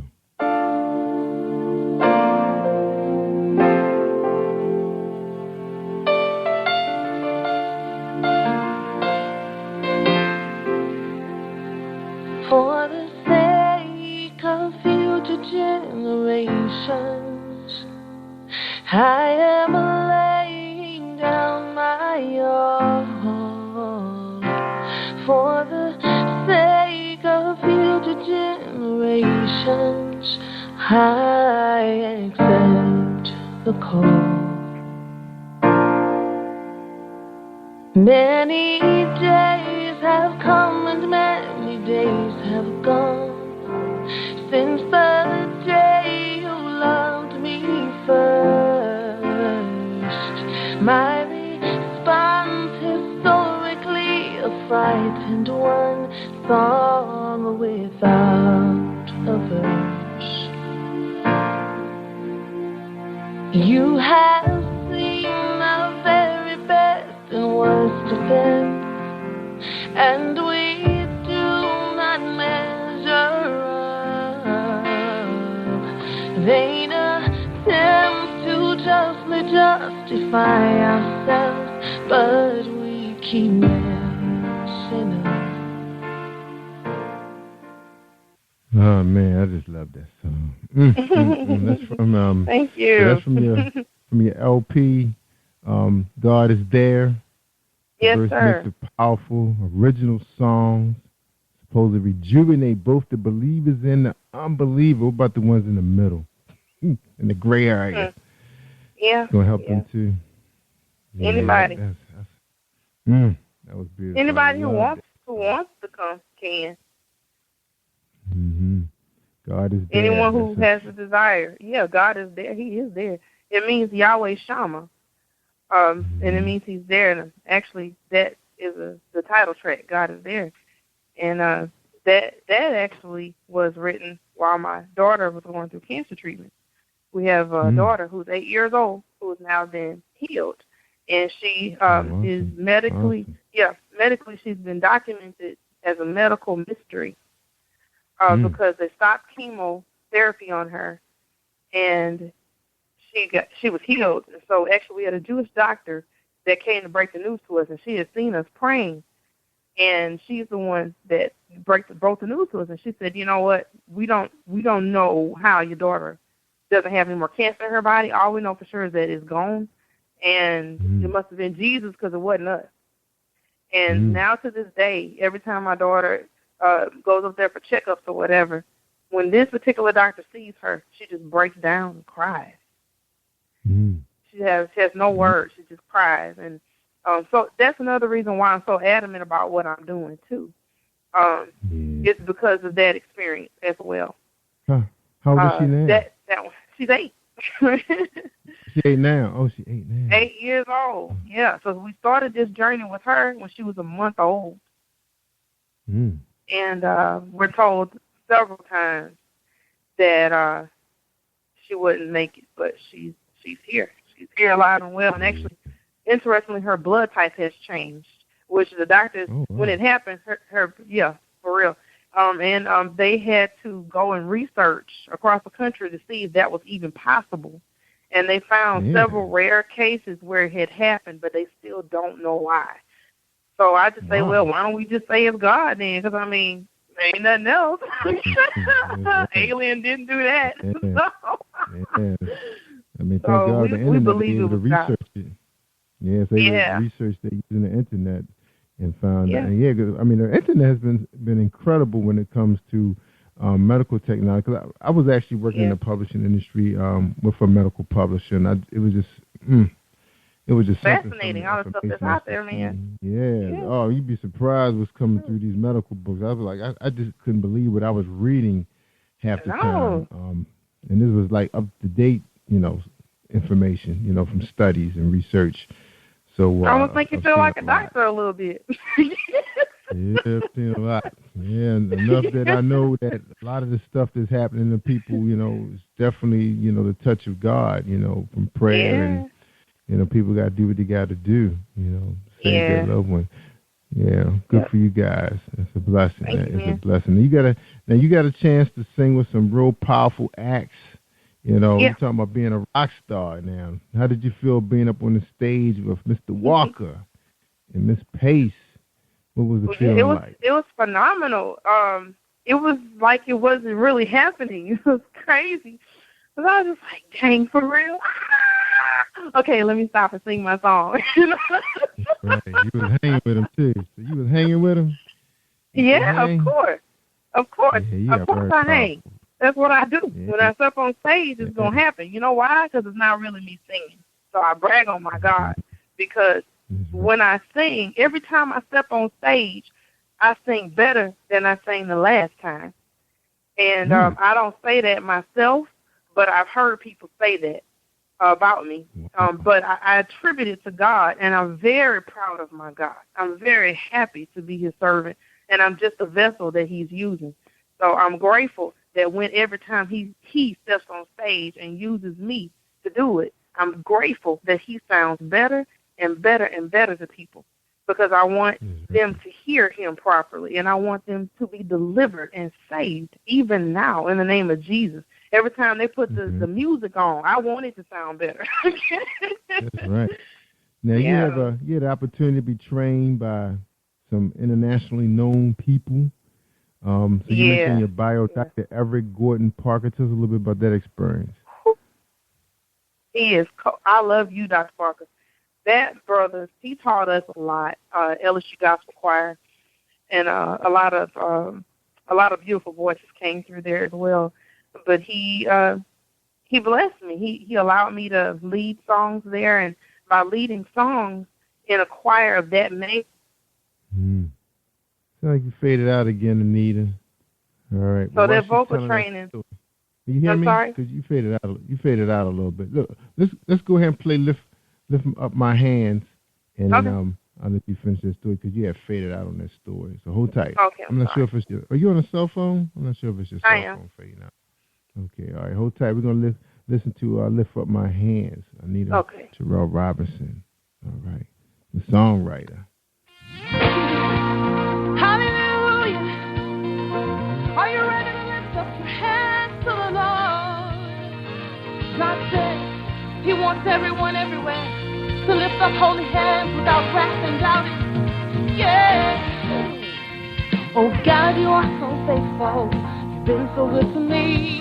I will ever give the praise and glory unto thee. You are my healer for all eternity. Thank you for your love, your grace, for setting me free. I lift up my hands, and I worship you. Lift up my hands, I obey you, Lord. I surrender, you're worthy. Lift up my hands, Jesus. Hallelujah. Thank you, Jesus. Oh God, you are my tower. I run straight into you. The enemy can't get to me before he gets to you. You're my defender for all eternity. Thank you for the cross, my Lord. The blood set for me. Another beautiful song. Thank you. And that sounds live. Now, was that live? Sound like you guys were live on that one. Although it wasn't live, we did have some live instrumentation on that, thanks to Michael Turner at Tape Music Group, which is the record label that helped my record label to put this album out. Man, Michael Turner's worked with some great people himself, so he's done several of the songs on the album, and he was kind enough to put that instrumentation there and give me that feel. And plus I had who's that? Tia Lee. Her and her group helped me to have background vocals that made it so full, and just really we really worshiped through that song. So the worship you feel is for real. So the studio became a sanctuary on that song. So we were really getting it in. Yeah, sound good. So you're signed with a record label? Actually, my husband and I, we actually own a record label called Harvest Music Records. We own a record label, and I'm on that label, and we also offer contracts to independent artists as well, but they remain indie. So if an artist would like to be signed with us, they have to be screened by going to harvestmusic.rocks, and after they are screened there, and we take a look at them and decide whether or not we can work with them just prayerfully and just professionally, we let them know. And if we can't work with them, we send an offer to them. And if they're good, we're good, and we help them within about 24 months to get everything that they need up to par so that they can be ready when opportunities come. Because unfortunately, there are a lot of great artists out there. They're just awesome. They sound a lot better than me. But then they are not stepping on the stages I'm stepping on. It's not because they're not good. It's because they're not professional. And you have to get professional. You got to get your A game on. So we help people to do that if they want to. So you guys, so what is you guys send them to like a boot camp under your label? Is that what it is? Something like that. I mean, yeah, we're really big on education. We're very hands-on. We help them out. If they need booking help, we help them with that. If whatever they need, we're going to make sure they're on their just A+ game. And we also teach them how to own their own record label. We don't want to keep them. They don't belong to us. They belong to God. So for us, we really take a big hit because we want them to go and be who God called them to be without the strings attached in the traditional record deals where you get nickels up front, but everybody's getting thousands later, except you. Yeah, and so we're trying to teach them how to be independent and be successful as an independent. And it may take you a little longer than the other route, but in the end, you still got your spouse, you still got your children, you still got your mind, your sanity, you still got your peace, you still have your relationship with God intact. So, God over money. Like in one of my blogs on my website, people go to it, there's a blog that I wrote about that. And I'm always blogging, too. I write a lot of stuff, not just music, but, Yeah, you take a lot of pictures, too. I see all your pictures out there. I do, man. I like taking pictures. Yeah, you got a lot of pictures out there. Now, you mentioned you like to blog. Now, can they find your company out there on Anita Worship? Because I'm on your website. I see booking for you, but I don't see anything talking about Harvest. So you don't have anything about you? No, I don't. I keep that separated on purpose because I really like people to understand that we're going to treat them individually whenever they come to us. And I keep everything separated on purpose so the boundary lines are very clear so that they understand that they are not Anita Jarrell Robertson clones. They are who they are in Christ. They're going to come through Harvest Music, and they're going to leave Harvest Music, and they're going to be who they are. So they'll come through us one good time, and after they get a foundation with us, I want them to fly. So I don't care if they tell anybody that Harvest helped them. What I care about is them becoming who they are in Christ. So, yeah. All right. That's Anita Jarrell Robertson. All right, Anita, we're going to take a quick break. When we come back, we're going to play your last song, which is titled Morning, and you can tell us a little bit. You're going to love that one. It's kind of late. You're going to love it. Well, I've been listening to your songs all day, so I like them all. But I told you which one is my favorite. The one that did. Yeah. But I really enjoyed that one also because I was listening to that one a couple of times before you actually got on the air with us. Awesome. All right, so hold tight. We're gonna listen to a message from Reese Publishing. All right. Okay. Hold tight, everybody. This is Jerry Royce Live Worldwide. Anita Jarrell Robinson, singer, songwriter. Here we go.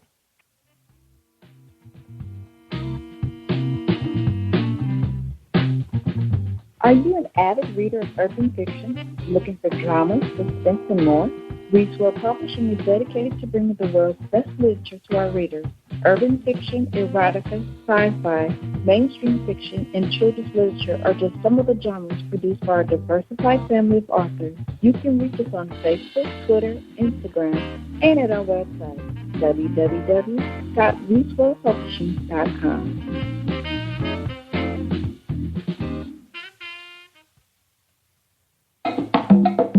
Que quiere bailar?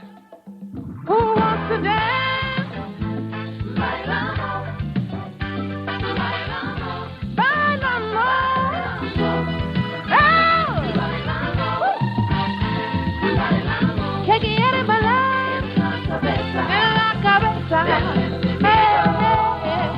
Those who go out, we've been carrying seed. The sowing will return with songs of joy, carrying sheaves with them, singing songs of Zion. They will dance like David to enjoy the presence of the Lord. Hey,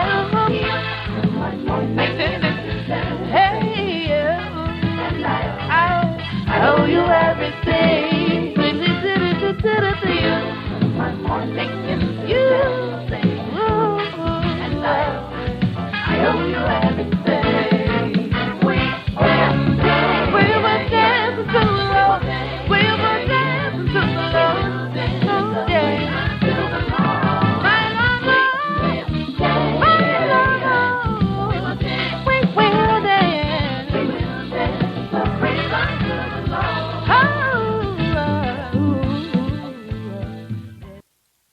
listening to Jerry Royce Live Worldwide Podcast. Yeah, that one had a nice little jazz and a little, what's they call that? Yeah, a little blend of everything in that one. That was a real interesting blend. I love that. Thank that. you. Now, I like that now in song. your bio, it mentions that you're bilingual. You do Spanish lullabies, and you published several books, acting plays. So this is what you're doing, like, full time. You know your career. This is what you do, Yes, sir. Performing and writing. Oh, wow, Yeah, that is this awesome. is what I do. Yeah, it's your brand. So when the next time we're going to see you on stage? Got a play in the works, concerts. What's up? That is actually being worked out right now. If everybody goes to www.anitaworships.com, you can always keep up with me there, and you can see the very next time I'll be performing live there. But we have a few things right now, contracts that are being worked out. So I'm very excited about the upcoming performances. I don't want to say exactly what they are yet until they're settled in stone. So y'all don't be like, Anita, we went over there. You were not there. We get you all the right times, the dates, and all that good stuff. Yes, sir. All right. So right now you're rocking your album, God Is There. How many tracks do you have on that album? There are 12 tracks on that album. Wow, big bang and everybody can download them as singles or as well as the whole album. You sure can. You can get it from my website, Pandora, iTunes, Amazon, Google Play. On Amazon. All right. Yes, now I just want to let everywhere. everybody know, if you're listening to us right now, you're streaming with us right now, listening to the show on PositivePower21.org. You can go right inside. Well, you're already in a radio cast. You should see Anita Jarrell Robinson's album sitting right there, for this week. Click it. It'll take you right to Amazon, and you can buy it. Or in the next week, if you still haven't made up your mind yet and you hear the show again and you love it, you really love it, it should be at the bottom of the website. You can click it again and buy it. And if you wait past 2 weeks, then you got to go look for that episode on Spreaker.com. All right, so just let you know where you can find that show. So it should be on Spreaker.com/PositivePower21. So you got 2 weeks to make up your mind. And then you got to remember what her website is, which is AnitaWorships.com. All right? So check out. So you got 2 weeks to make up your mind, audience. And you heard the tracks. They're beautiful, beautiful songs, especially my favorite one. I'm glad you gave me that one free. So that's how I get free. That's how look, this show is I have benefits with this show. I get a chance to get free music. So future generation is mine. That's right. Listen to it on my tablet. All right. You're doing so much. I'm just so glad you've been delivering. You're back among, I guess, the Christian, the living, and saving souls and helping people who's in the church who have struggled. That's the most powerful thing. That was your message. When you gave that one message about that one song, even was that there are some people that's me that there's some people that's struggling that's in the church, right now. Speaking the word to us. And of course, a lot of us look at that man stand up in that pool, but we look at him as probably the highest level. The guy that's closest to God that we could touch, but we got to realize he's just a man too. And the devil's going to go after him even harder than he goes after us, because he knows it's going to be hard to get to that guy, because he's been there before. And a lot of times he's seen more than we have seen. That's why he's speaking the word, because he knows the darkness of the world, and why, Satan does not want you to see the light, because it's going to be beautiful, beautiful life for you. The treasures, God's blessing, the gifts. That's right. All right, Anita, we're going to take another quick little break, and when you come back, we want you to give us your final thoughts. All right, so we just do a quick radio drop. When we get back, you give us your final thoughts. All right, we appreciate you being on the show. All right, thank you. On. Hey, this is director, producer Alan Wills, and I am on Positive Power 21 with Jerry Royce Live. And when I'm online, I listen to Jerry Royce Live at www.Spreaker.com/PositivePower21.org. Y'all heard? This is Brandon Royce, and you're listening to Jerry Royce Live Worldwide on PositivePower21.org.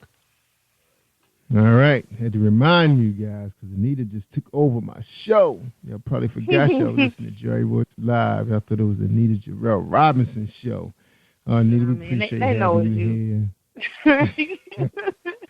You were so awesome. Thank you so much, so man. Awesome. Thank you. Yeah, and thanks for sharing your music. Your music is so beautiful. I can't wait to go out on YouTube and check you out tomorrow. Thank you. Out. Please do that. Yeah, I appreciate it. Right. I do. I really appreciate it. Well, we definitely, because I've been so impressed with your ministry, the way you minister to me and my audience tonight. I'm definitely going to have your YouTube footage on the site. So when they come into our radio cast, they have an opportunity to play your show, get a chance to see you do your thing. And again, everybody, you got 2 weeks to make up your mind about that album. That's right. We'll download some singles or go out to AnitaWorships.com if you can remember that. But check her out. She's awesome, and we just loved what you shared with us tonight. So your final words for my audience worldwide now. Yes, sir. I have to say this.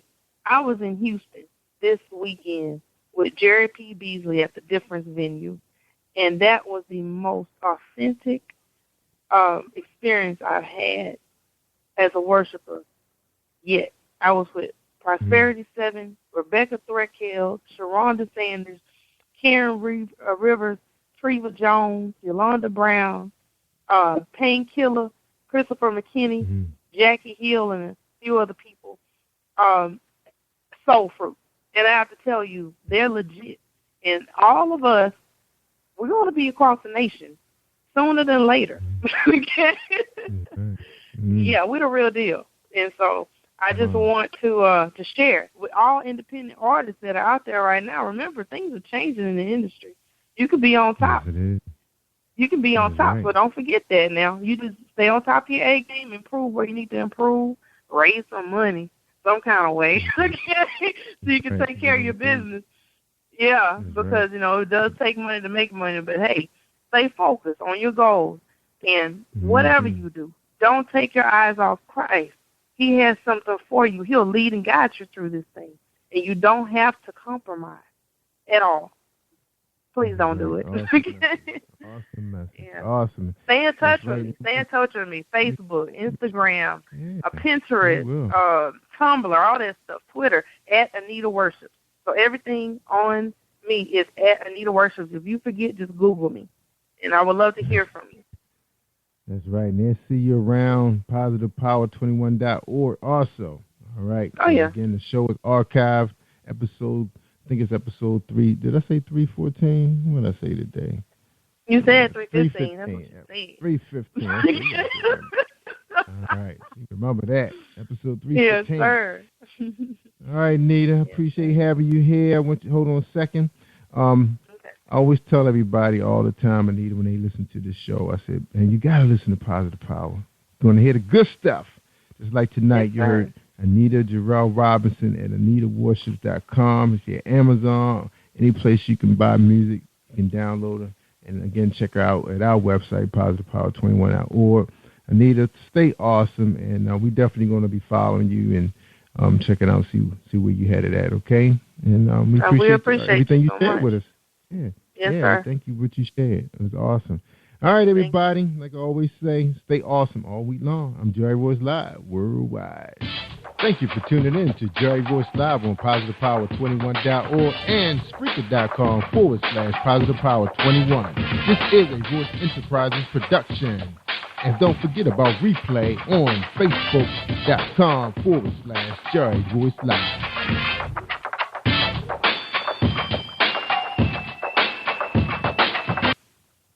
All right, that's a.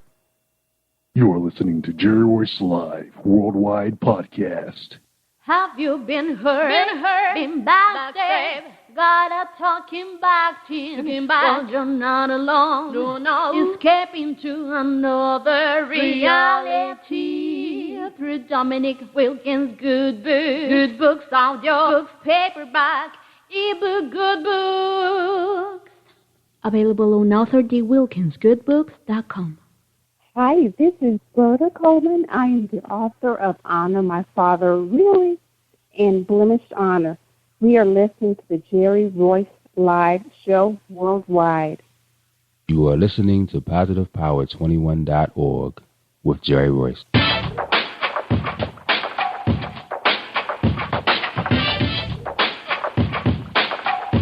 What up? It's your boy Kano Kingston. Hi, this is Angel Sessions. Hey, this is Pat. Hi, I'm Teresa Powell. Hi, Jerry. This is Ira Sandro Carter. Hi, this is Bill Powers. Hello, this is Teresa Bobby with Jerry Royce Live. Hi, I'm Philip Barron. I'm live on the Jerry Royce Show. Hey, what it do? It's your boy Houston Saint. Peace, this is Dahlia the Poet, spoken word artist. Hello, this is Mama Keith with Jerry Royce Live. All right, everyone. You got Robin Lynn, and I'm keeping it live right now on Jerry Royce Live. Hey, what's going on, everybody? What's up? This is award-winning podcast with the greatest podcast on earth. Thank you for stopping by. I'm your host, Jerry Royce Live Worldwide on internet radio, where you get your positive on. So when it's all positive, it's all power. That's positive power. This is a worldwide podcast for growth, wealth, and success. Thank you.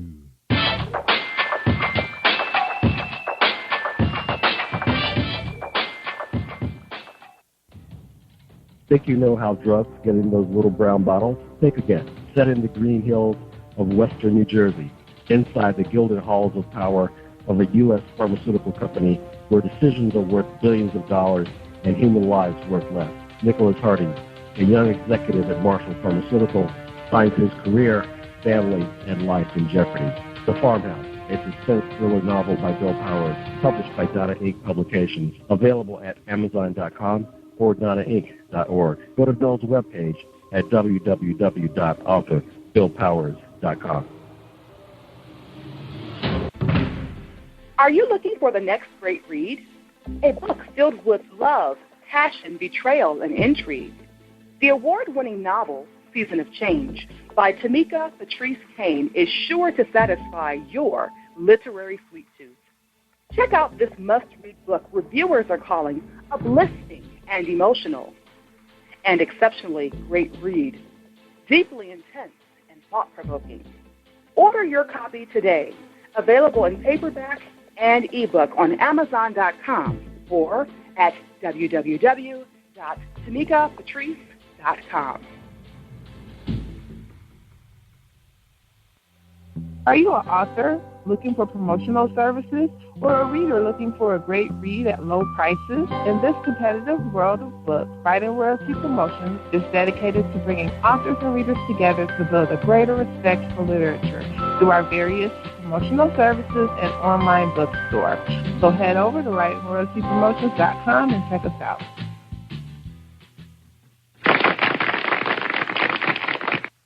Thank you, everybody, for joining us, and welcome to PositivePower21.org. I am Jerry Royce Live, and you're listening to episode 314, and tonight we got Berta Coleman on the show. And before we bring her out, let's hear a word from our sponsor, Merlin Dunn and Kevin Dunn at MerlinDunnMinistries.com. Hi, I am recording artist Marilyn Dunn from St. Louis, Missouri.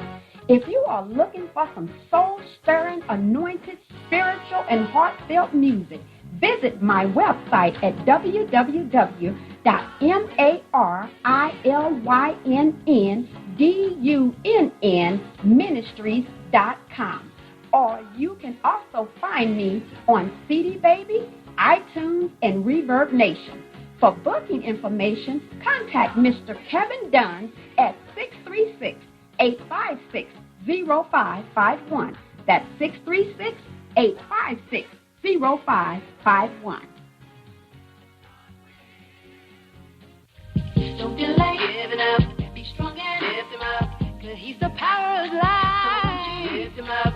Rain away. Rain away. Rain away. 'Cause it's the last day. Hi, this is Angel Sessions. And when I'm in town, I listen to Jerry Royce Live, PositivePower21.org, where they play my favorite music. Hey, thank you, Angel, for bringing me in. Hey, y'all, it's me, Jerry Royce Live Worldwide. Tonight we got Berta Coleman on the show. She's the author of Honor My Father, Really, Blemish Honor. All right, her bio reads, she was the little girl who was reprimanded for sneaking books and flashlight under the covers past bedtime, and the student who was told to put her book away during math class. Now, Berta Coleman is still passionate about reading and writing. After earning a bachelor's degree from the University of South Florida, she worked in the insurance industry for 20 years before repositioning herself to pursue one of God's purposes for her life. The author of the novel Honor My Father, Really, and its sequel, Blemish Honor, Berta is also an anointed pianist, gifted to play by ear at the age of 8. She has the privilege of assisting authors realize their dreams through her work at a publishing company. Berta lives in the Central Florida area with her husband and 2 daughters. If you want to contact her, she's at www.bertacoleman.com. That's BERTA Coleman. And you'll see her right there on positivepower21.org website. If you want to contact her, her Facebook is author Berta Coleman also. So check her out. Berta Coleman, welcome to Jerry Voice Live. How you doing tonight? Hey, Jerry, I'm great. Thanks for having me. This is such a privilege to be here. Oh, I'm honored to have you. Thank you for being part of us tonight. All right. Oh, yeah, I'm excited. Good. So I know you're here to talk about your book, but my audience, they mighty and strong in the Maryland and Washington, D.C. area, and they want to know a little something about you before they drop a dime on your book. Okay, well, a little bit about me. All right, just a little bit about you. So you ready?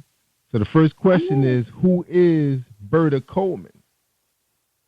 Well, I am a pretty humble and conscientious, easygoing girl, but I'm also goofy and funny and fun-loving. You know, I don't try to live life too seriously, kind of take it easy, and, you know, I live life day to day just like the rest of us.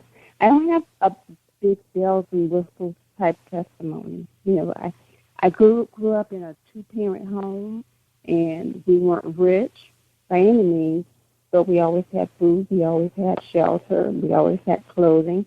But, you know, my life wasn't perfect. I was the youngest of 3 siblings, and the next sibling in line, Jerry, was 7 years older than me. And the next one after that was 7 years older than her.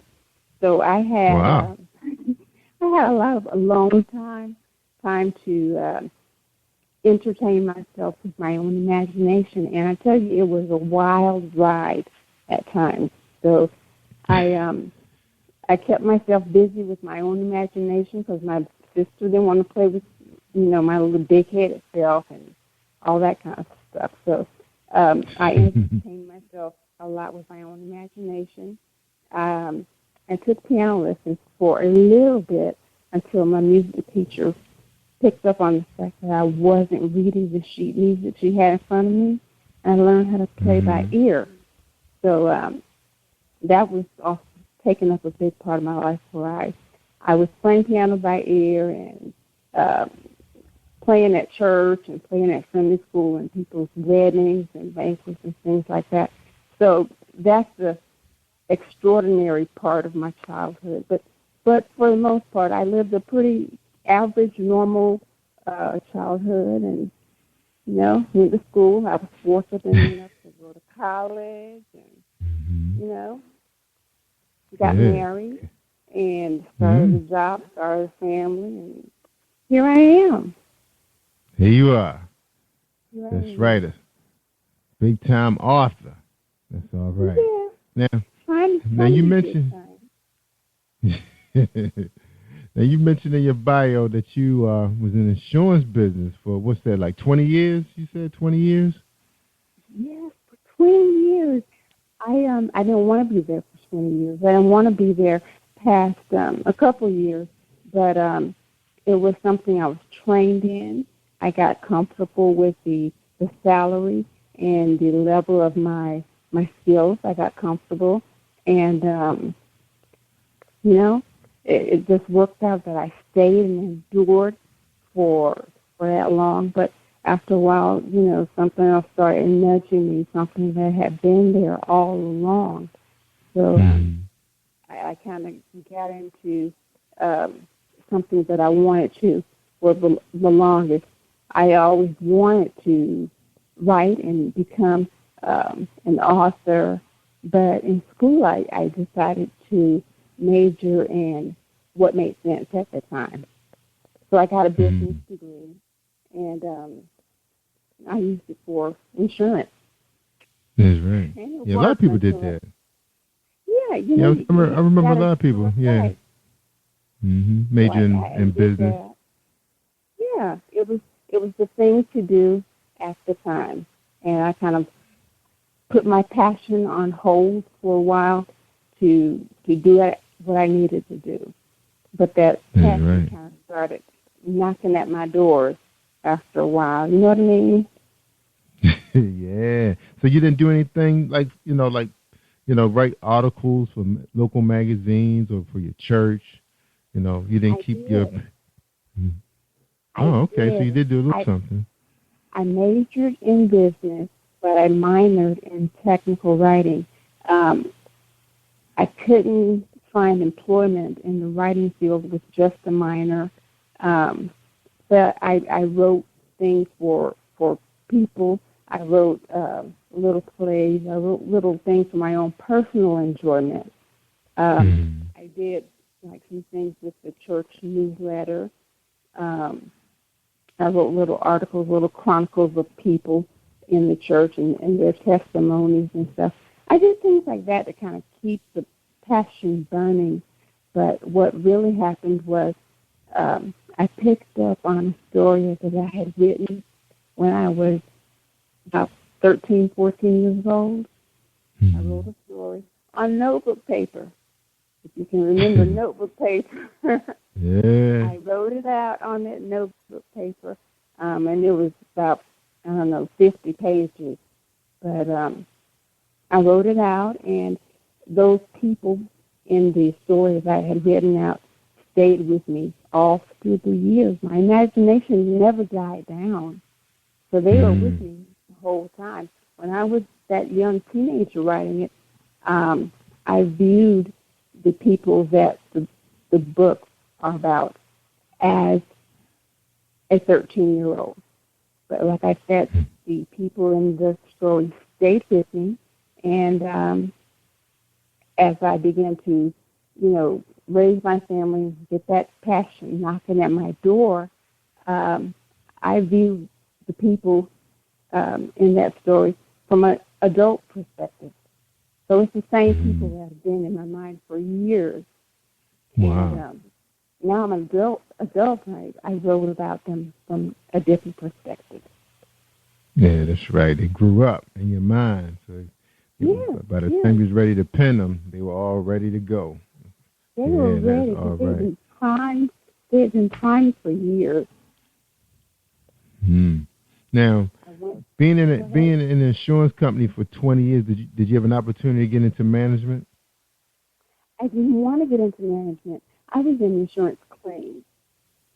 Okay. So as you can imagine, claims is a very confrontational, demanding type of work. And like I said, I'm pretty calm and easygoing. So, although I needed to stand up for some things and, defend the company's position on stuff, I didn't want to keep doing that for the rest of my life. And it was, it was something that went against the grain of my nature.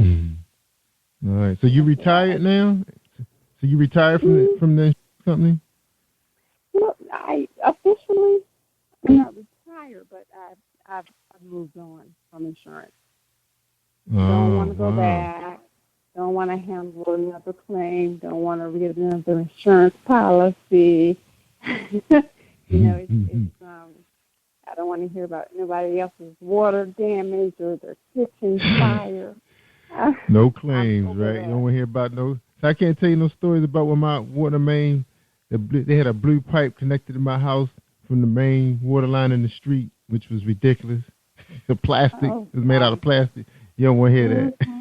I've heard that so many times, Jerry, so I'm blue in the face. I am over that.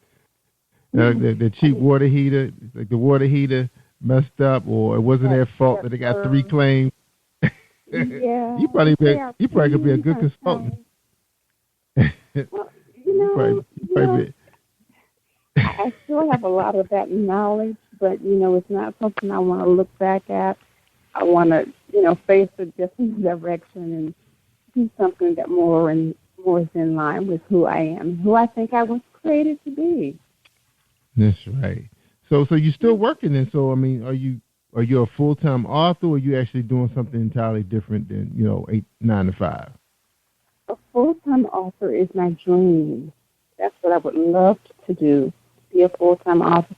But I'm very fortunate and very blessed that when I wrote the first book, Honor My Father, when I wrote that first book, I applied for a job at a Christian publishing company near where I live. And although I applied several times over the years when I was trying to come out of insurance, I couldn't get on at this company. But after I listened to the pounding of the passion in my heart and stepped out on them and wrote the first book, I reapplied at the publishing company, and it was like the doors were open. So my full-time job now is at a publishing company. Oh, wow. Good for you. So you actually go there physically, or you work from home? I go there physically every day. And what I do is called the production coordinator.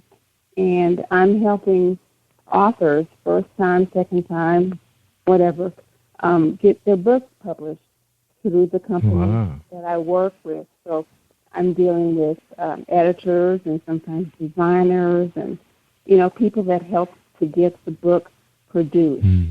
I talk to authors and, everyone that has a hand in making a book a physical product. I'm helping to assist. And I absolutely love it because, like I said, it's one of my passions. Reading and writing is something I've always done. As a little girl, I used to read the back of cereal boxes just for entertainment. I was, like I said in my bio, I would get in trouble for reading the book when I was supposed to be doing math problems. And, I remember my sister braiding my hair, and between every braid, I would go and get a different book and come back and get my hair wrapped because I wasn't in place when I was supposed to be. So I always love to read, always love to write. It's just been something that's been a part of me. Yeah, that's right.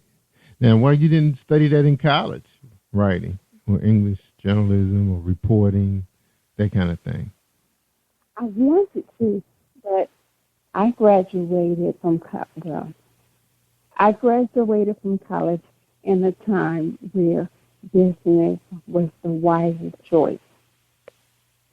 I was more marketable as a business major than an English major or a journalism major. And I wasn't wise enough to follow my heart at that point. Yeah, because I know, I'm not sure when you graduated, but I know when parents were making decisions for their kids to go to college, they thought about business management because they said, well, you can get a job managing a retail, a restaurant, this place, whatever. That's what they or be, become an accountant or bookkeeper, whatever. Because you got, they pretty much gave you everything you needed to become a manager.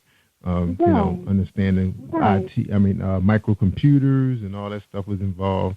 So that was what parents chose for their kids to do. Because I know a lot of my friends end up going to Morgan, and that was a lot of their majors was business management. Yeah, and I didn't push that. I majored in that. I hated my accounting classes. Had to take it twice, and I hated stats, and I hated all that stuff. The only one I liked was marketing because it had more of a creative flair to it. Yeah, I did too. I love marketing. I know, and it's fun. But, Yeah, now about marketing has a totally different face than it did back in 93 when I graduated from USF. Mm-hmm. So that was good, it's a totally different world for marketing right now. But that was the emphasis of my business major, the College of Business Administration, with emphasis in marketing. It was wiser for me at that time to go that route than to, try and survive on a teacher's salary, even though, I probably would have been a good teacher. I could have taught English. I would have loved to, help the little kids. Oh, yeah, you would have loved it. Entrances. Yeah, I would have loved it. Yes, especially since you love reading books, you could have helped the children understand that long lost craft of reading. Kids don't really read. Exactly. Like they used to. No. Exactly. See, I should have followed my passion long ago. That's right. But it's all good. It's all good. It's still working you can out always good. you can always go back and teach English high school. It's not too late. If somebody hire you. When I retire, maybe that's what I'll do. Yeah, you can volunteer, and because I volunteer and go to the high schools, and I don't have a degree in teaching. My degree is in corporate communication, so I go into the schools and talk about following your dreams. All right, we're gonna take a quick break, and when we get back, we're gonna talk to Berta Coleman about marketing, her book, her characters, why she wrote this book. All right. So hold tight, everybody. We're gonna get 2 messages from our sponsors. Don't forget about us on positivepower21.org. The website is up and running. Well, at least I think it looks good. We got a little bit more tweaking to do, but the main thing is you guys understand that it's out there. You can listen to your favorite radio shows, and we're streaming 24/7 now. So you can just go right out to positivepower21.org and listen to our live broadcast, okay? So everybody hold tight. We got a message from James Deshay, the romance man, with his poetry book. Hold tight. Are you looking for a great book of poetry that is romantic, heartfelt, and full of male emotion? Then get Thoughts, Love, and Reflections by James K. Deshay. That's Deshay. Go to www.jamesdeshay.com. You will enjoy Thoughts, Love, and Reflections.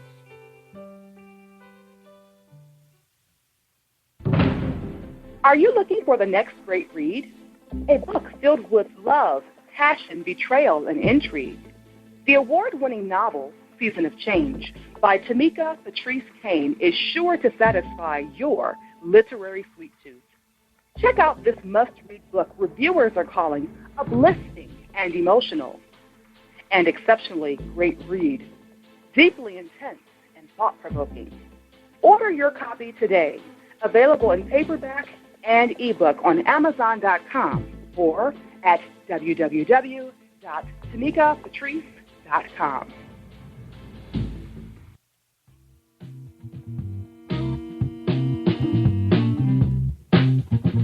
Are you an avid reader of urban fiction, looking for drama, suspense, and more? Reads World Publishing is dedicated to bringing the world's best literature to our readers.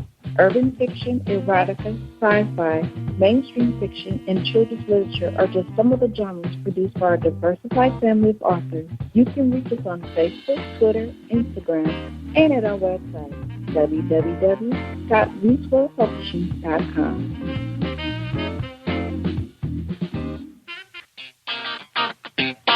Hey, this is director, producer Alan Wills, and I am on Positive Power 21 with Jerry Royce Live. And when I'm online, I listen to Jerry Royce Live at www.spreaker.com/positivepower21.org. Y'all heard? All right. That's my man Alan out of Indianapolis. That's right. The city that stole my team, the Colts. But that's we got the Baltimore Ravens now, making things happening on the gridiron. All right, we're talking to Berta Coleman at bertacoleman.com, and you can get her Facebook at author Berta Coleman, and she's here to talk about Honor My Father. Really? All right. Really?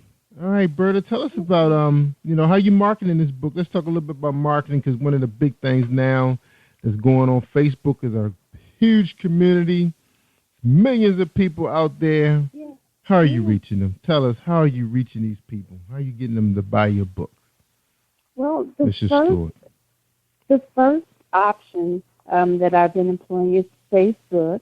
There are some other things that I try out every once in a while, but I tell you, the biggest help to me is the person that has teamed up with me to help me promote this book, who actually teamed me up with you, Jerry, because I'm a wife, a mom, working and have different aspects of my life that take up time.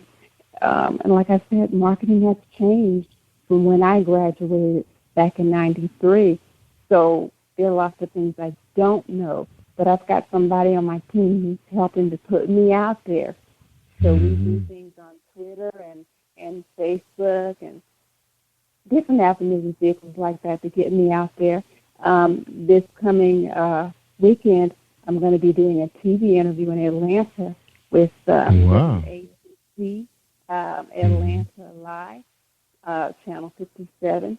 And I've got some other things scheduled here in Florida with Preach the Word Worldwide Network. So like I said, I've got someone on my team who's helping to expose me and get the word out there about these books that I've written that are about love, life, and God. That's right. Now, the person that's helping you out, is that a public relations firm, or are you using an agent? Who are you using? She's an agent. She's an agent. All right. Because that's pretty popular right now. I guess, having a busy schedule, you want to focus more on probably penning your next book. I know that's something you guys like to do. Y'all so excited about. To you, that's more important, but you have to sell this one, get it out. You want somebody to read it, Right. Yeah. I'm going to stay in my lane and let her stay in hers. Now, are you using Facebook to engage? Now, I know a lot of music artists, they let their public relations people engage their audience to a certain degree. What are you doing about, engaging your audience, your fans? Well, I'm prompting them to get reviews. Sometimes I will do some excerpts to kind of pique some interest. And like I said, there are little things we do on Twitter as well. I'm still kind of new for marketing myself, but my agent is really helping with exposure in terms of radio and television. So we're praying and walking through doors as they open. That's right. All right. So this is your first book or your second book? Honor My Father really is the first book, and the sequel to that is called Blemished Honor. The first book came out in 2013, and the second book came out about 2 weeks ago. So she's kind of new. The second one is kind of new. Congratulations. Thank you so much. All right, so you have a little experience. So what did you learn about the first book that can help you with the second book when it comes to, marketing and promoting?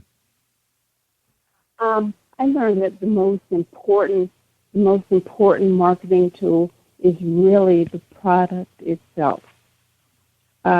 There are gimmicks you can try. There are different things you can try and hope that they work. And a lot of them do. I'm not discounting anything that I've used or any vehicle that other authors or artists are using. But my product speaks for itself. I've come to realize that the people are responding to me and the book with comments like, who knew there could be breakthrough on the pages of fiction? A lady has said to me, before I read your book, I was struggling with forgiveness of someone very close to me. And after reading the book, it just helped me to open my eyes and realize, that there is power in forgiveness. And I've started to rekindle the relationship with a loved one that I'd held in bondage with unforgiveness for many years. So if you've got a powerful product, I believe that, along with the grace of God and the favor of God, is going to promote itself and get me, to places that I can only dream of right now. Mm-hmm. Yeah, and I hear a lot of that. Very strong faith in their religion. Especially being a very powerful Christian. People really put their product, their music, everything in God's hand. It seems like He's just opening doors up, just guiding you in the right direction. But of course, you have to be, open for a lot of the stuff that's going to happen, and that's meeting people and talking with them. So, what's going to happen when you get to this talk show? And are they going to open the lines up that people can call you? Are you doing book signings where you're doing Q&A? What are you looking to do more of with this book that you didn't do with the first book? I'm being more open about things that may have made me uncomfortable. I wouldn't have ever thought about being on a radio show when I had done the first book. Like I said, I'm kind of easygoing, laid back, and with that comes a small piece of shyness. So it's something I wouldn't have ever thought of, but I realized that once doors open, you got to be ready to walk through them. So I got to, talk to Berta and tell her to get it on, get yourself together, girl, because the doors are opening is what you asked for. So what I want to do in terms of marketing this book is to let go of some insecurities and realize who I am and what I've been endowed to do, what I'm able to do. And so come on with it. Bring it on. That's right. Bring it. Now this is a fiction book. So you're a fictional writer. This book is about it's about a guy, right? Devin Holloway, is that true? 18-year-old guy. Okay. So what's the premise of the book? Well, Devin is a young guy who's wanting to live his life with some swag and remain cool and everything, but his parents are those holy roller Christians. His dad is a praise and worship leader at the church. So they've kind of been nagging him for a while. So come on God's side and, straighten your head out, get your life right. It's going to be good for you to live a Christian life. And you don't want to hear any of that. He's like, I don't need to get out. I don't have time for that right now. I got some other plans. But he comes across a friend, a new friend that he thinks is a nerdy little Christian holy roller guy.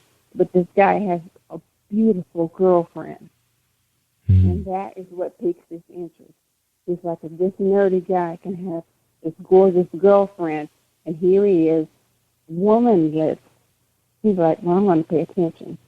And what happens is that they build a friendship, even with the guy's nerdiness and his religiousness. But they build a friendship.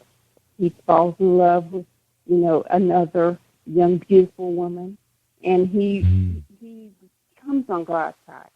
But then he witnesses his father in a quiet, compromising position, and that threatens to just buckle his knees. As soon as he takes his first little steps on his journey to faith, it buckles his knees to see his dad in this position. So, at the same time, his mom is grappling with his secret she's held on to for 20 years, and he's loved his family, but he struggles with them to keep everything together in the light of all this controversy that's going on. There's a struggle with mom, and they're breaking up. Dad and mom are breaking up, and he's got the girlfriend urging him to stay on Christ's side, and he's like, I don't need it. What's it for? It's not doing me any good. So the book everything was going good. So everything was going good for the family up until he caught Dad in a compromising position.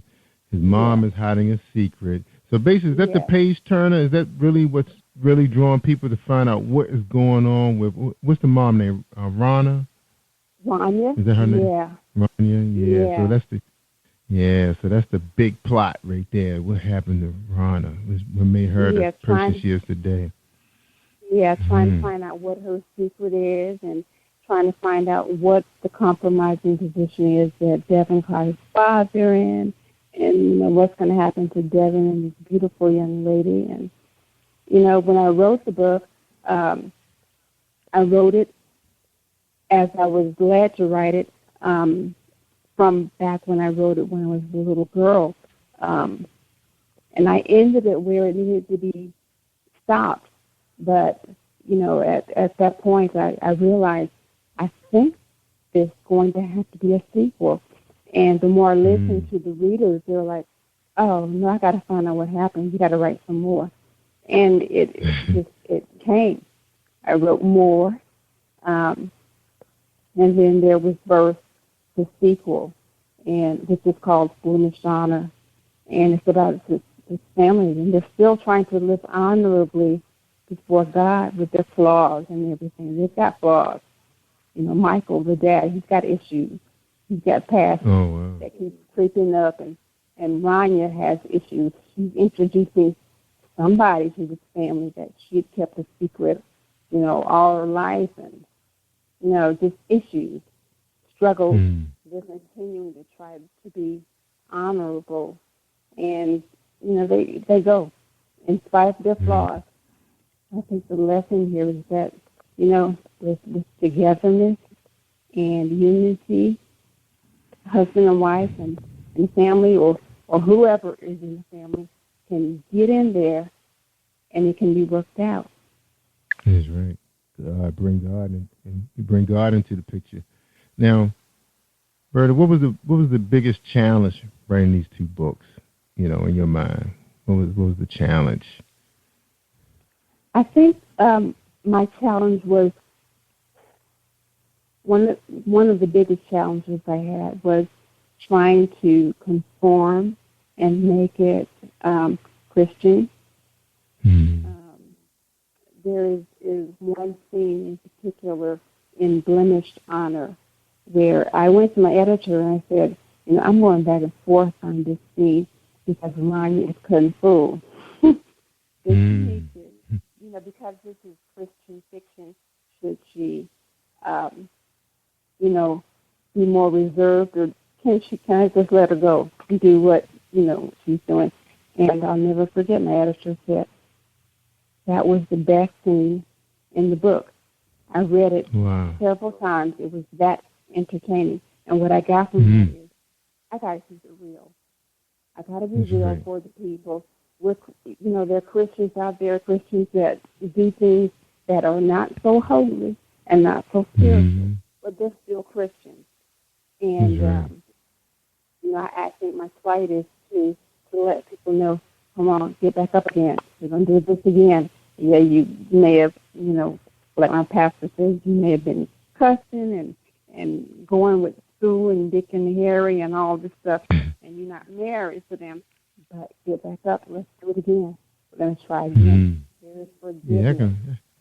I can imagine that being a challenge. Writing you wrote this book, exclusively for Christians, right? You want them to walk away with something, because a lot of times, as a Christian, you're trying to stay away from, whatever the sin was that you was having problems with, and if you're an avid reader, sometimes it's a little hard to find products out there that's entertaining. So it's good that we do have some good fictional writers out there right now.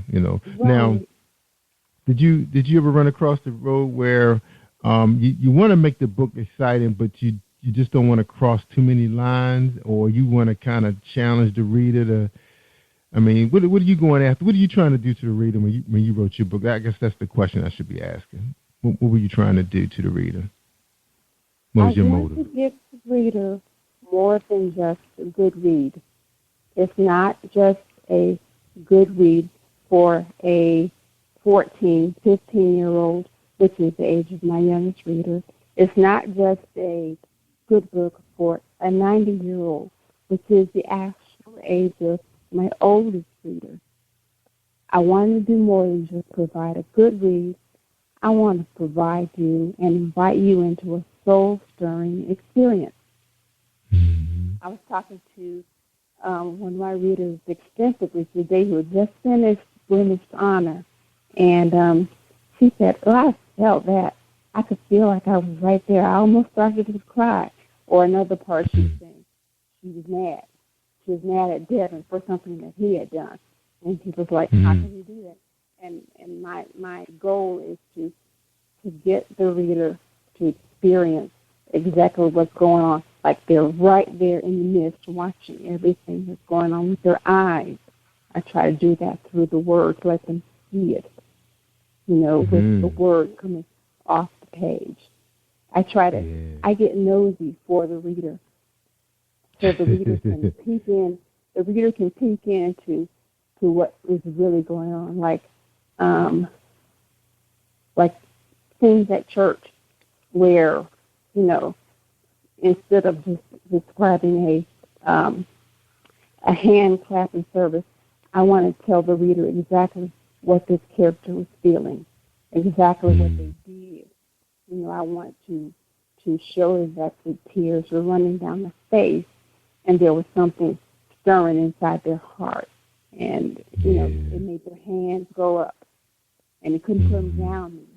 I want the reader, I want to get nosy and get right in the face of the character for the reader so the reader can get into the character's business. That's right. We're going to take a quick break.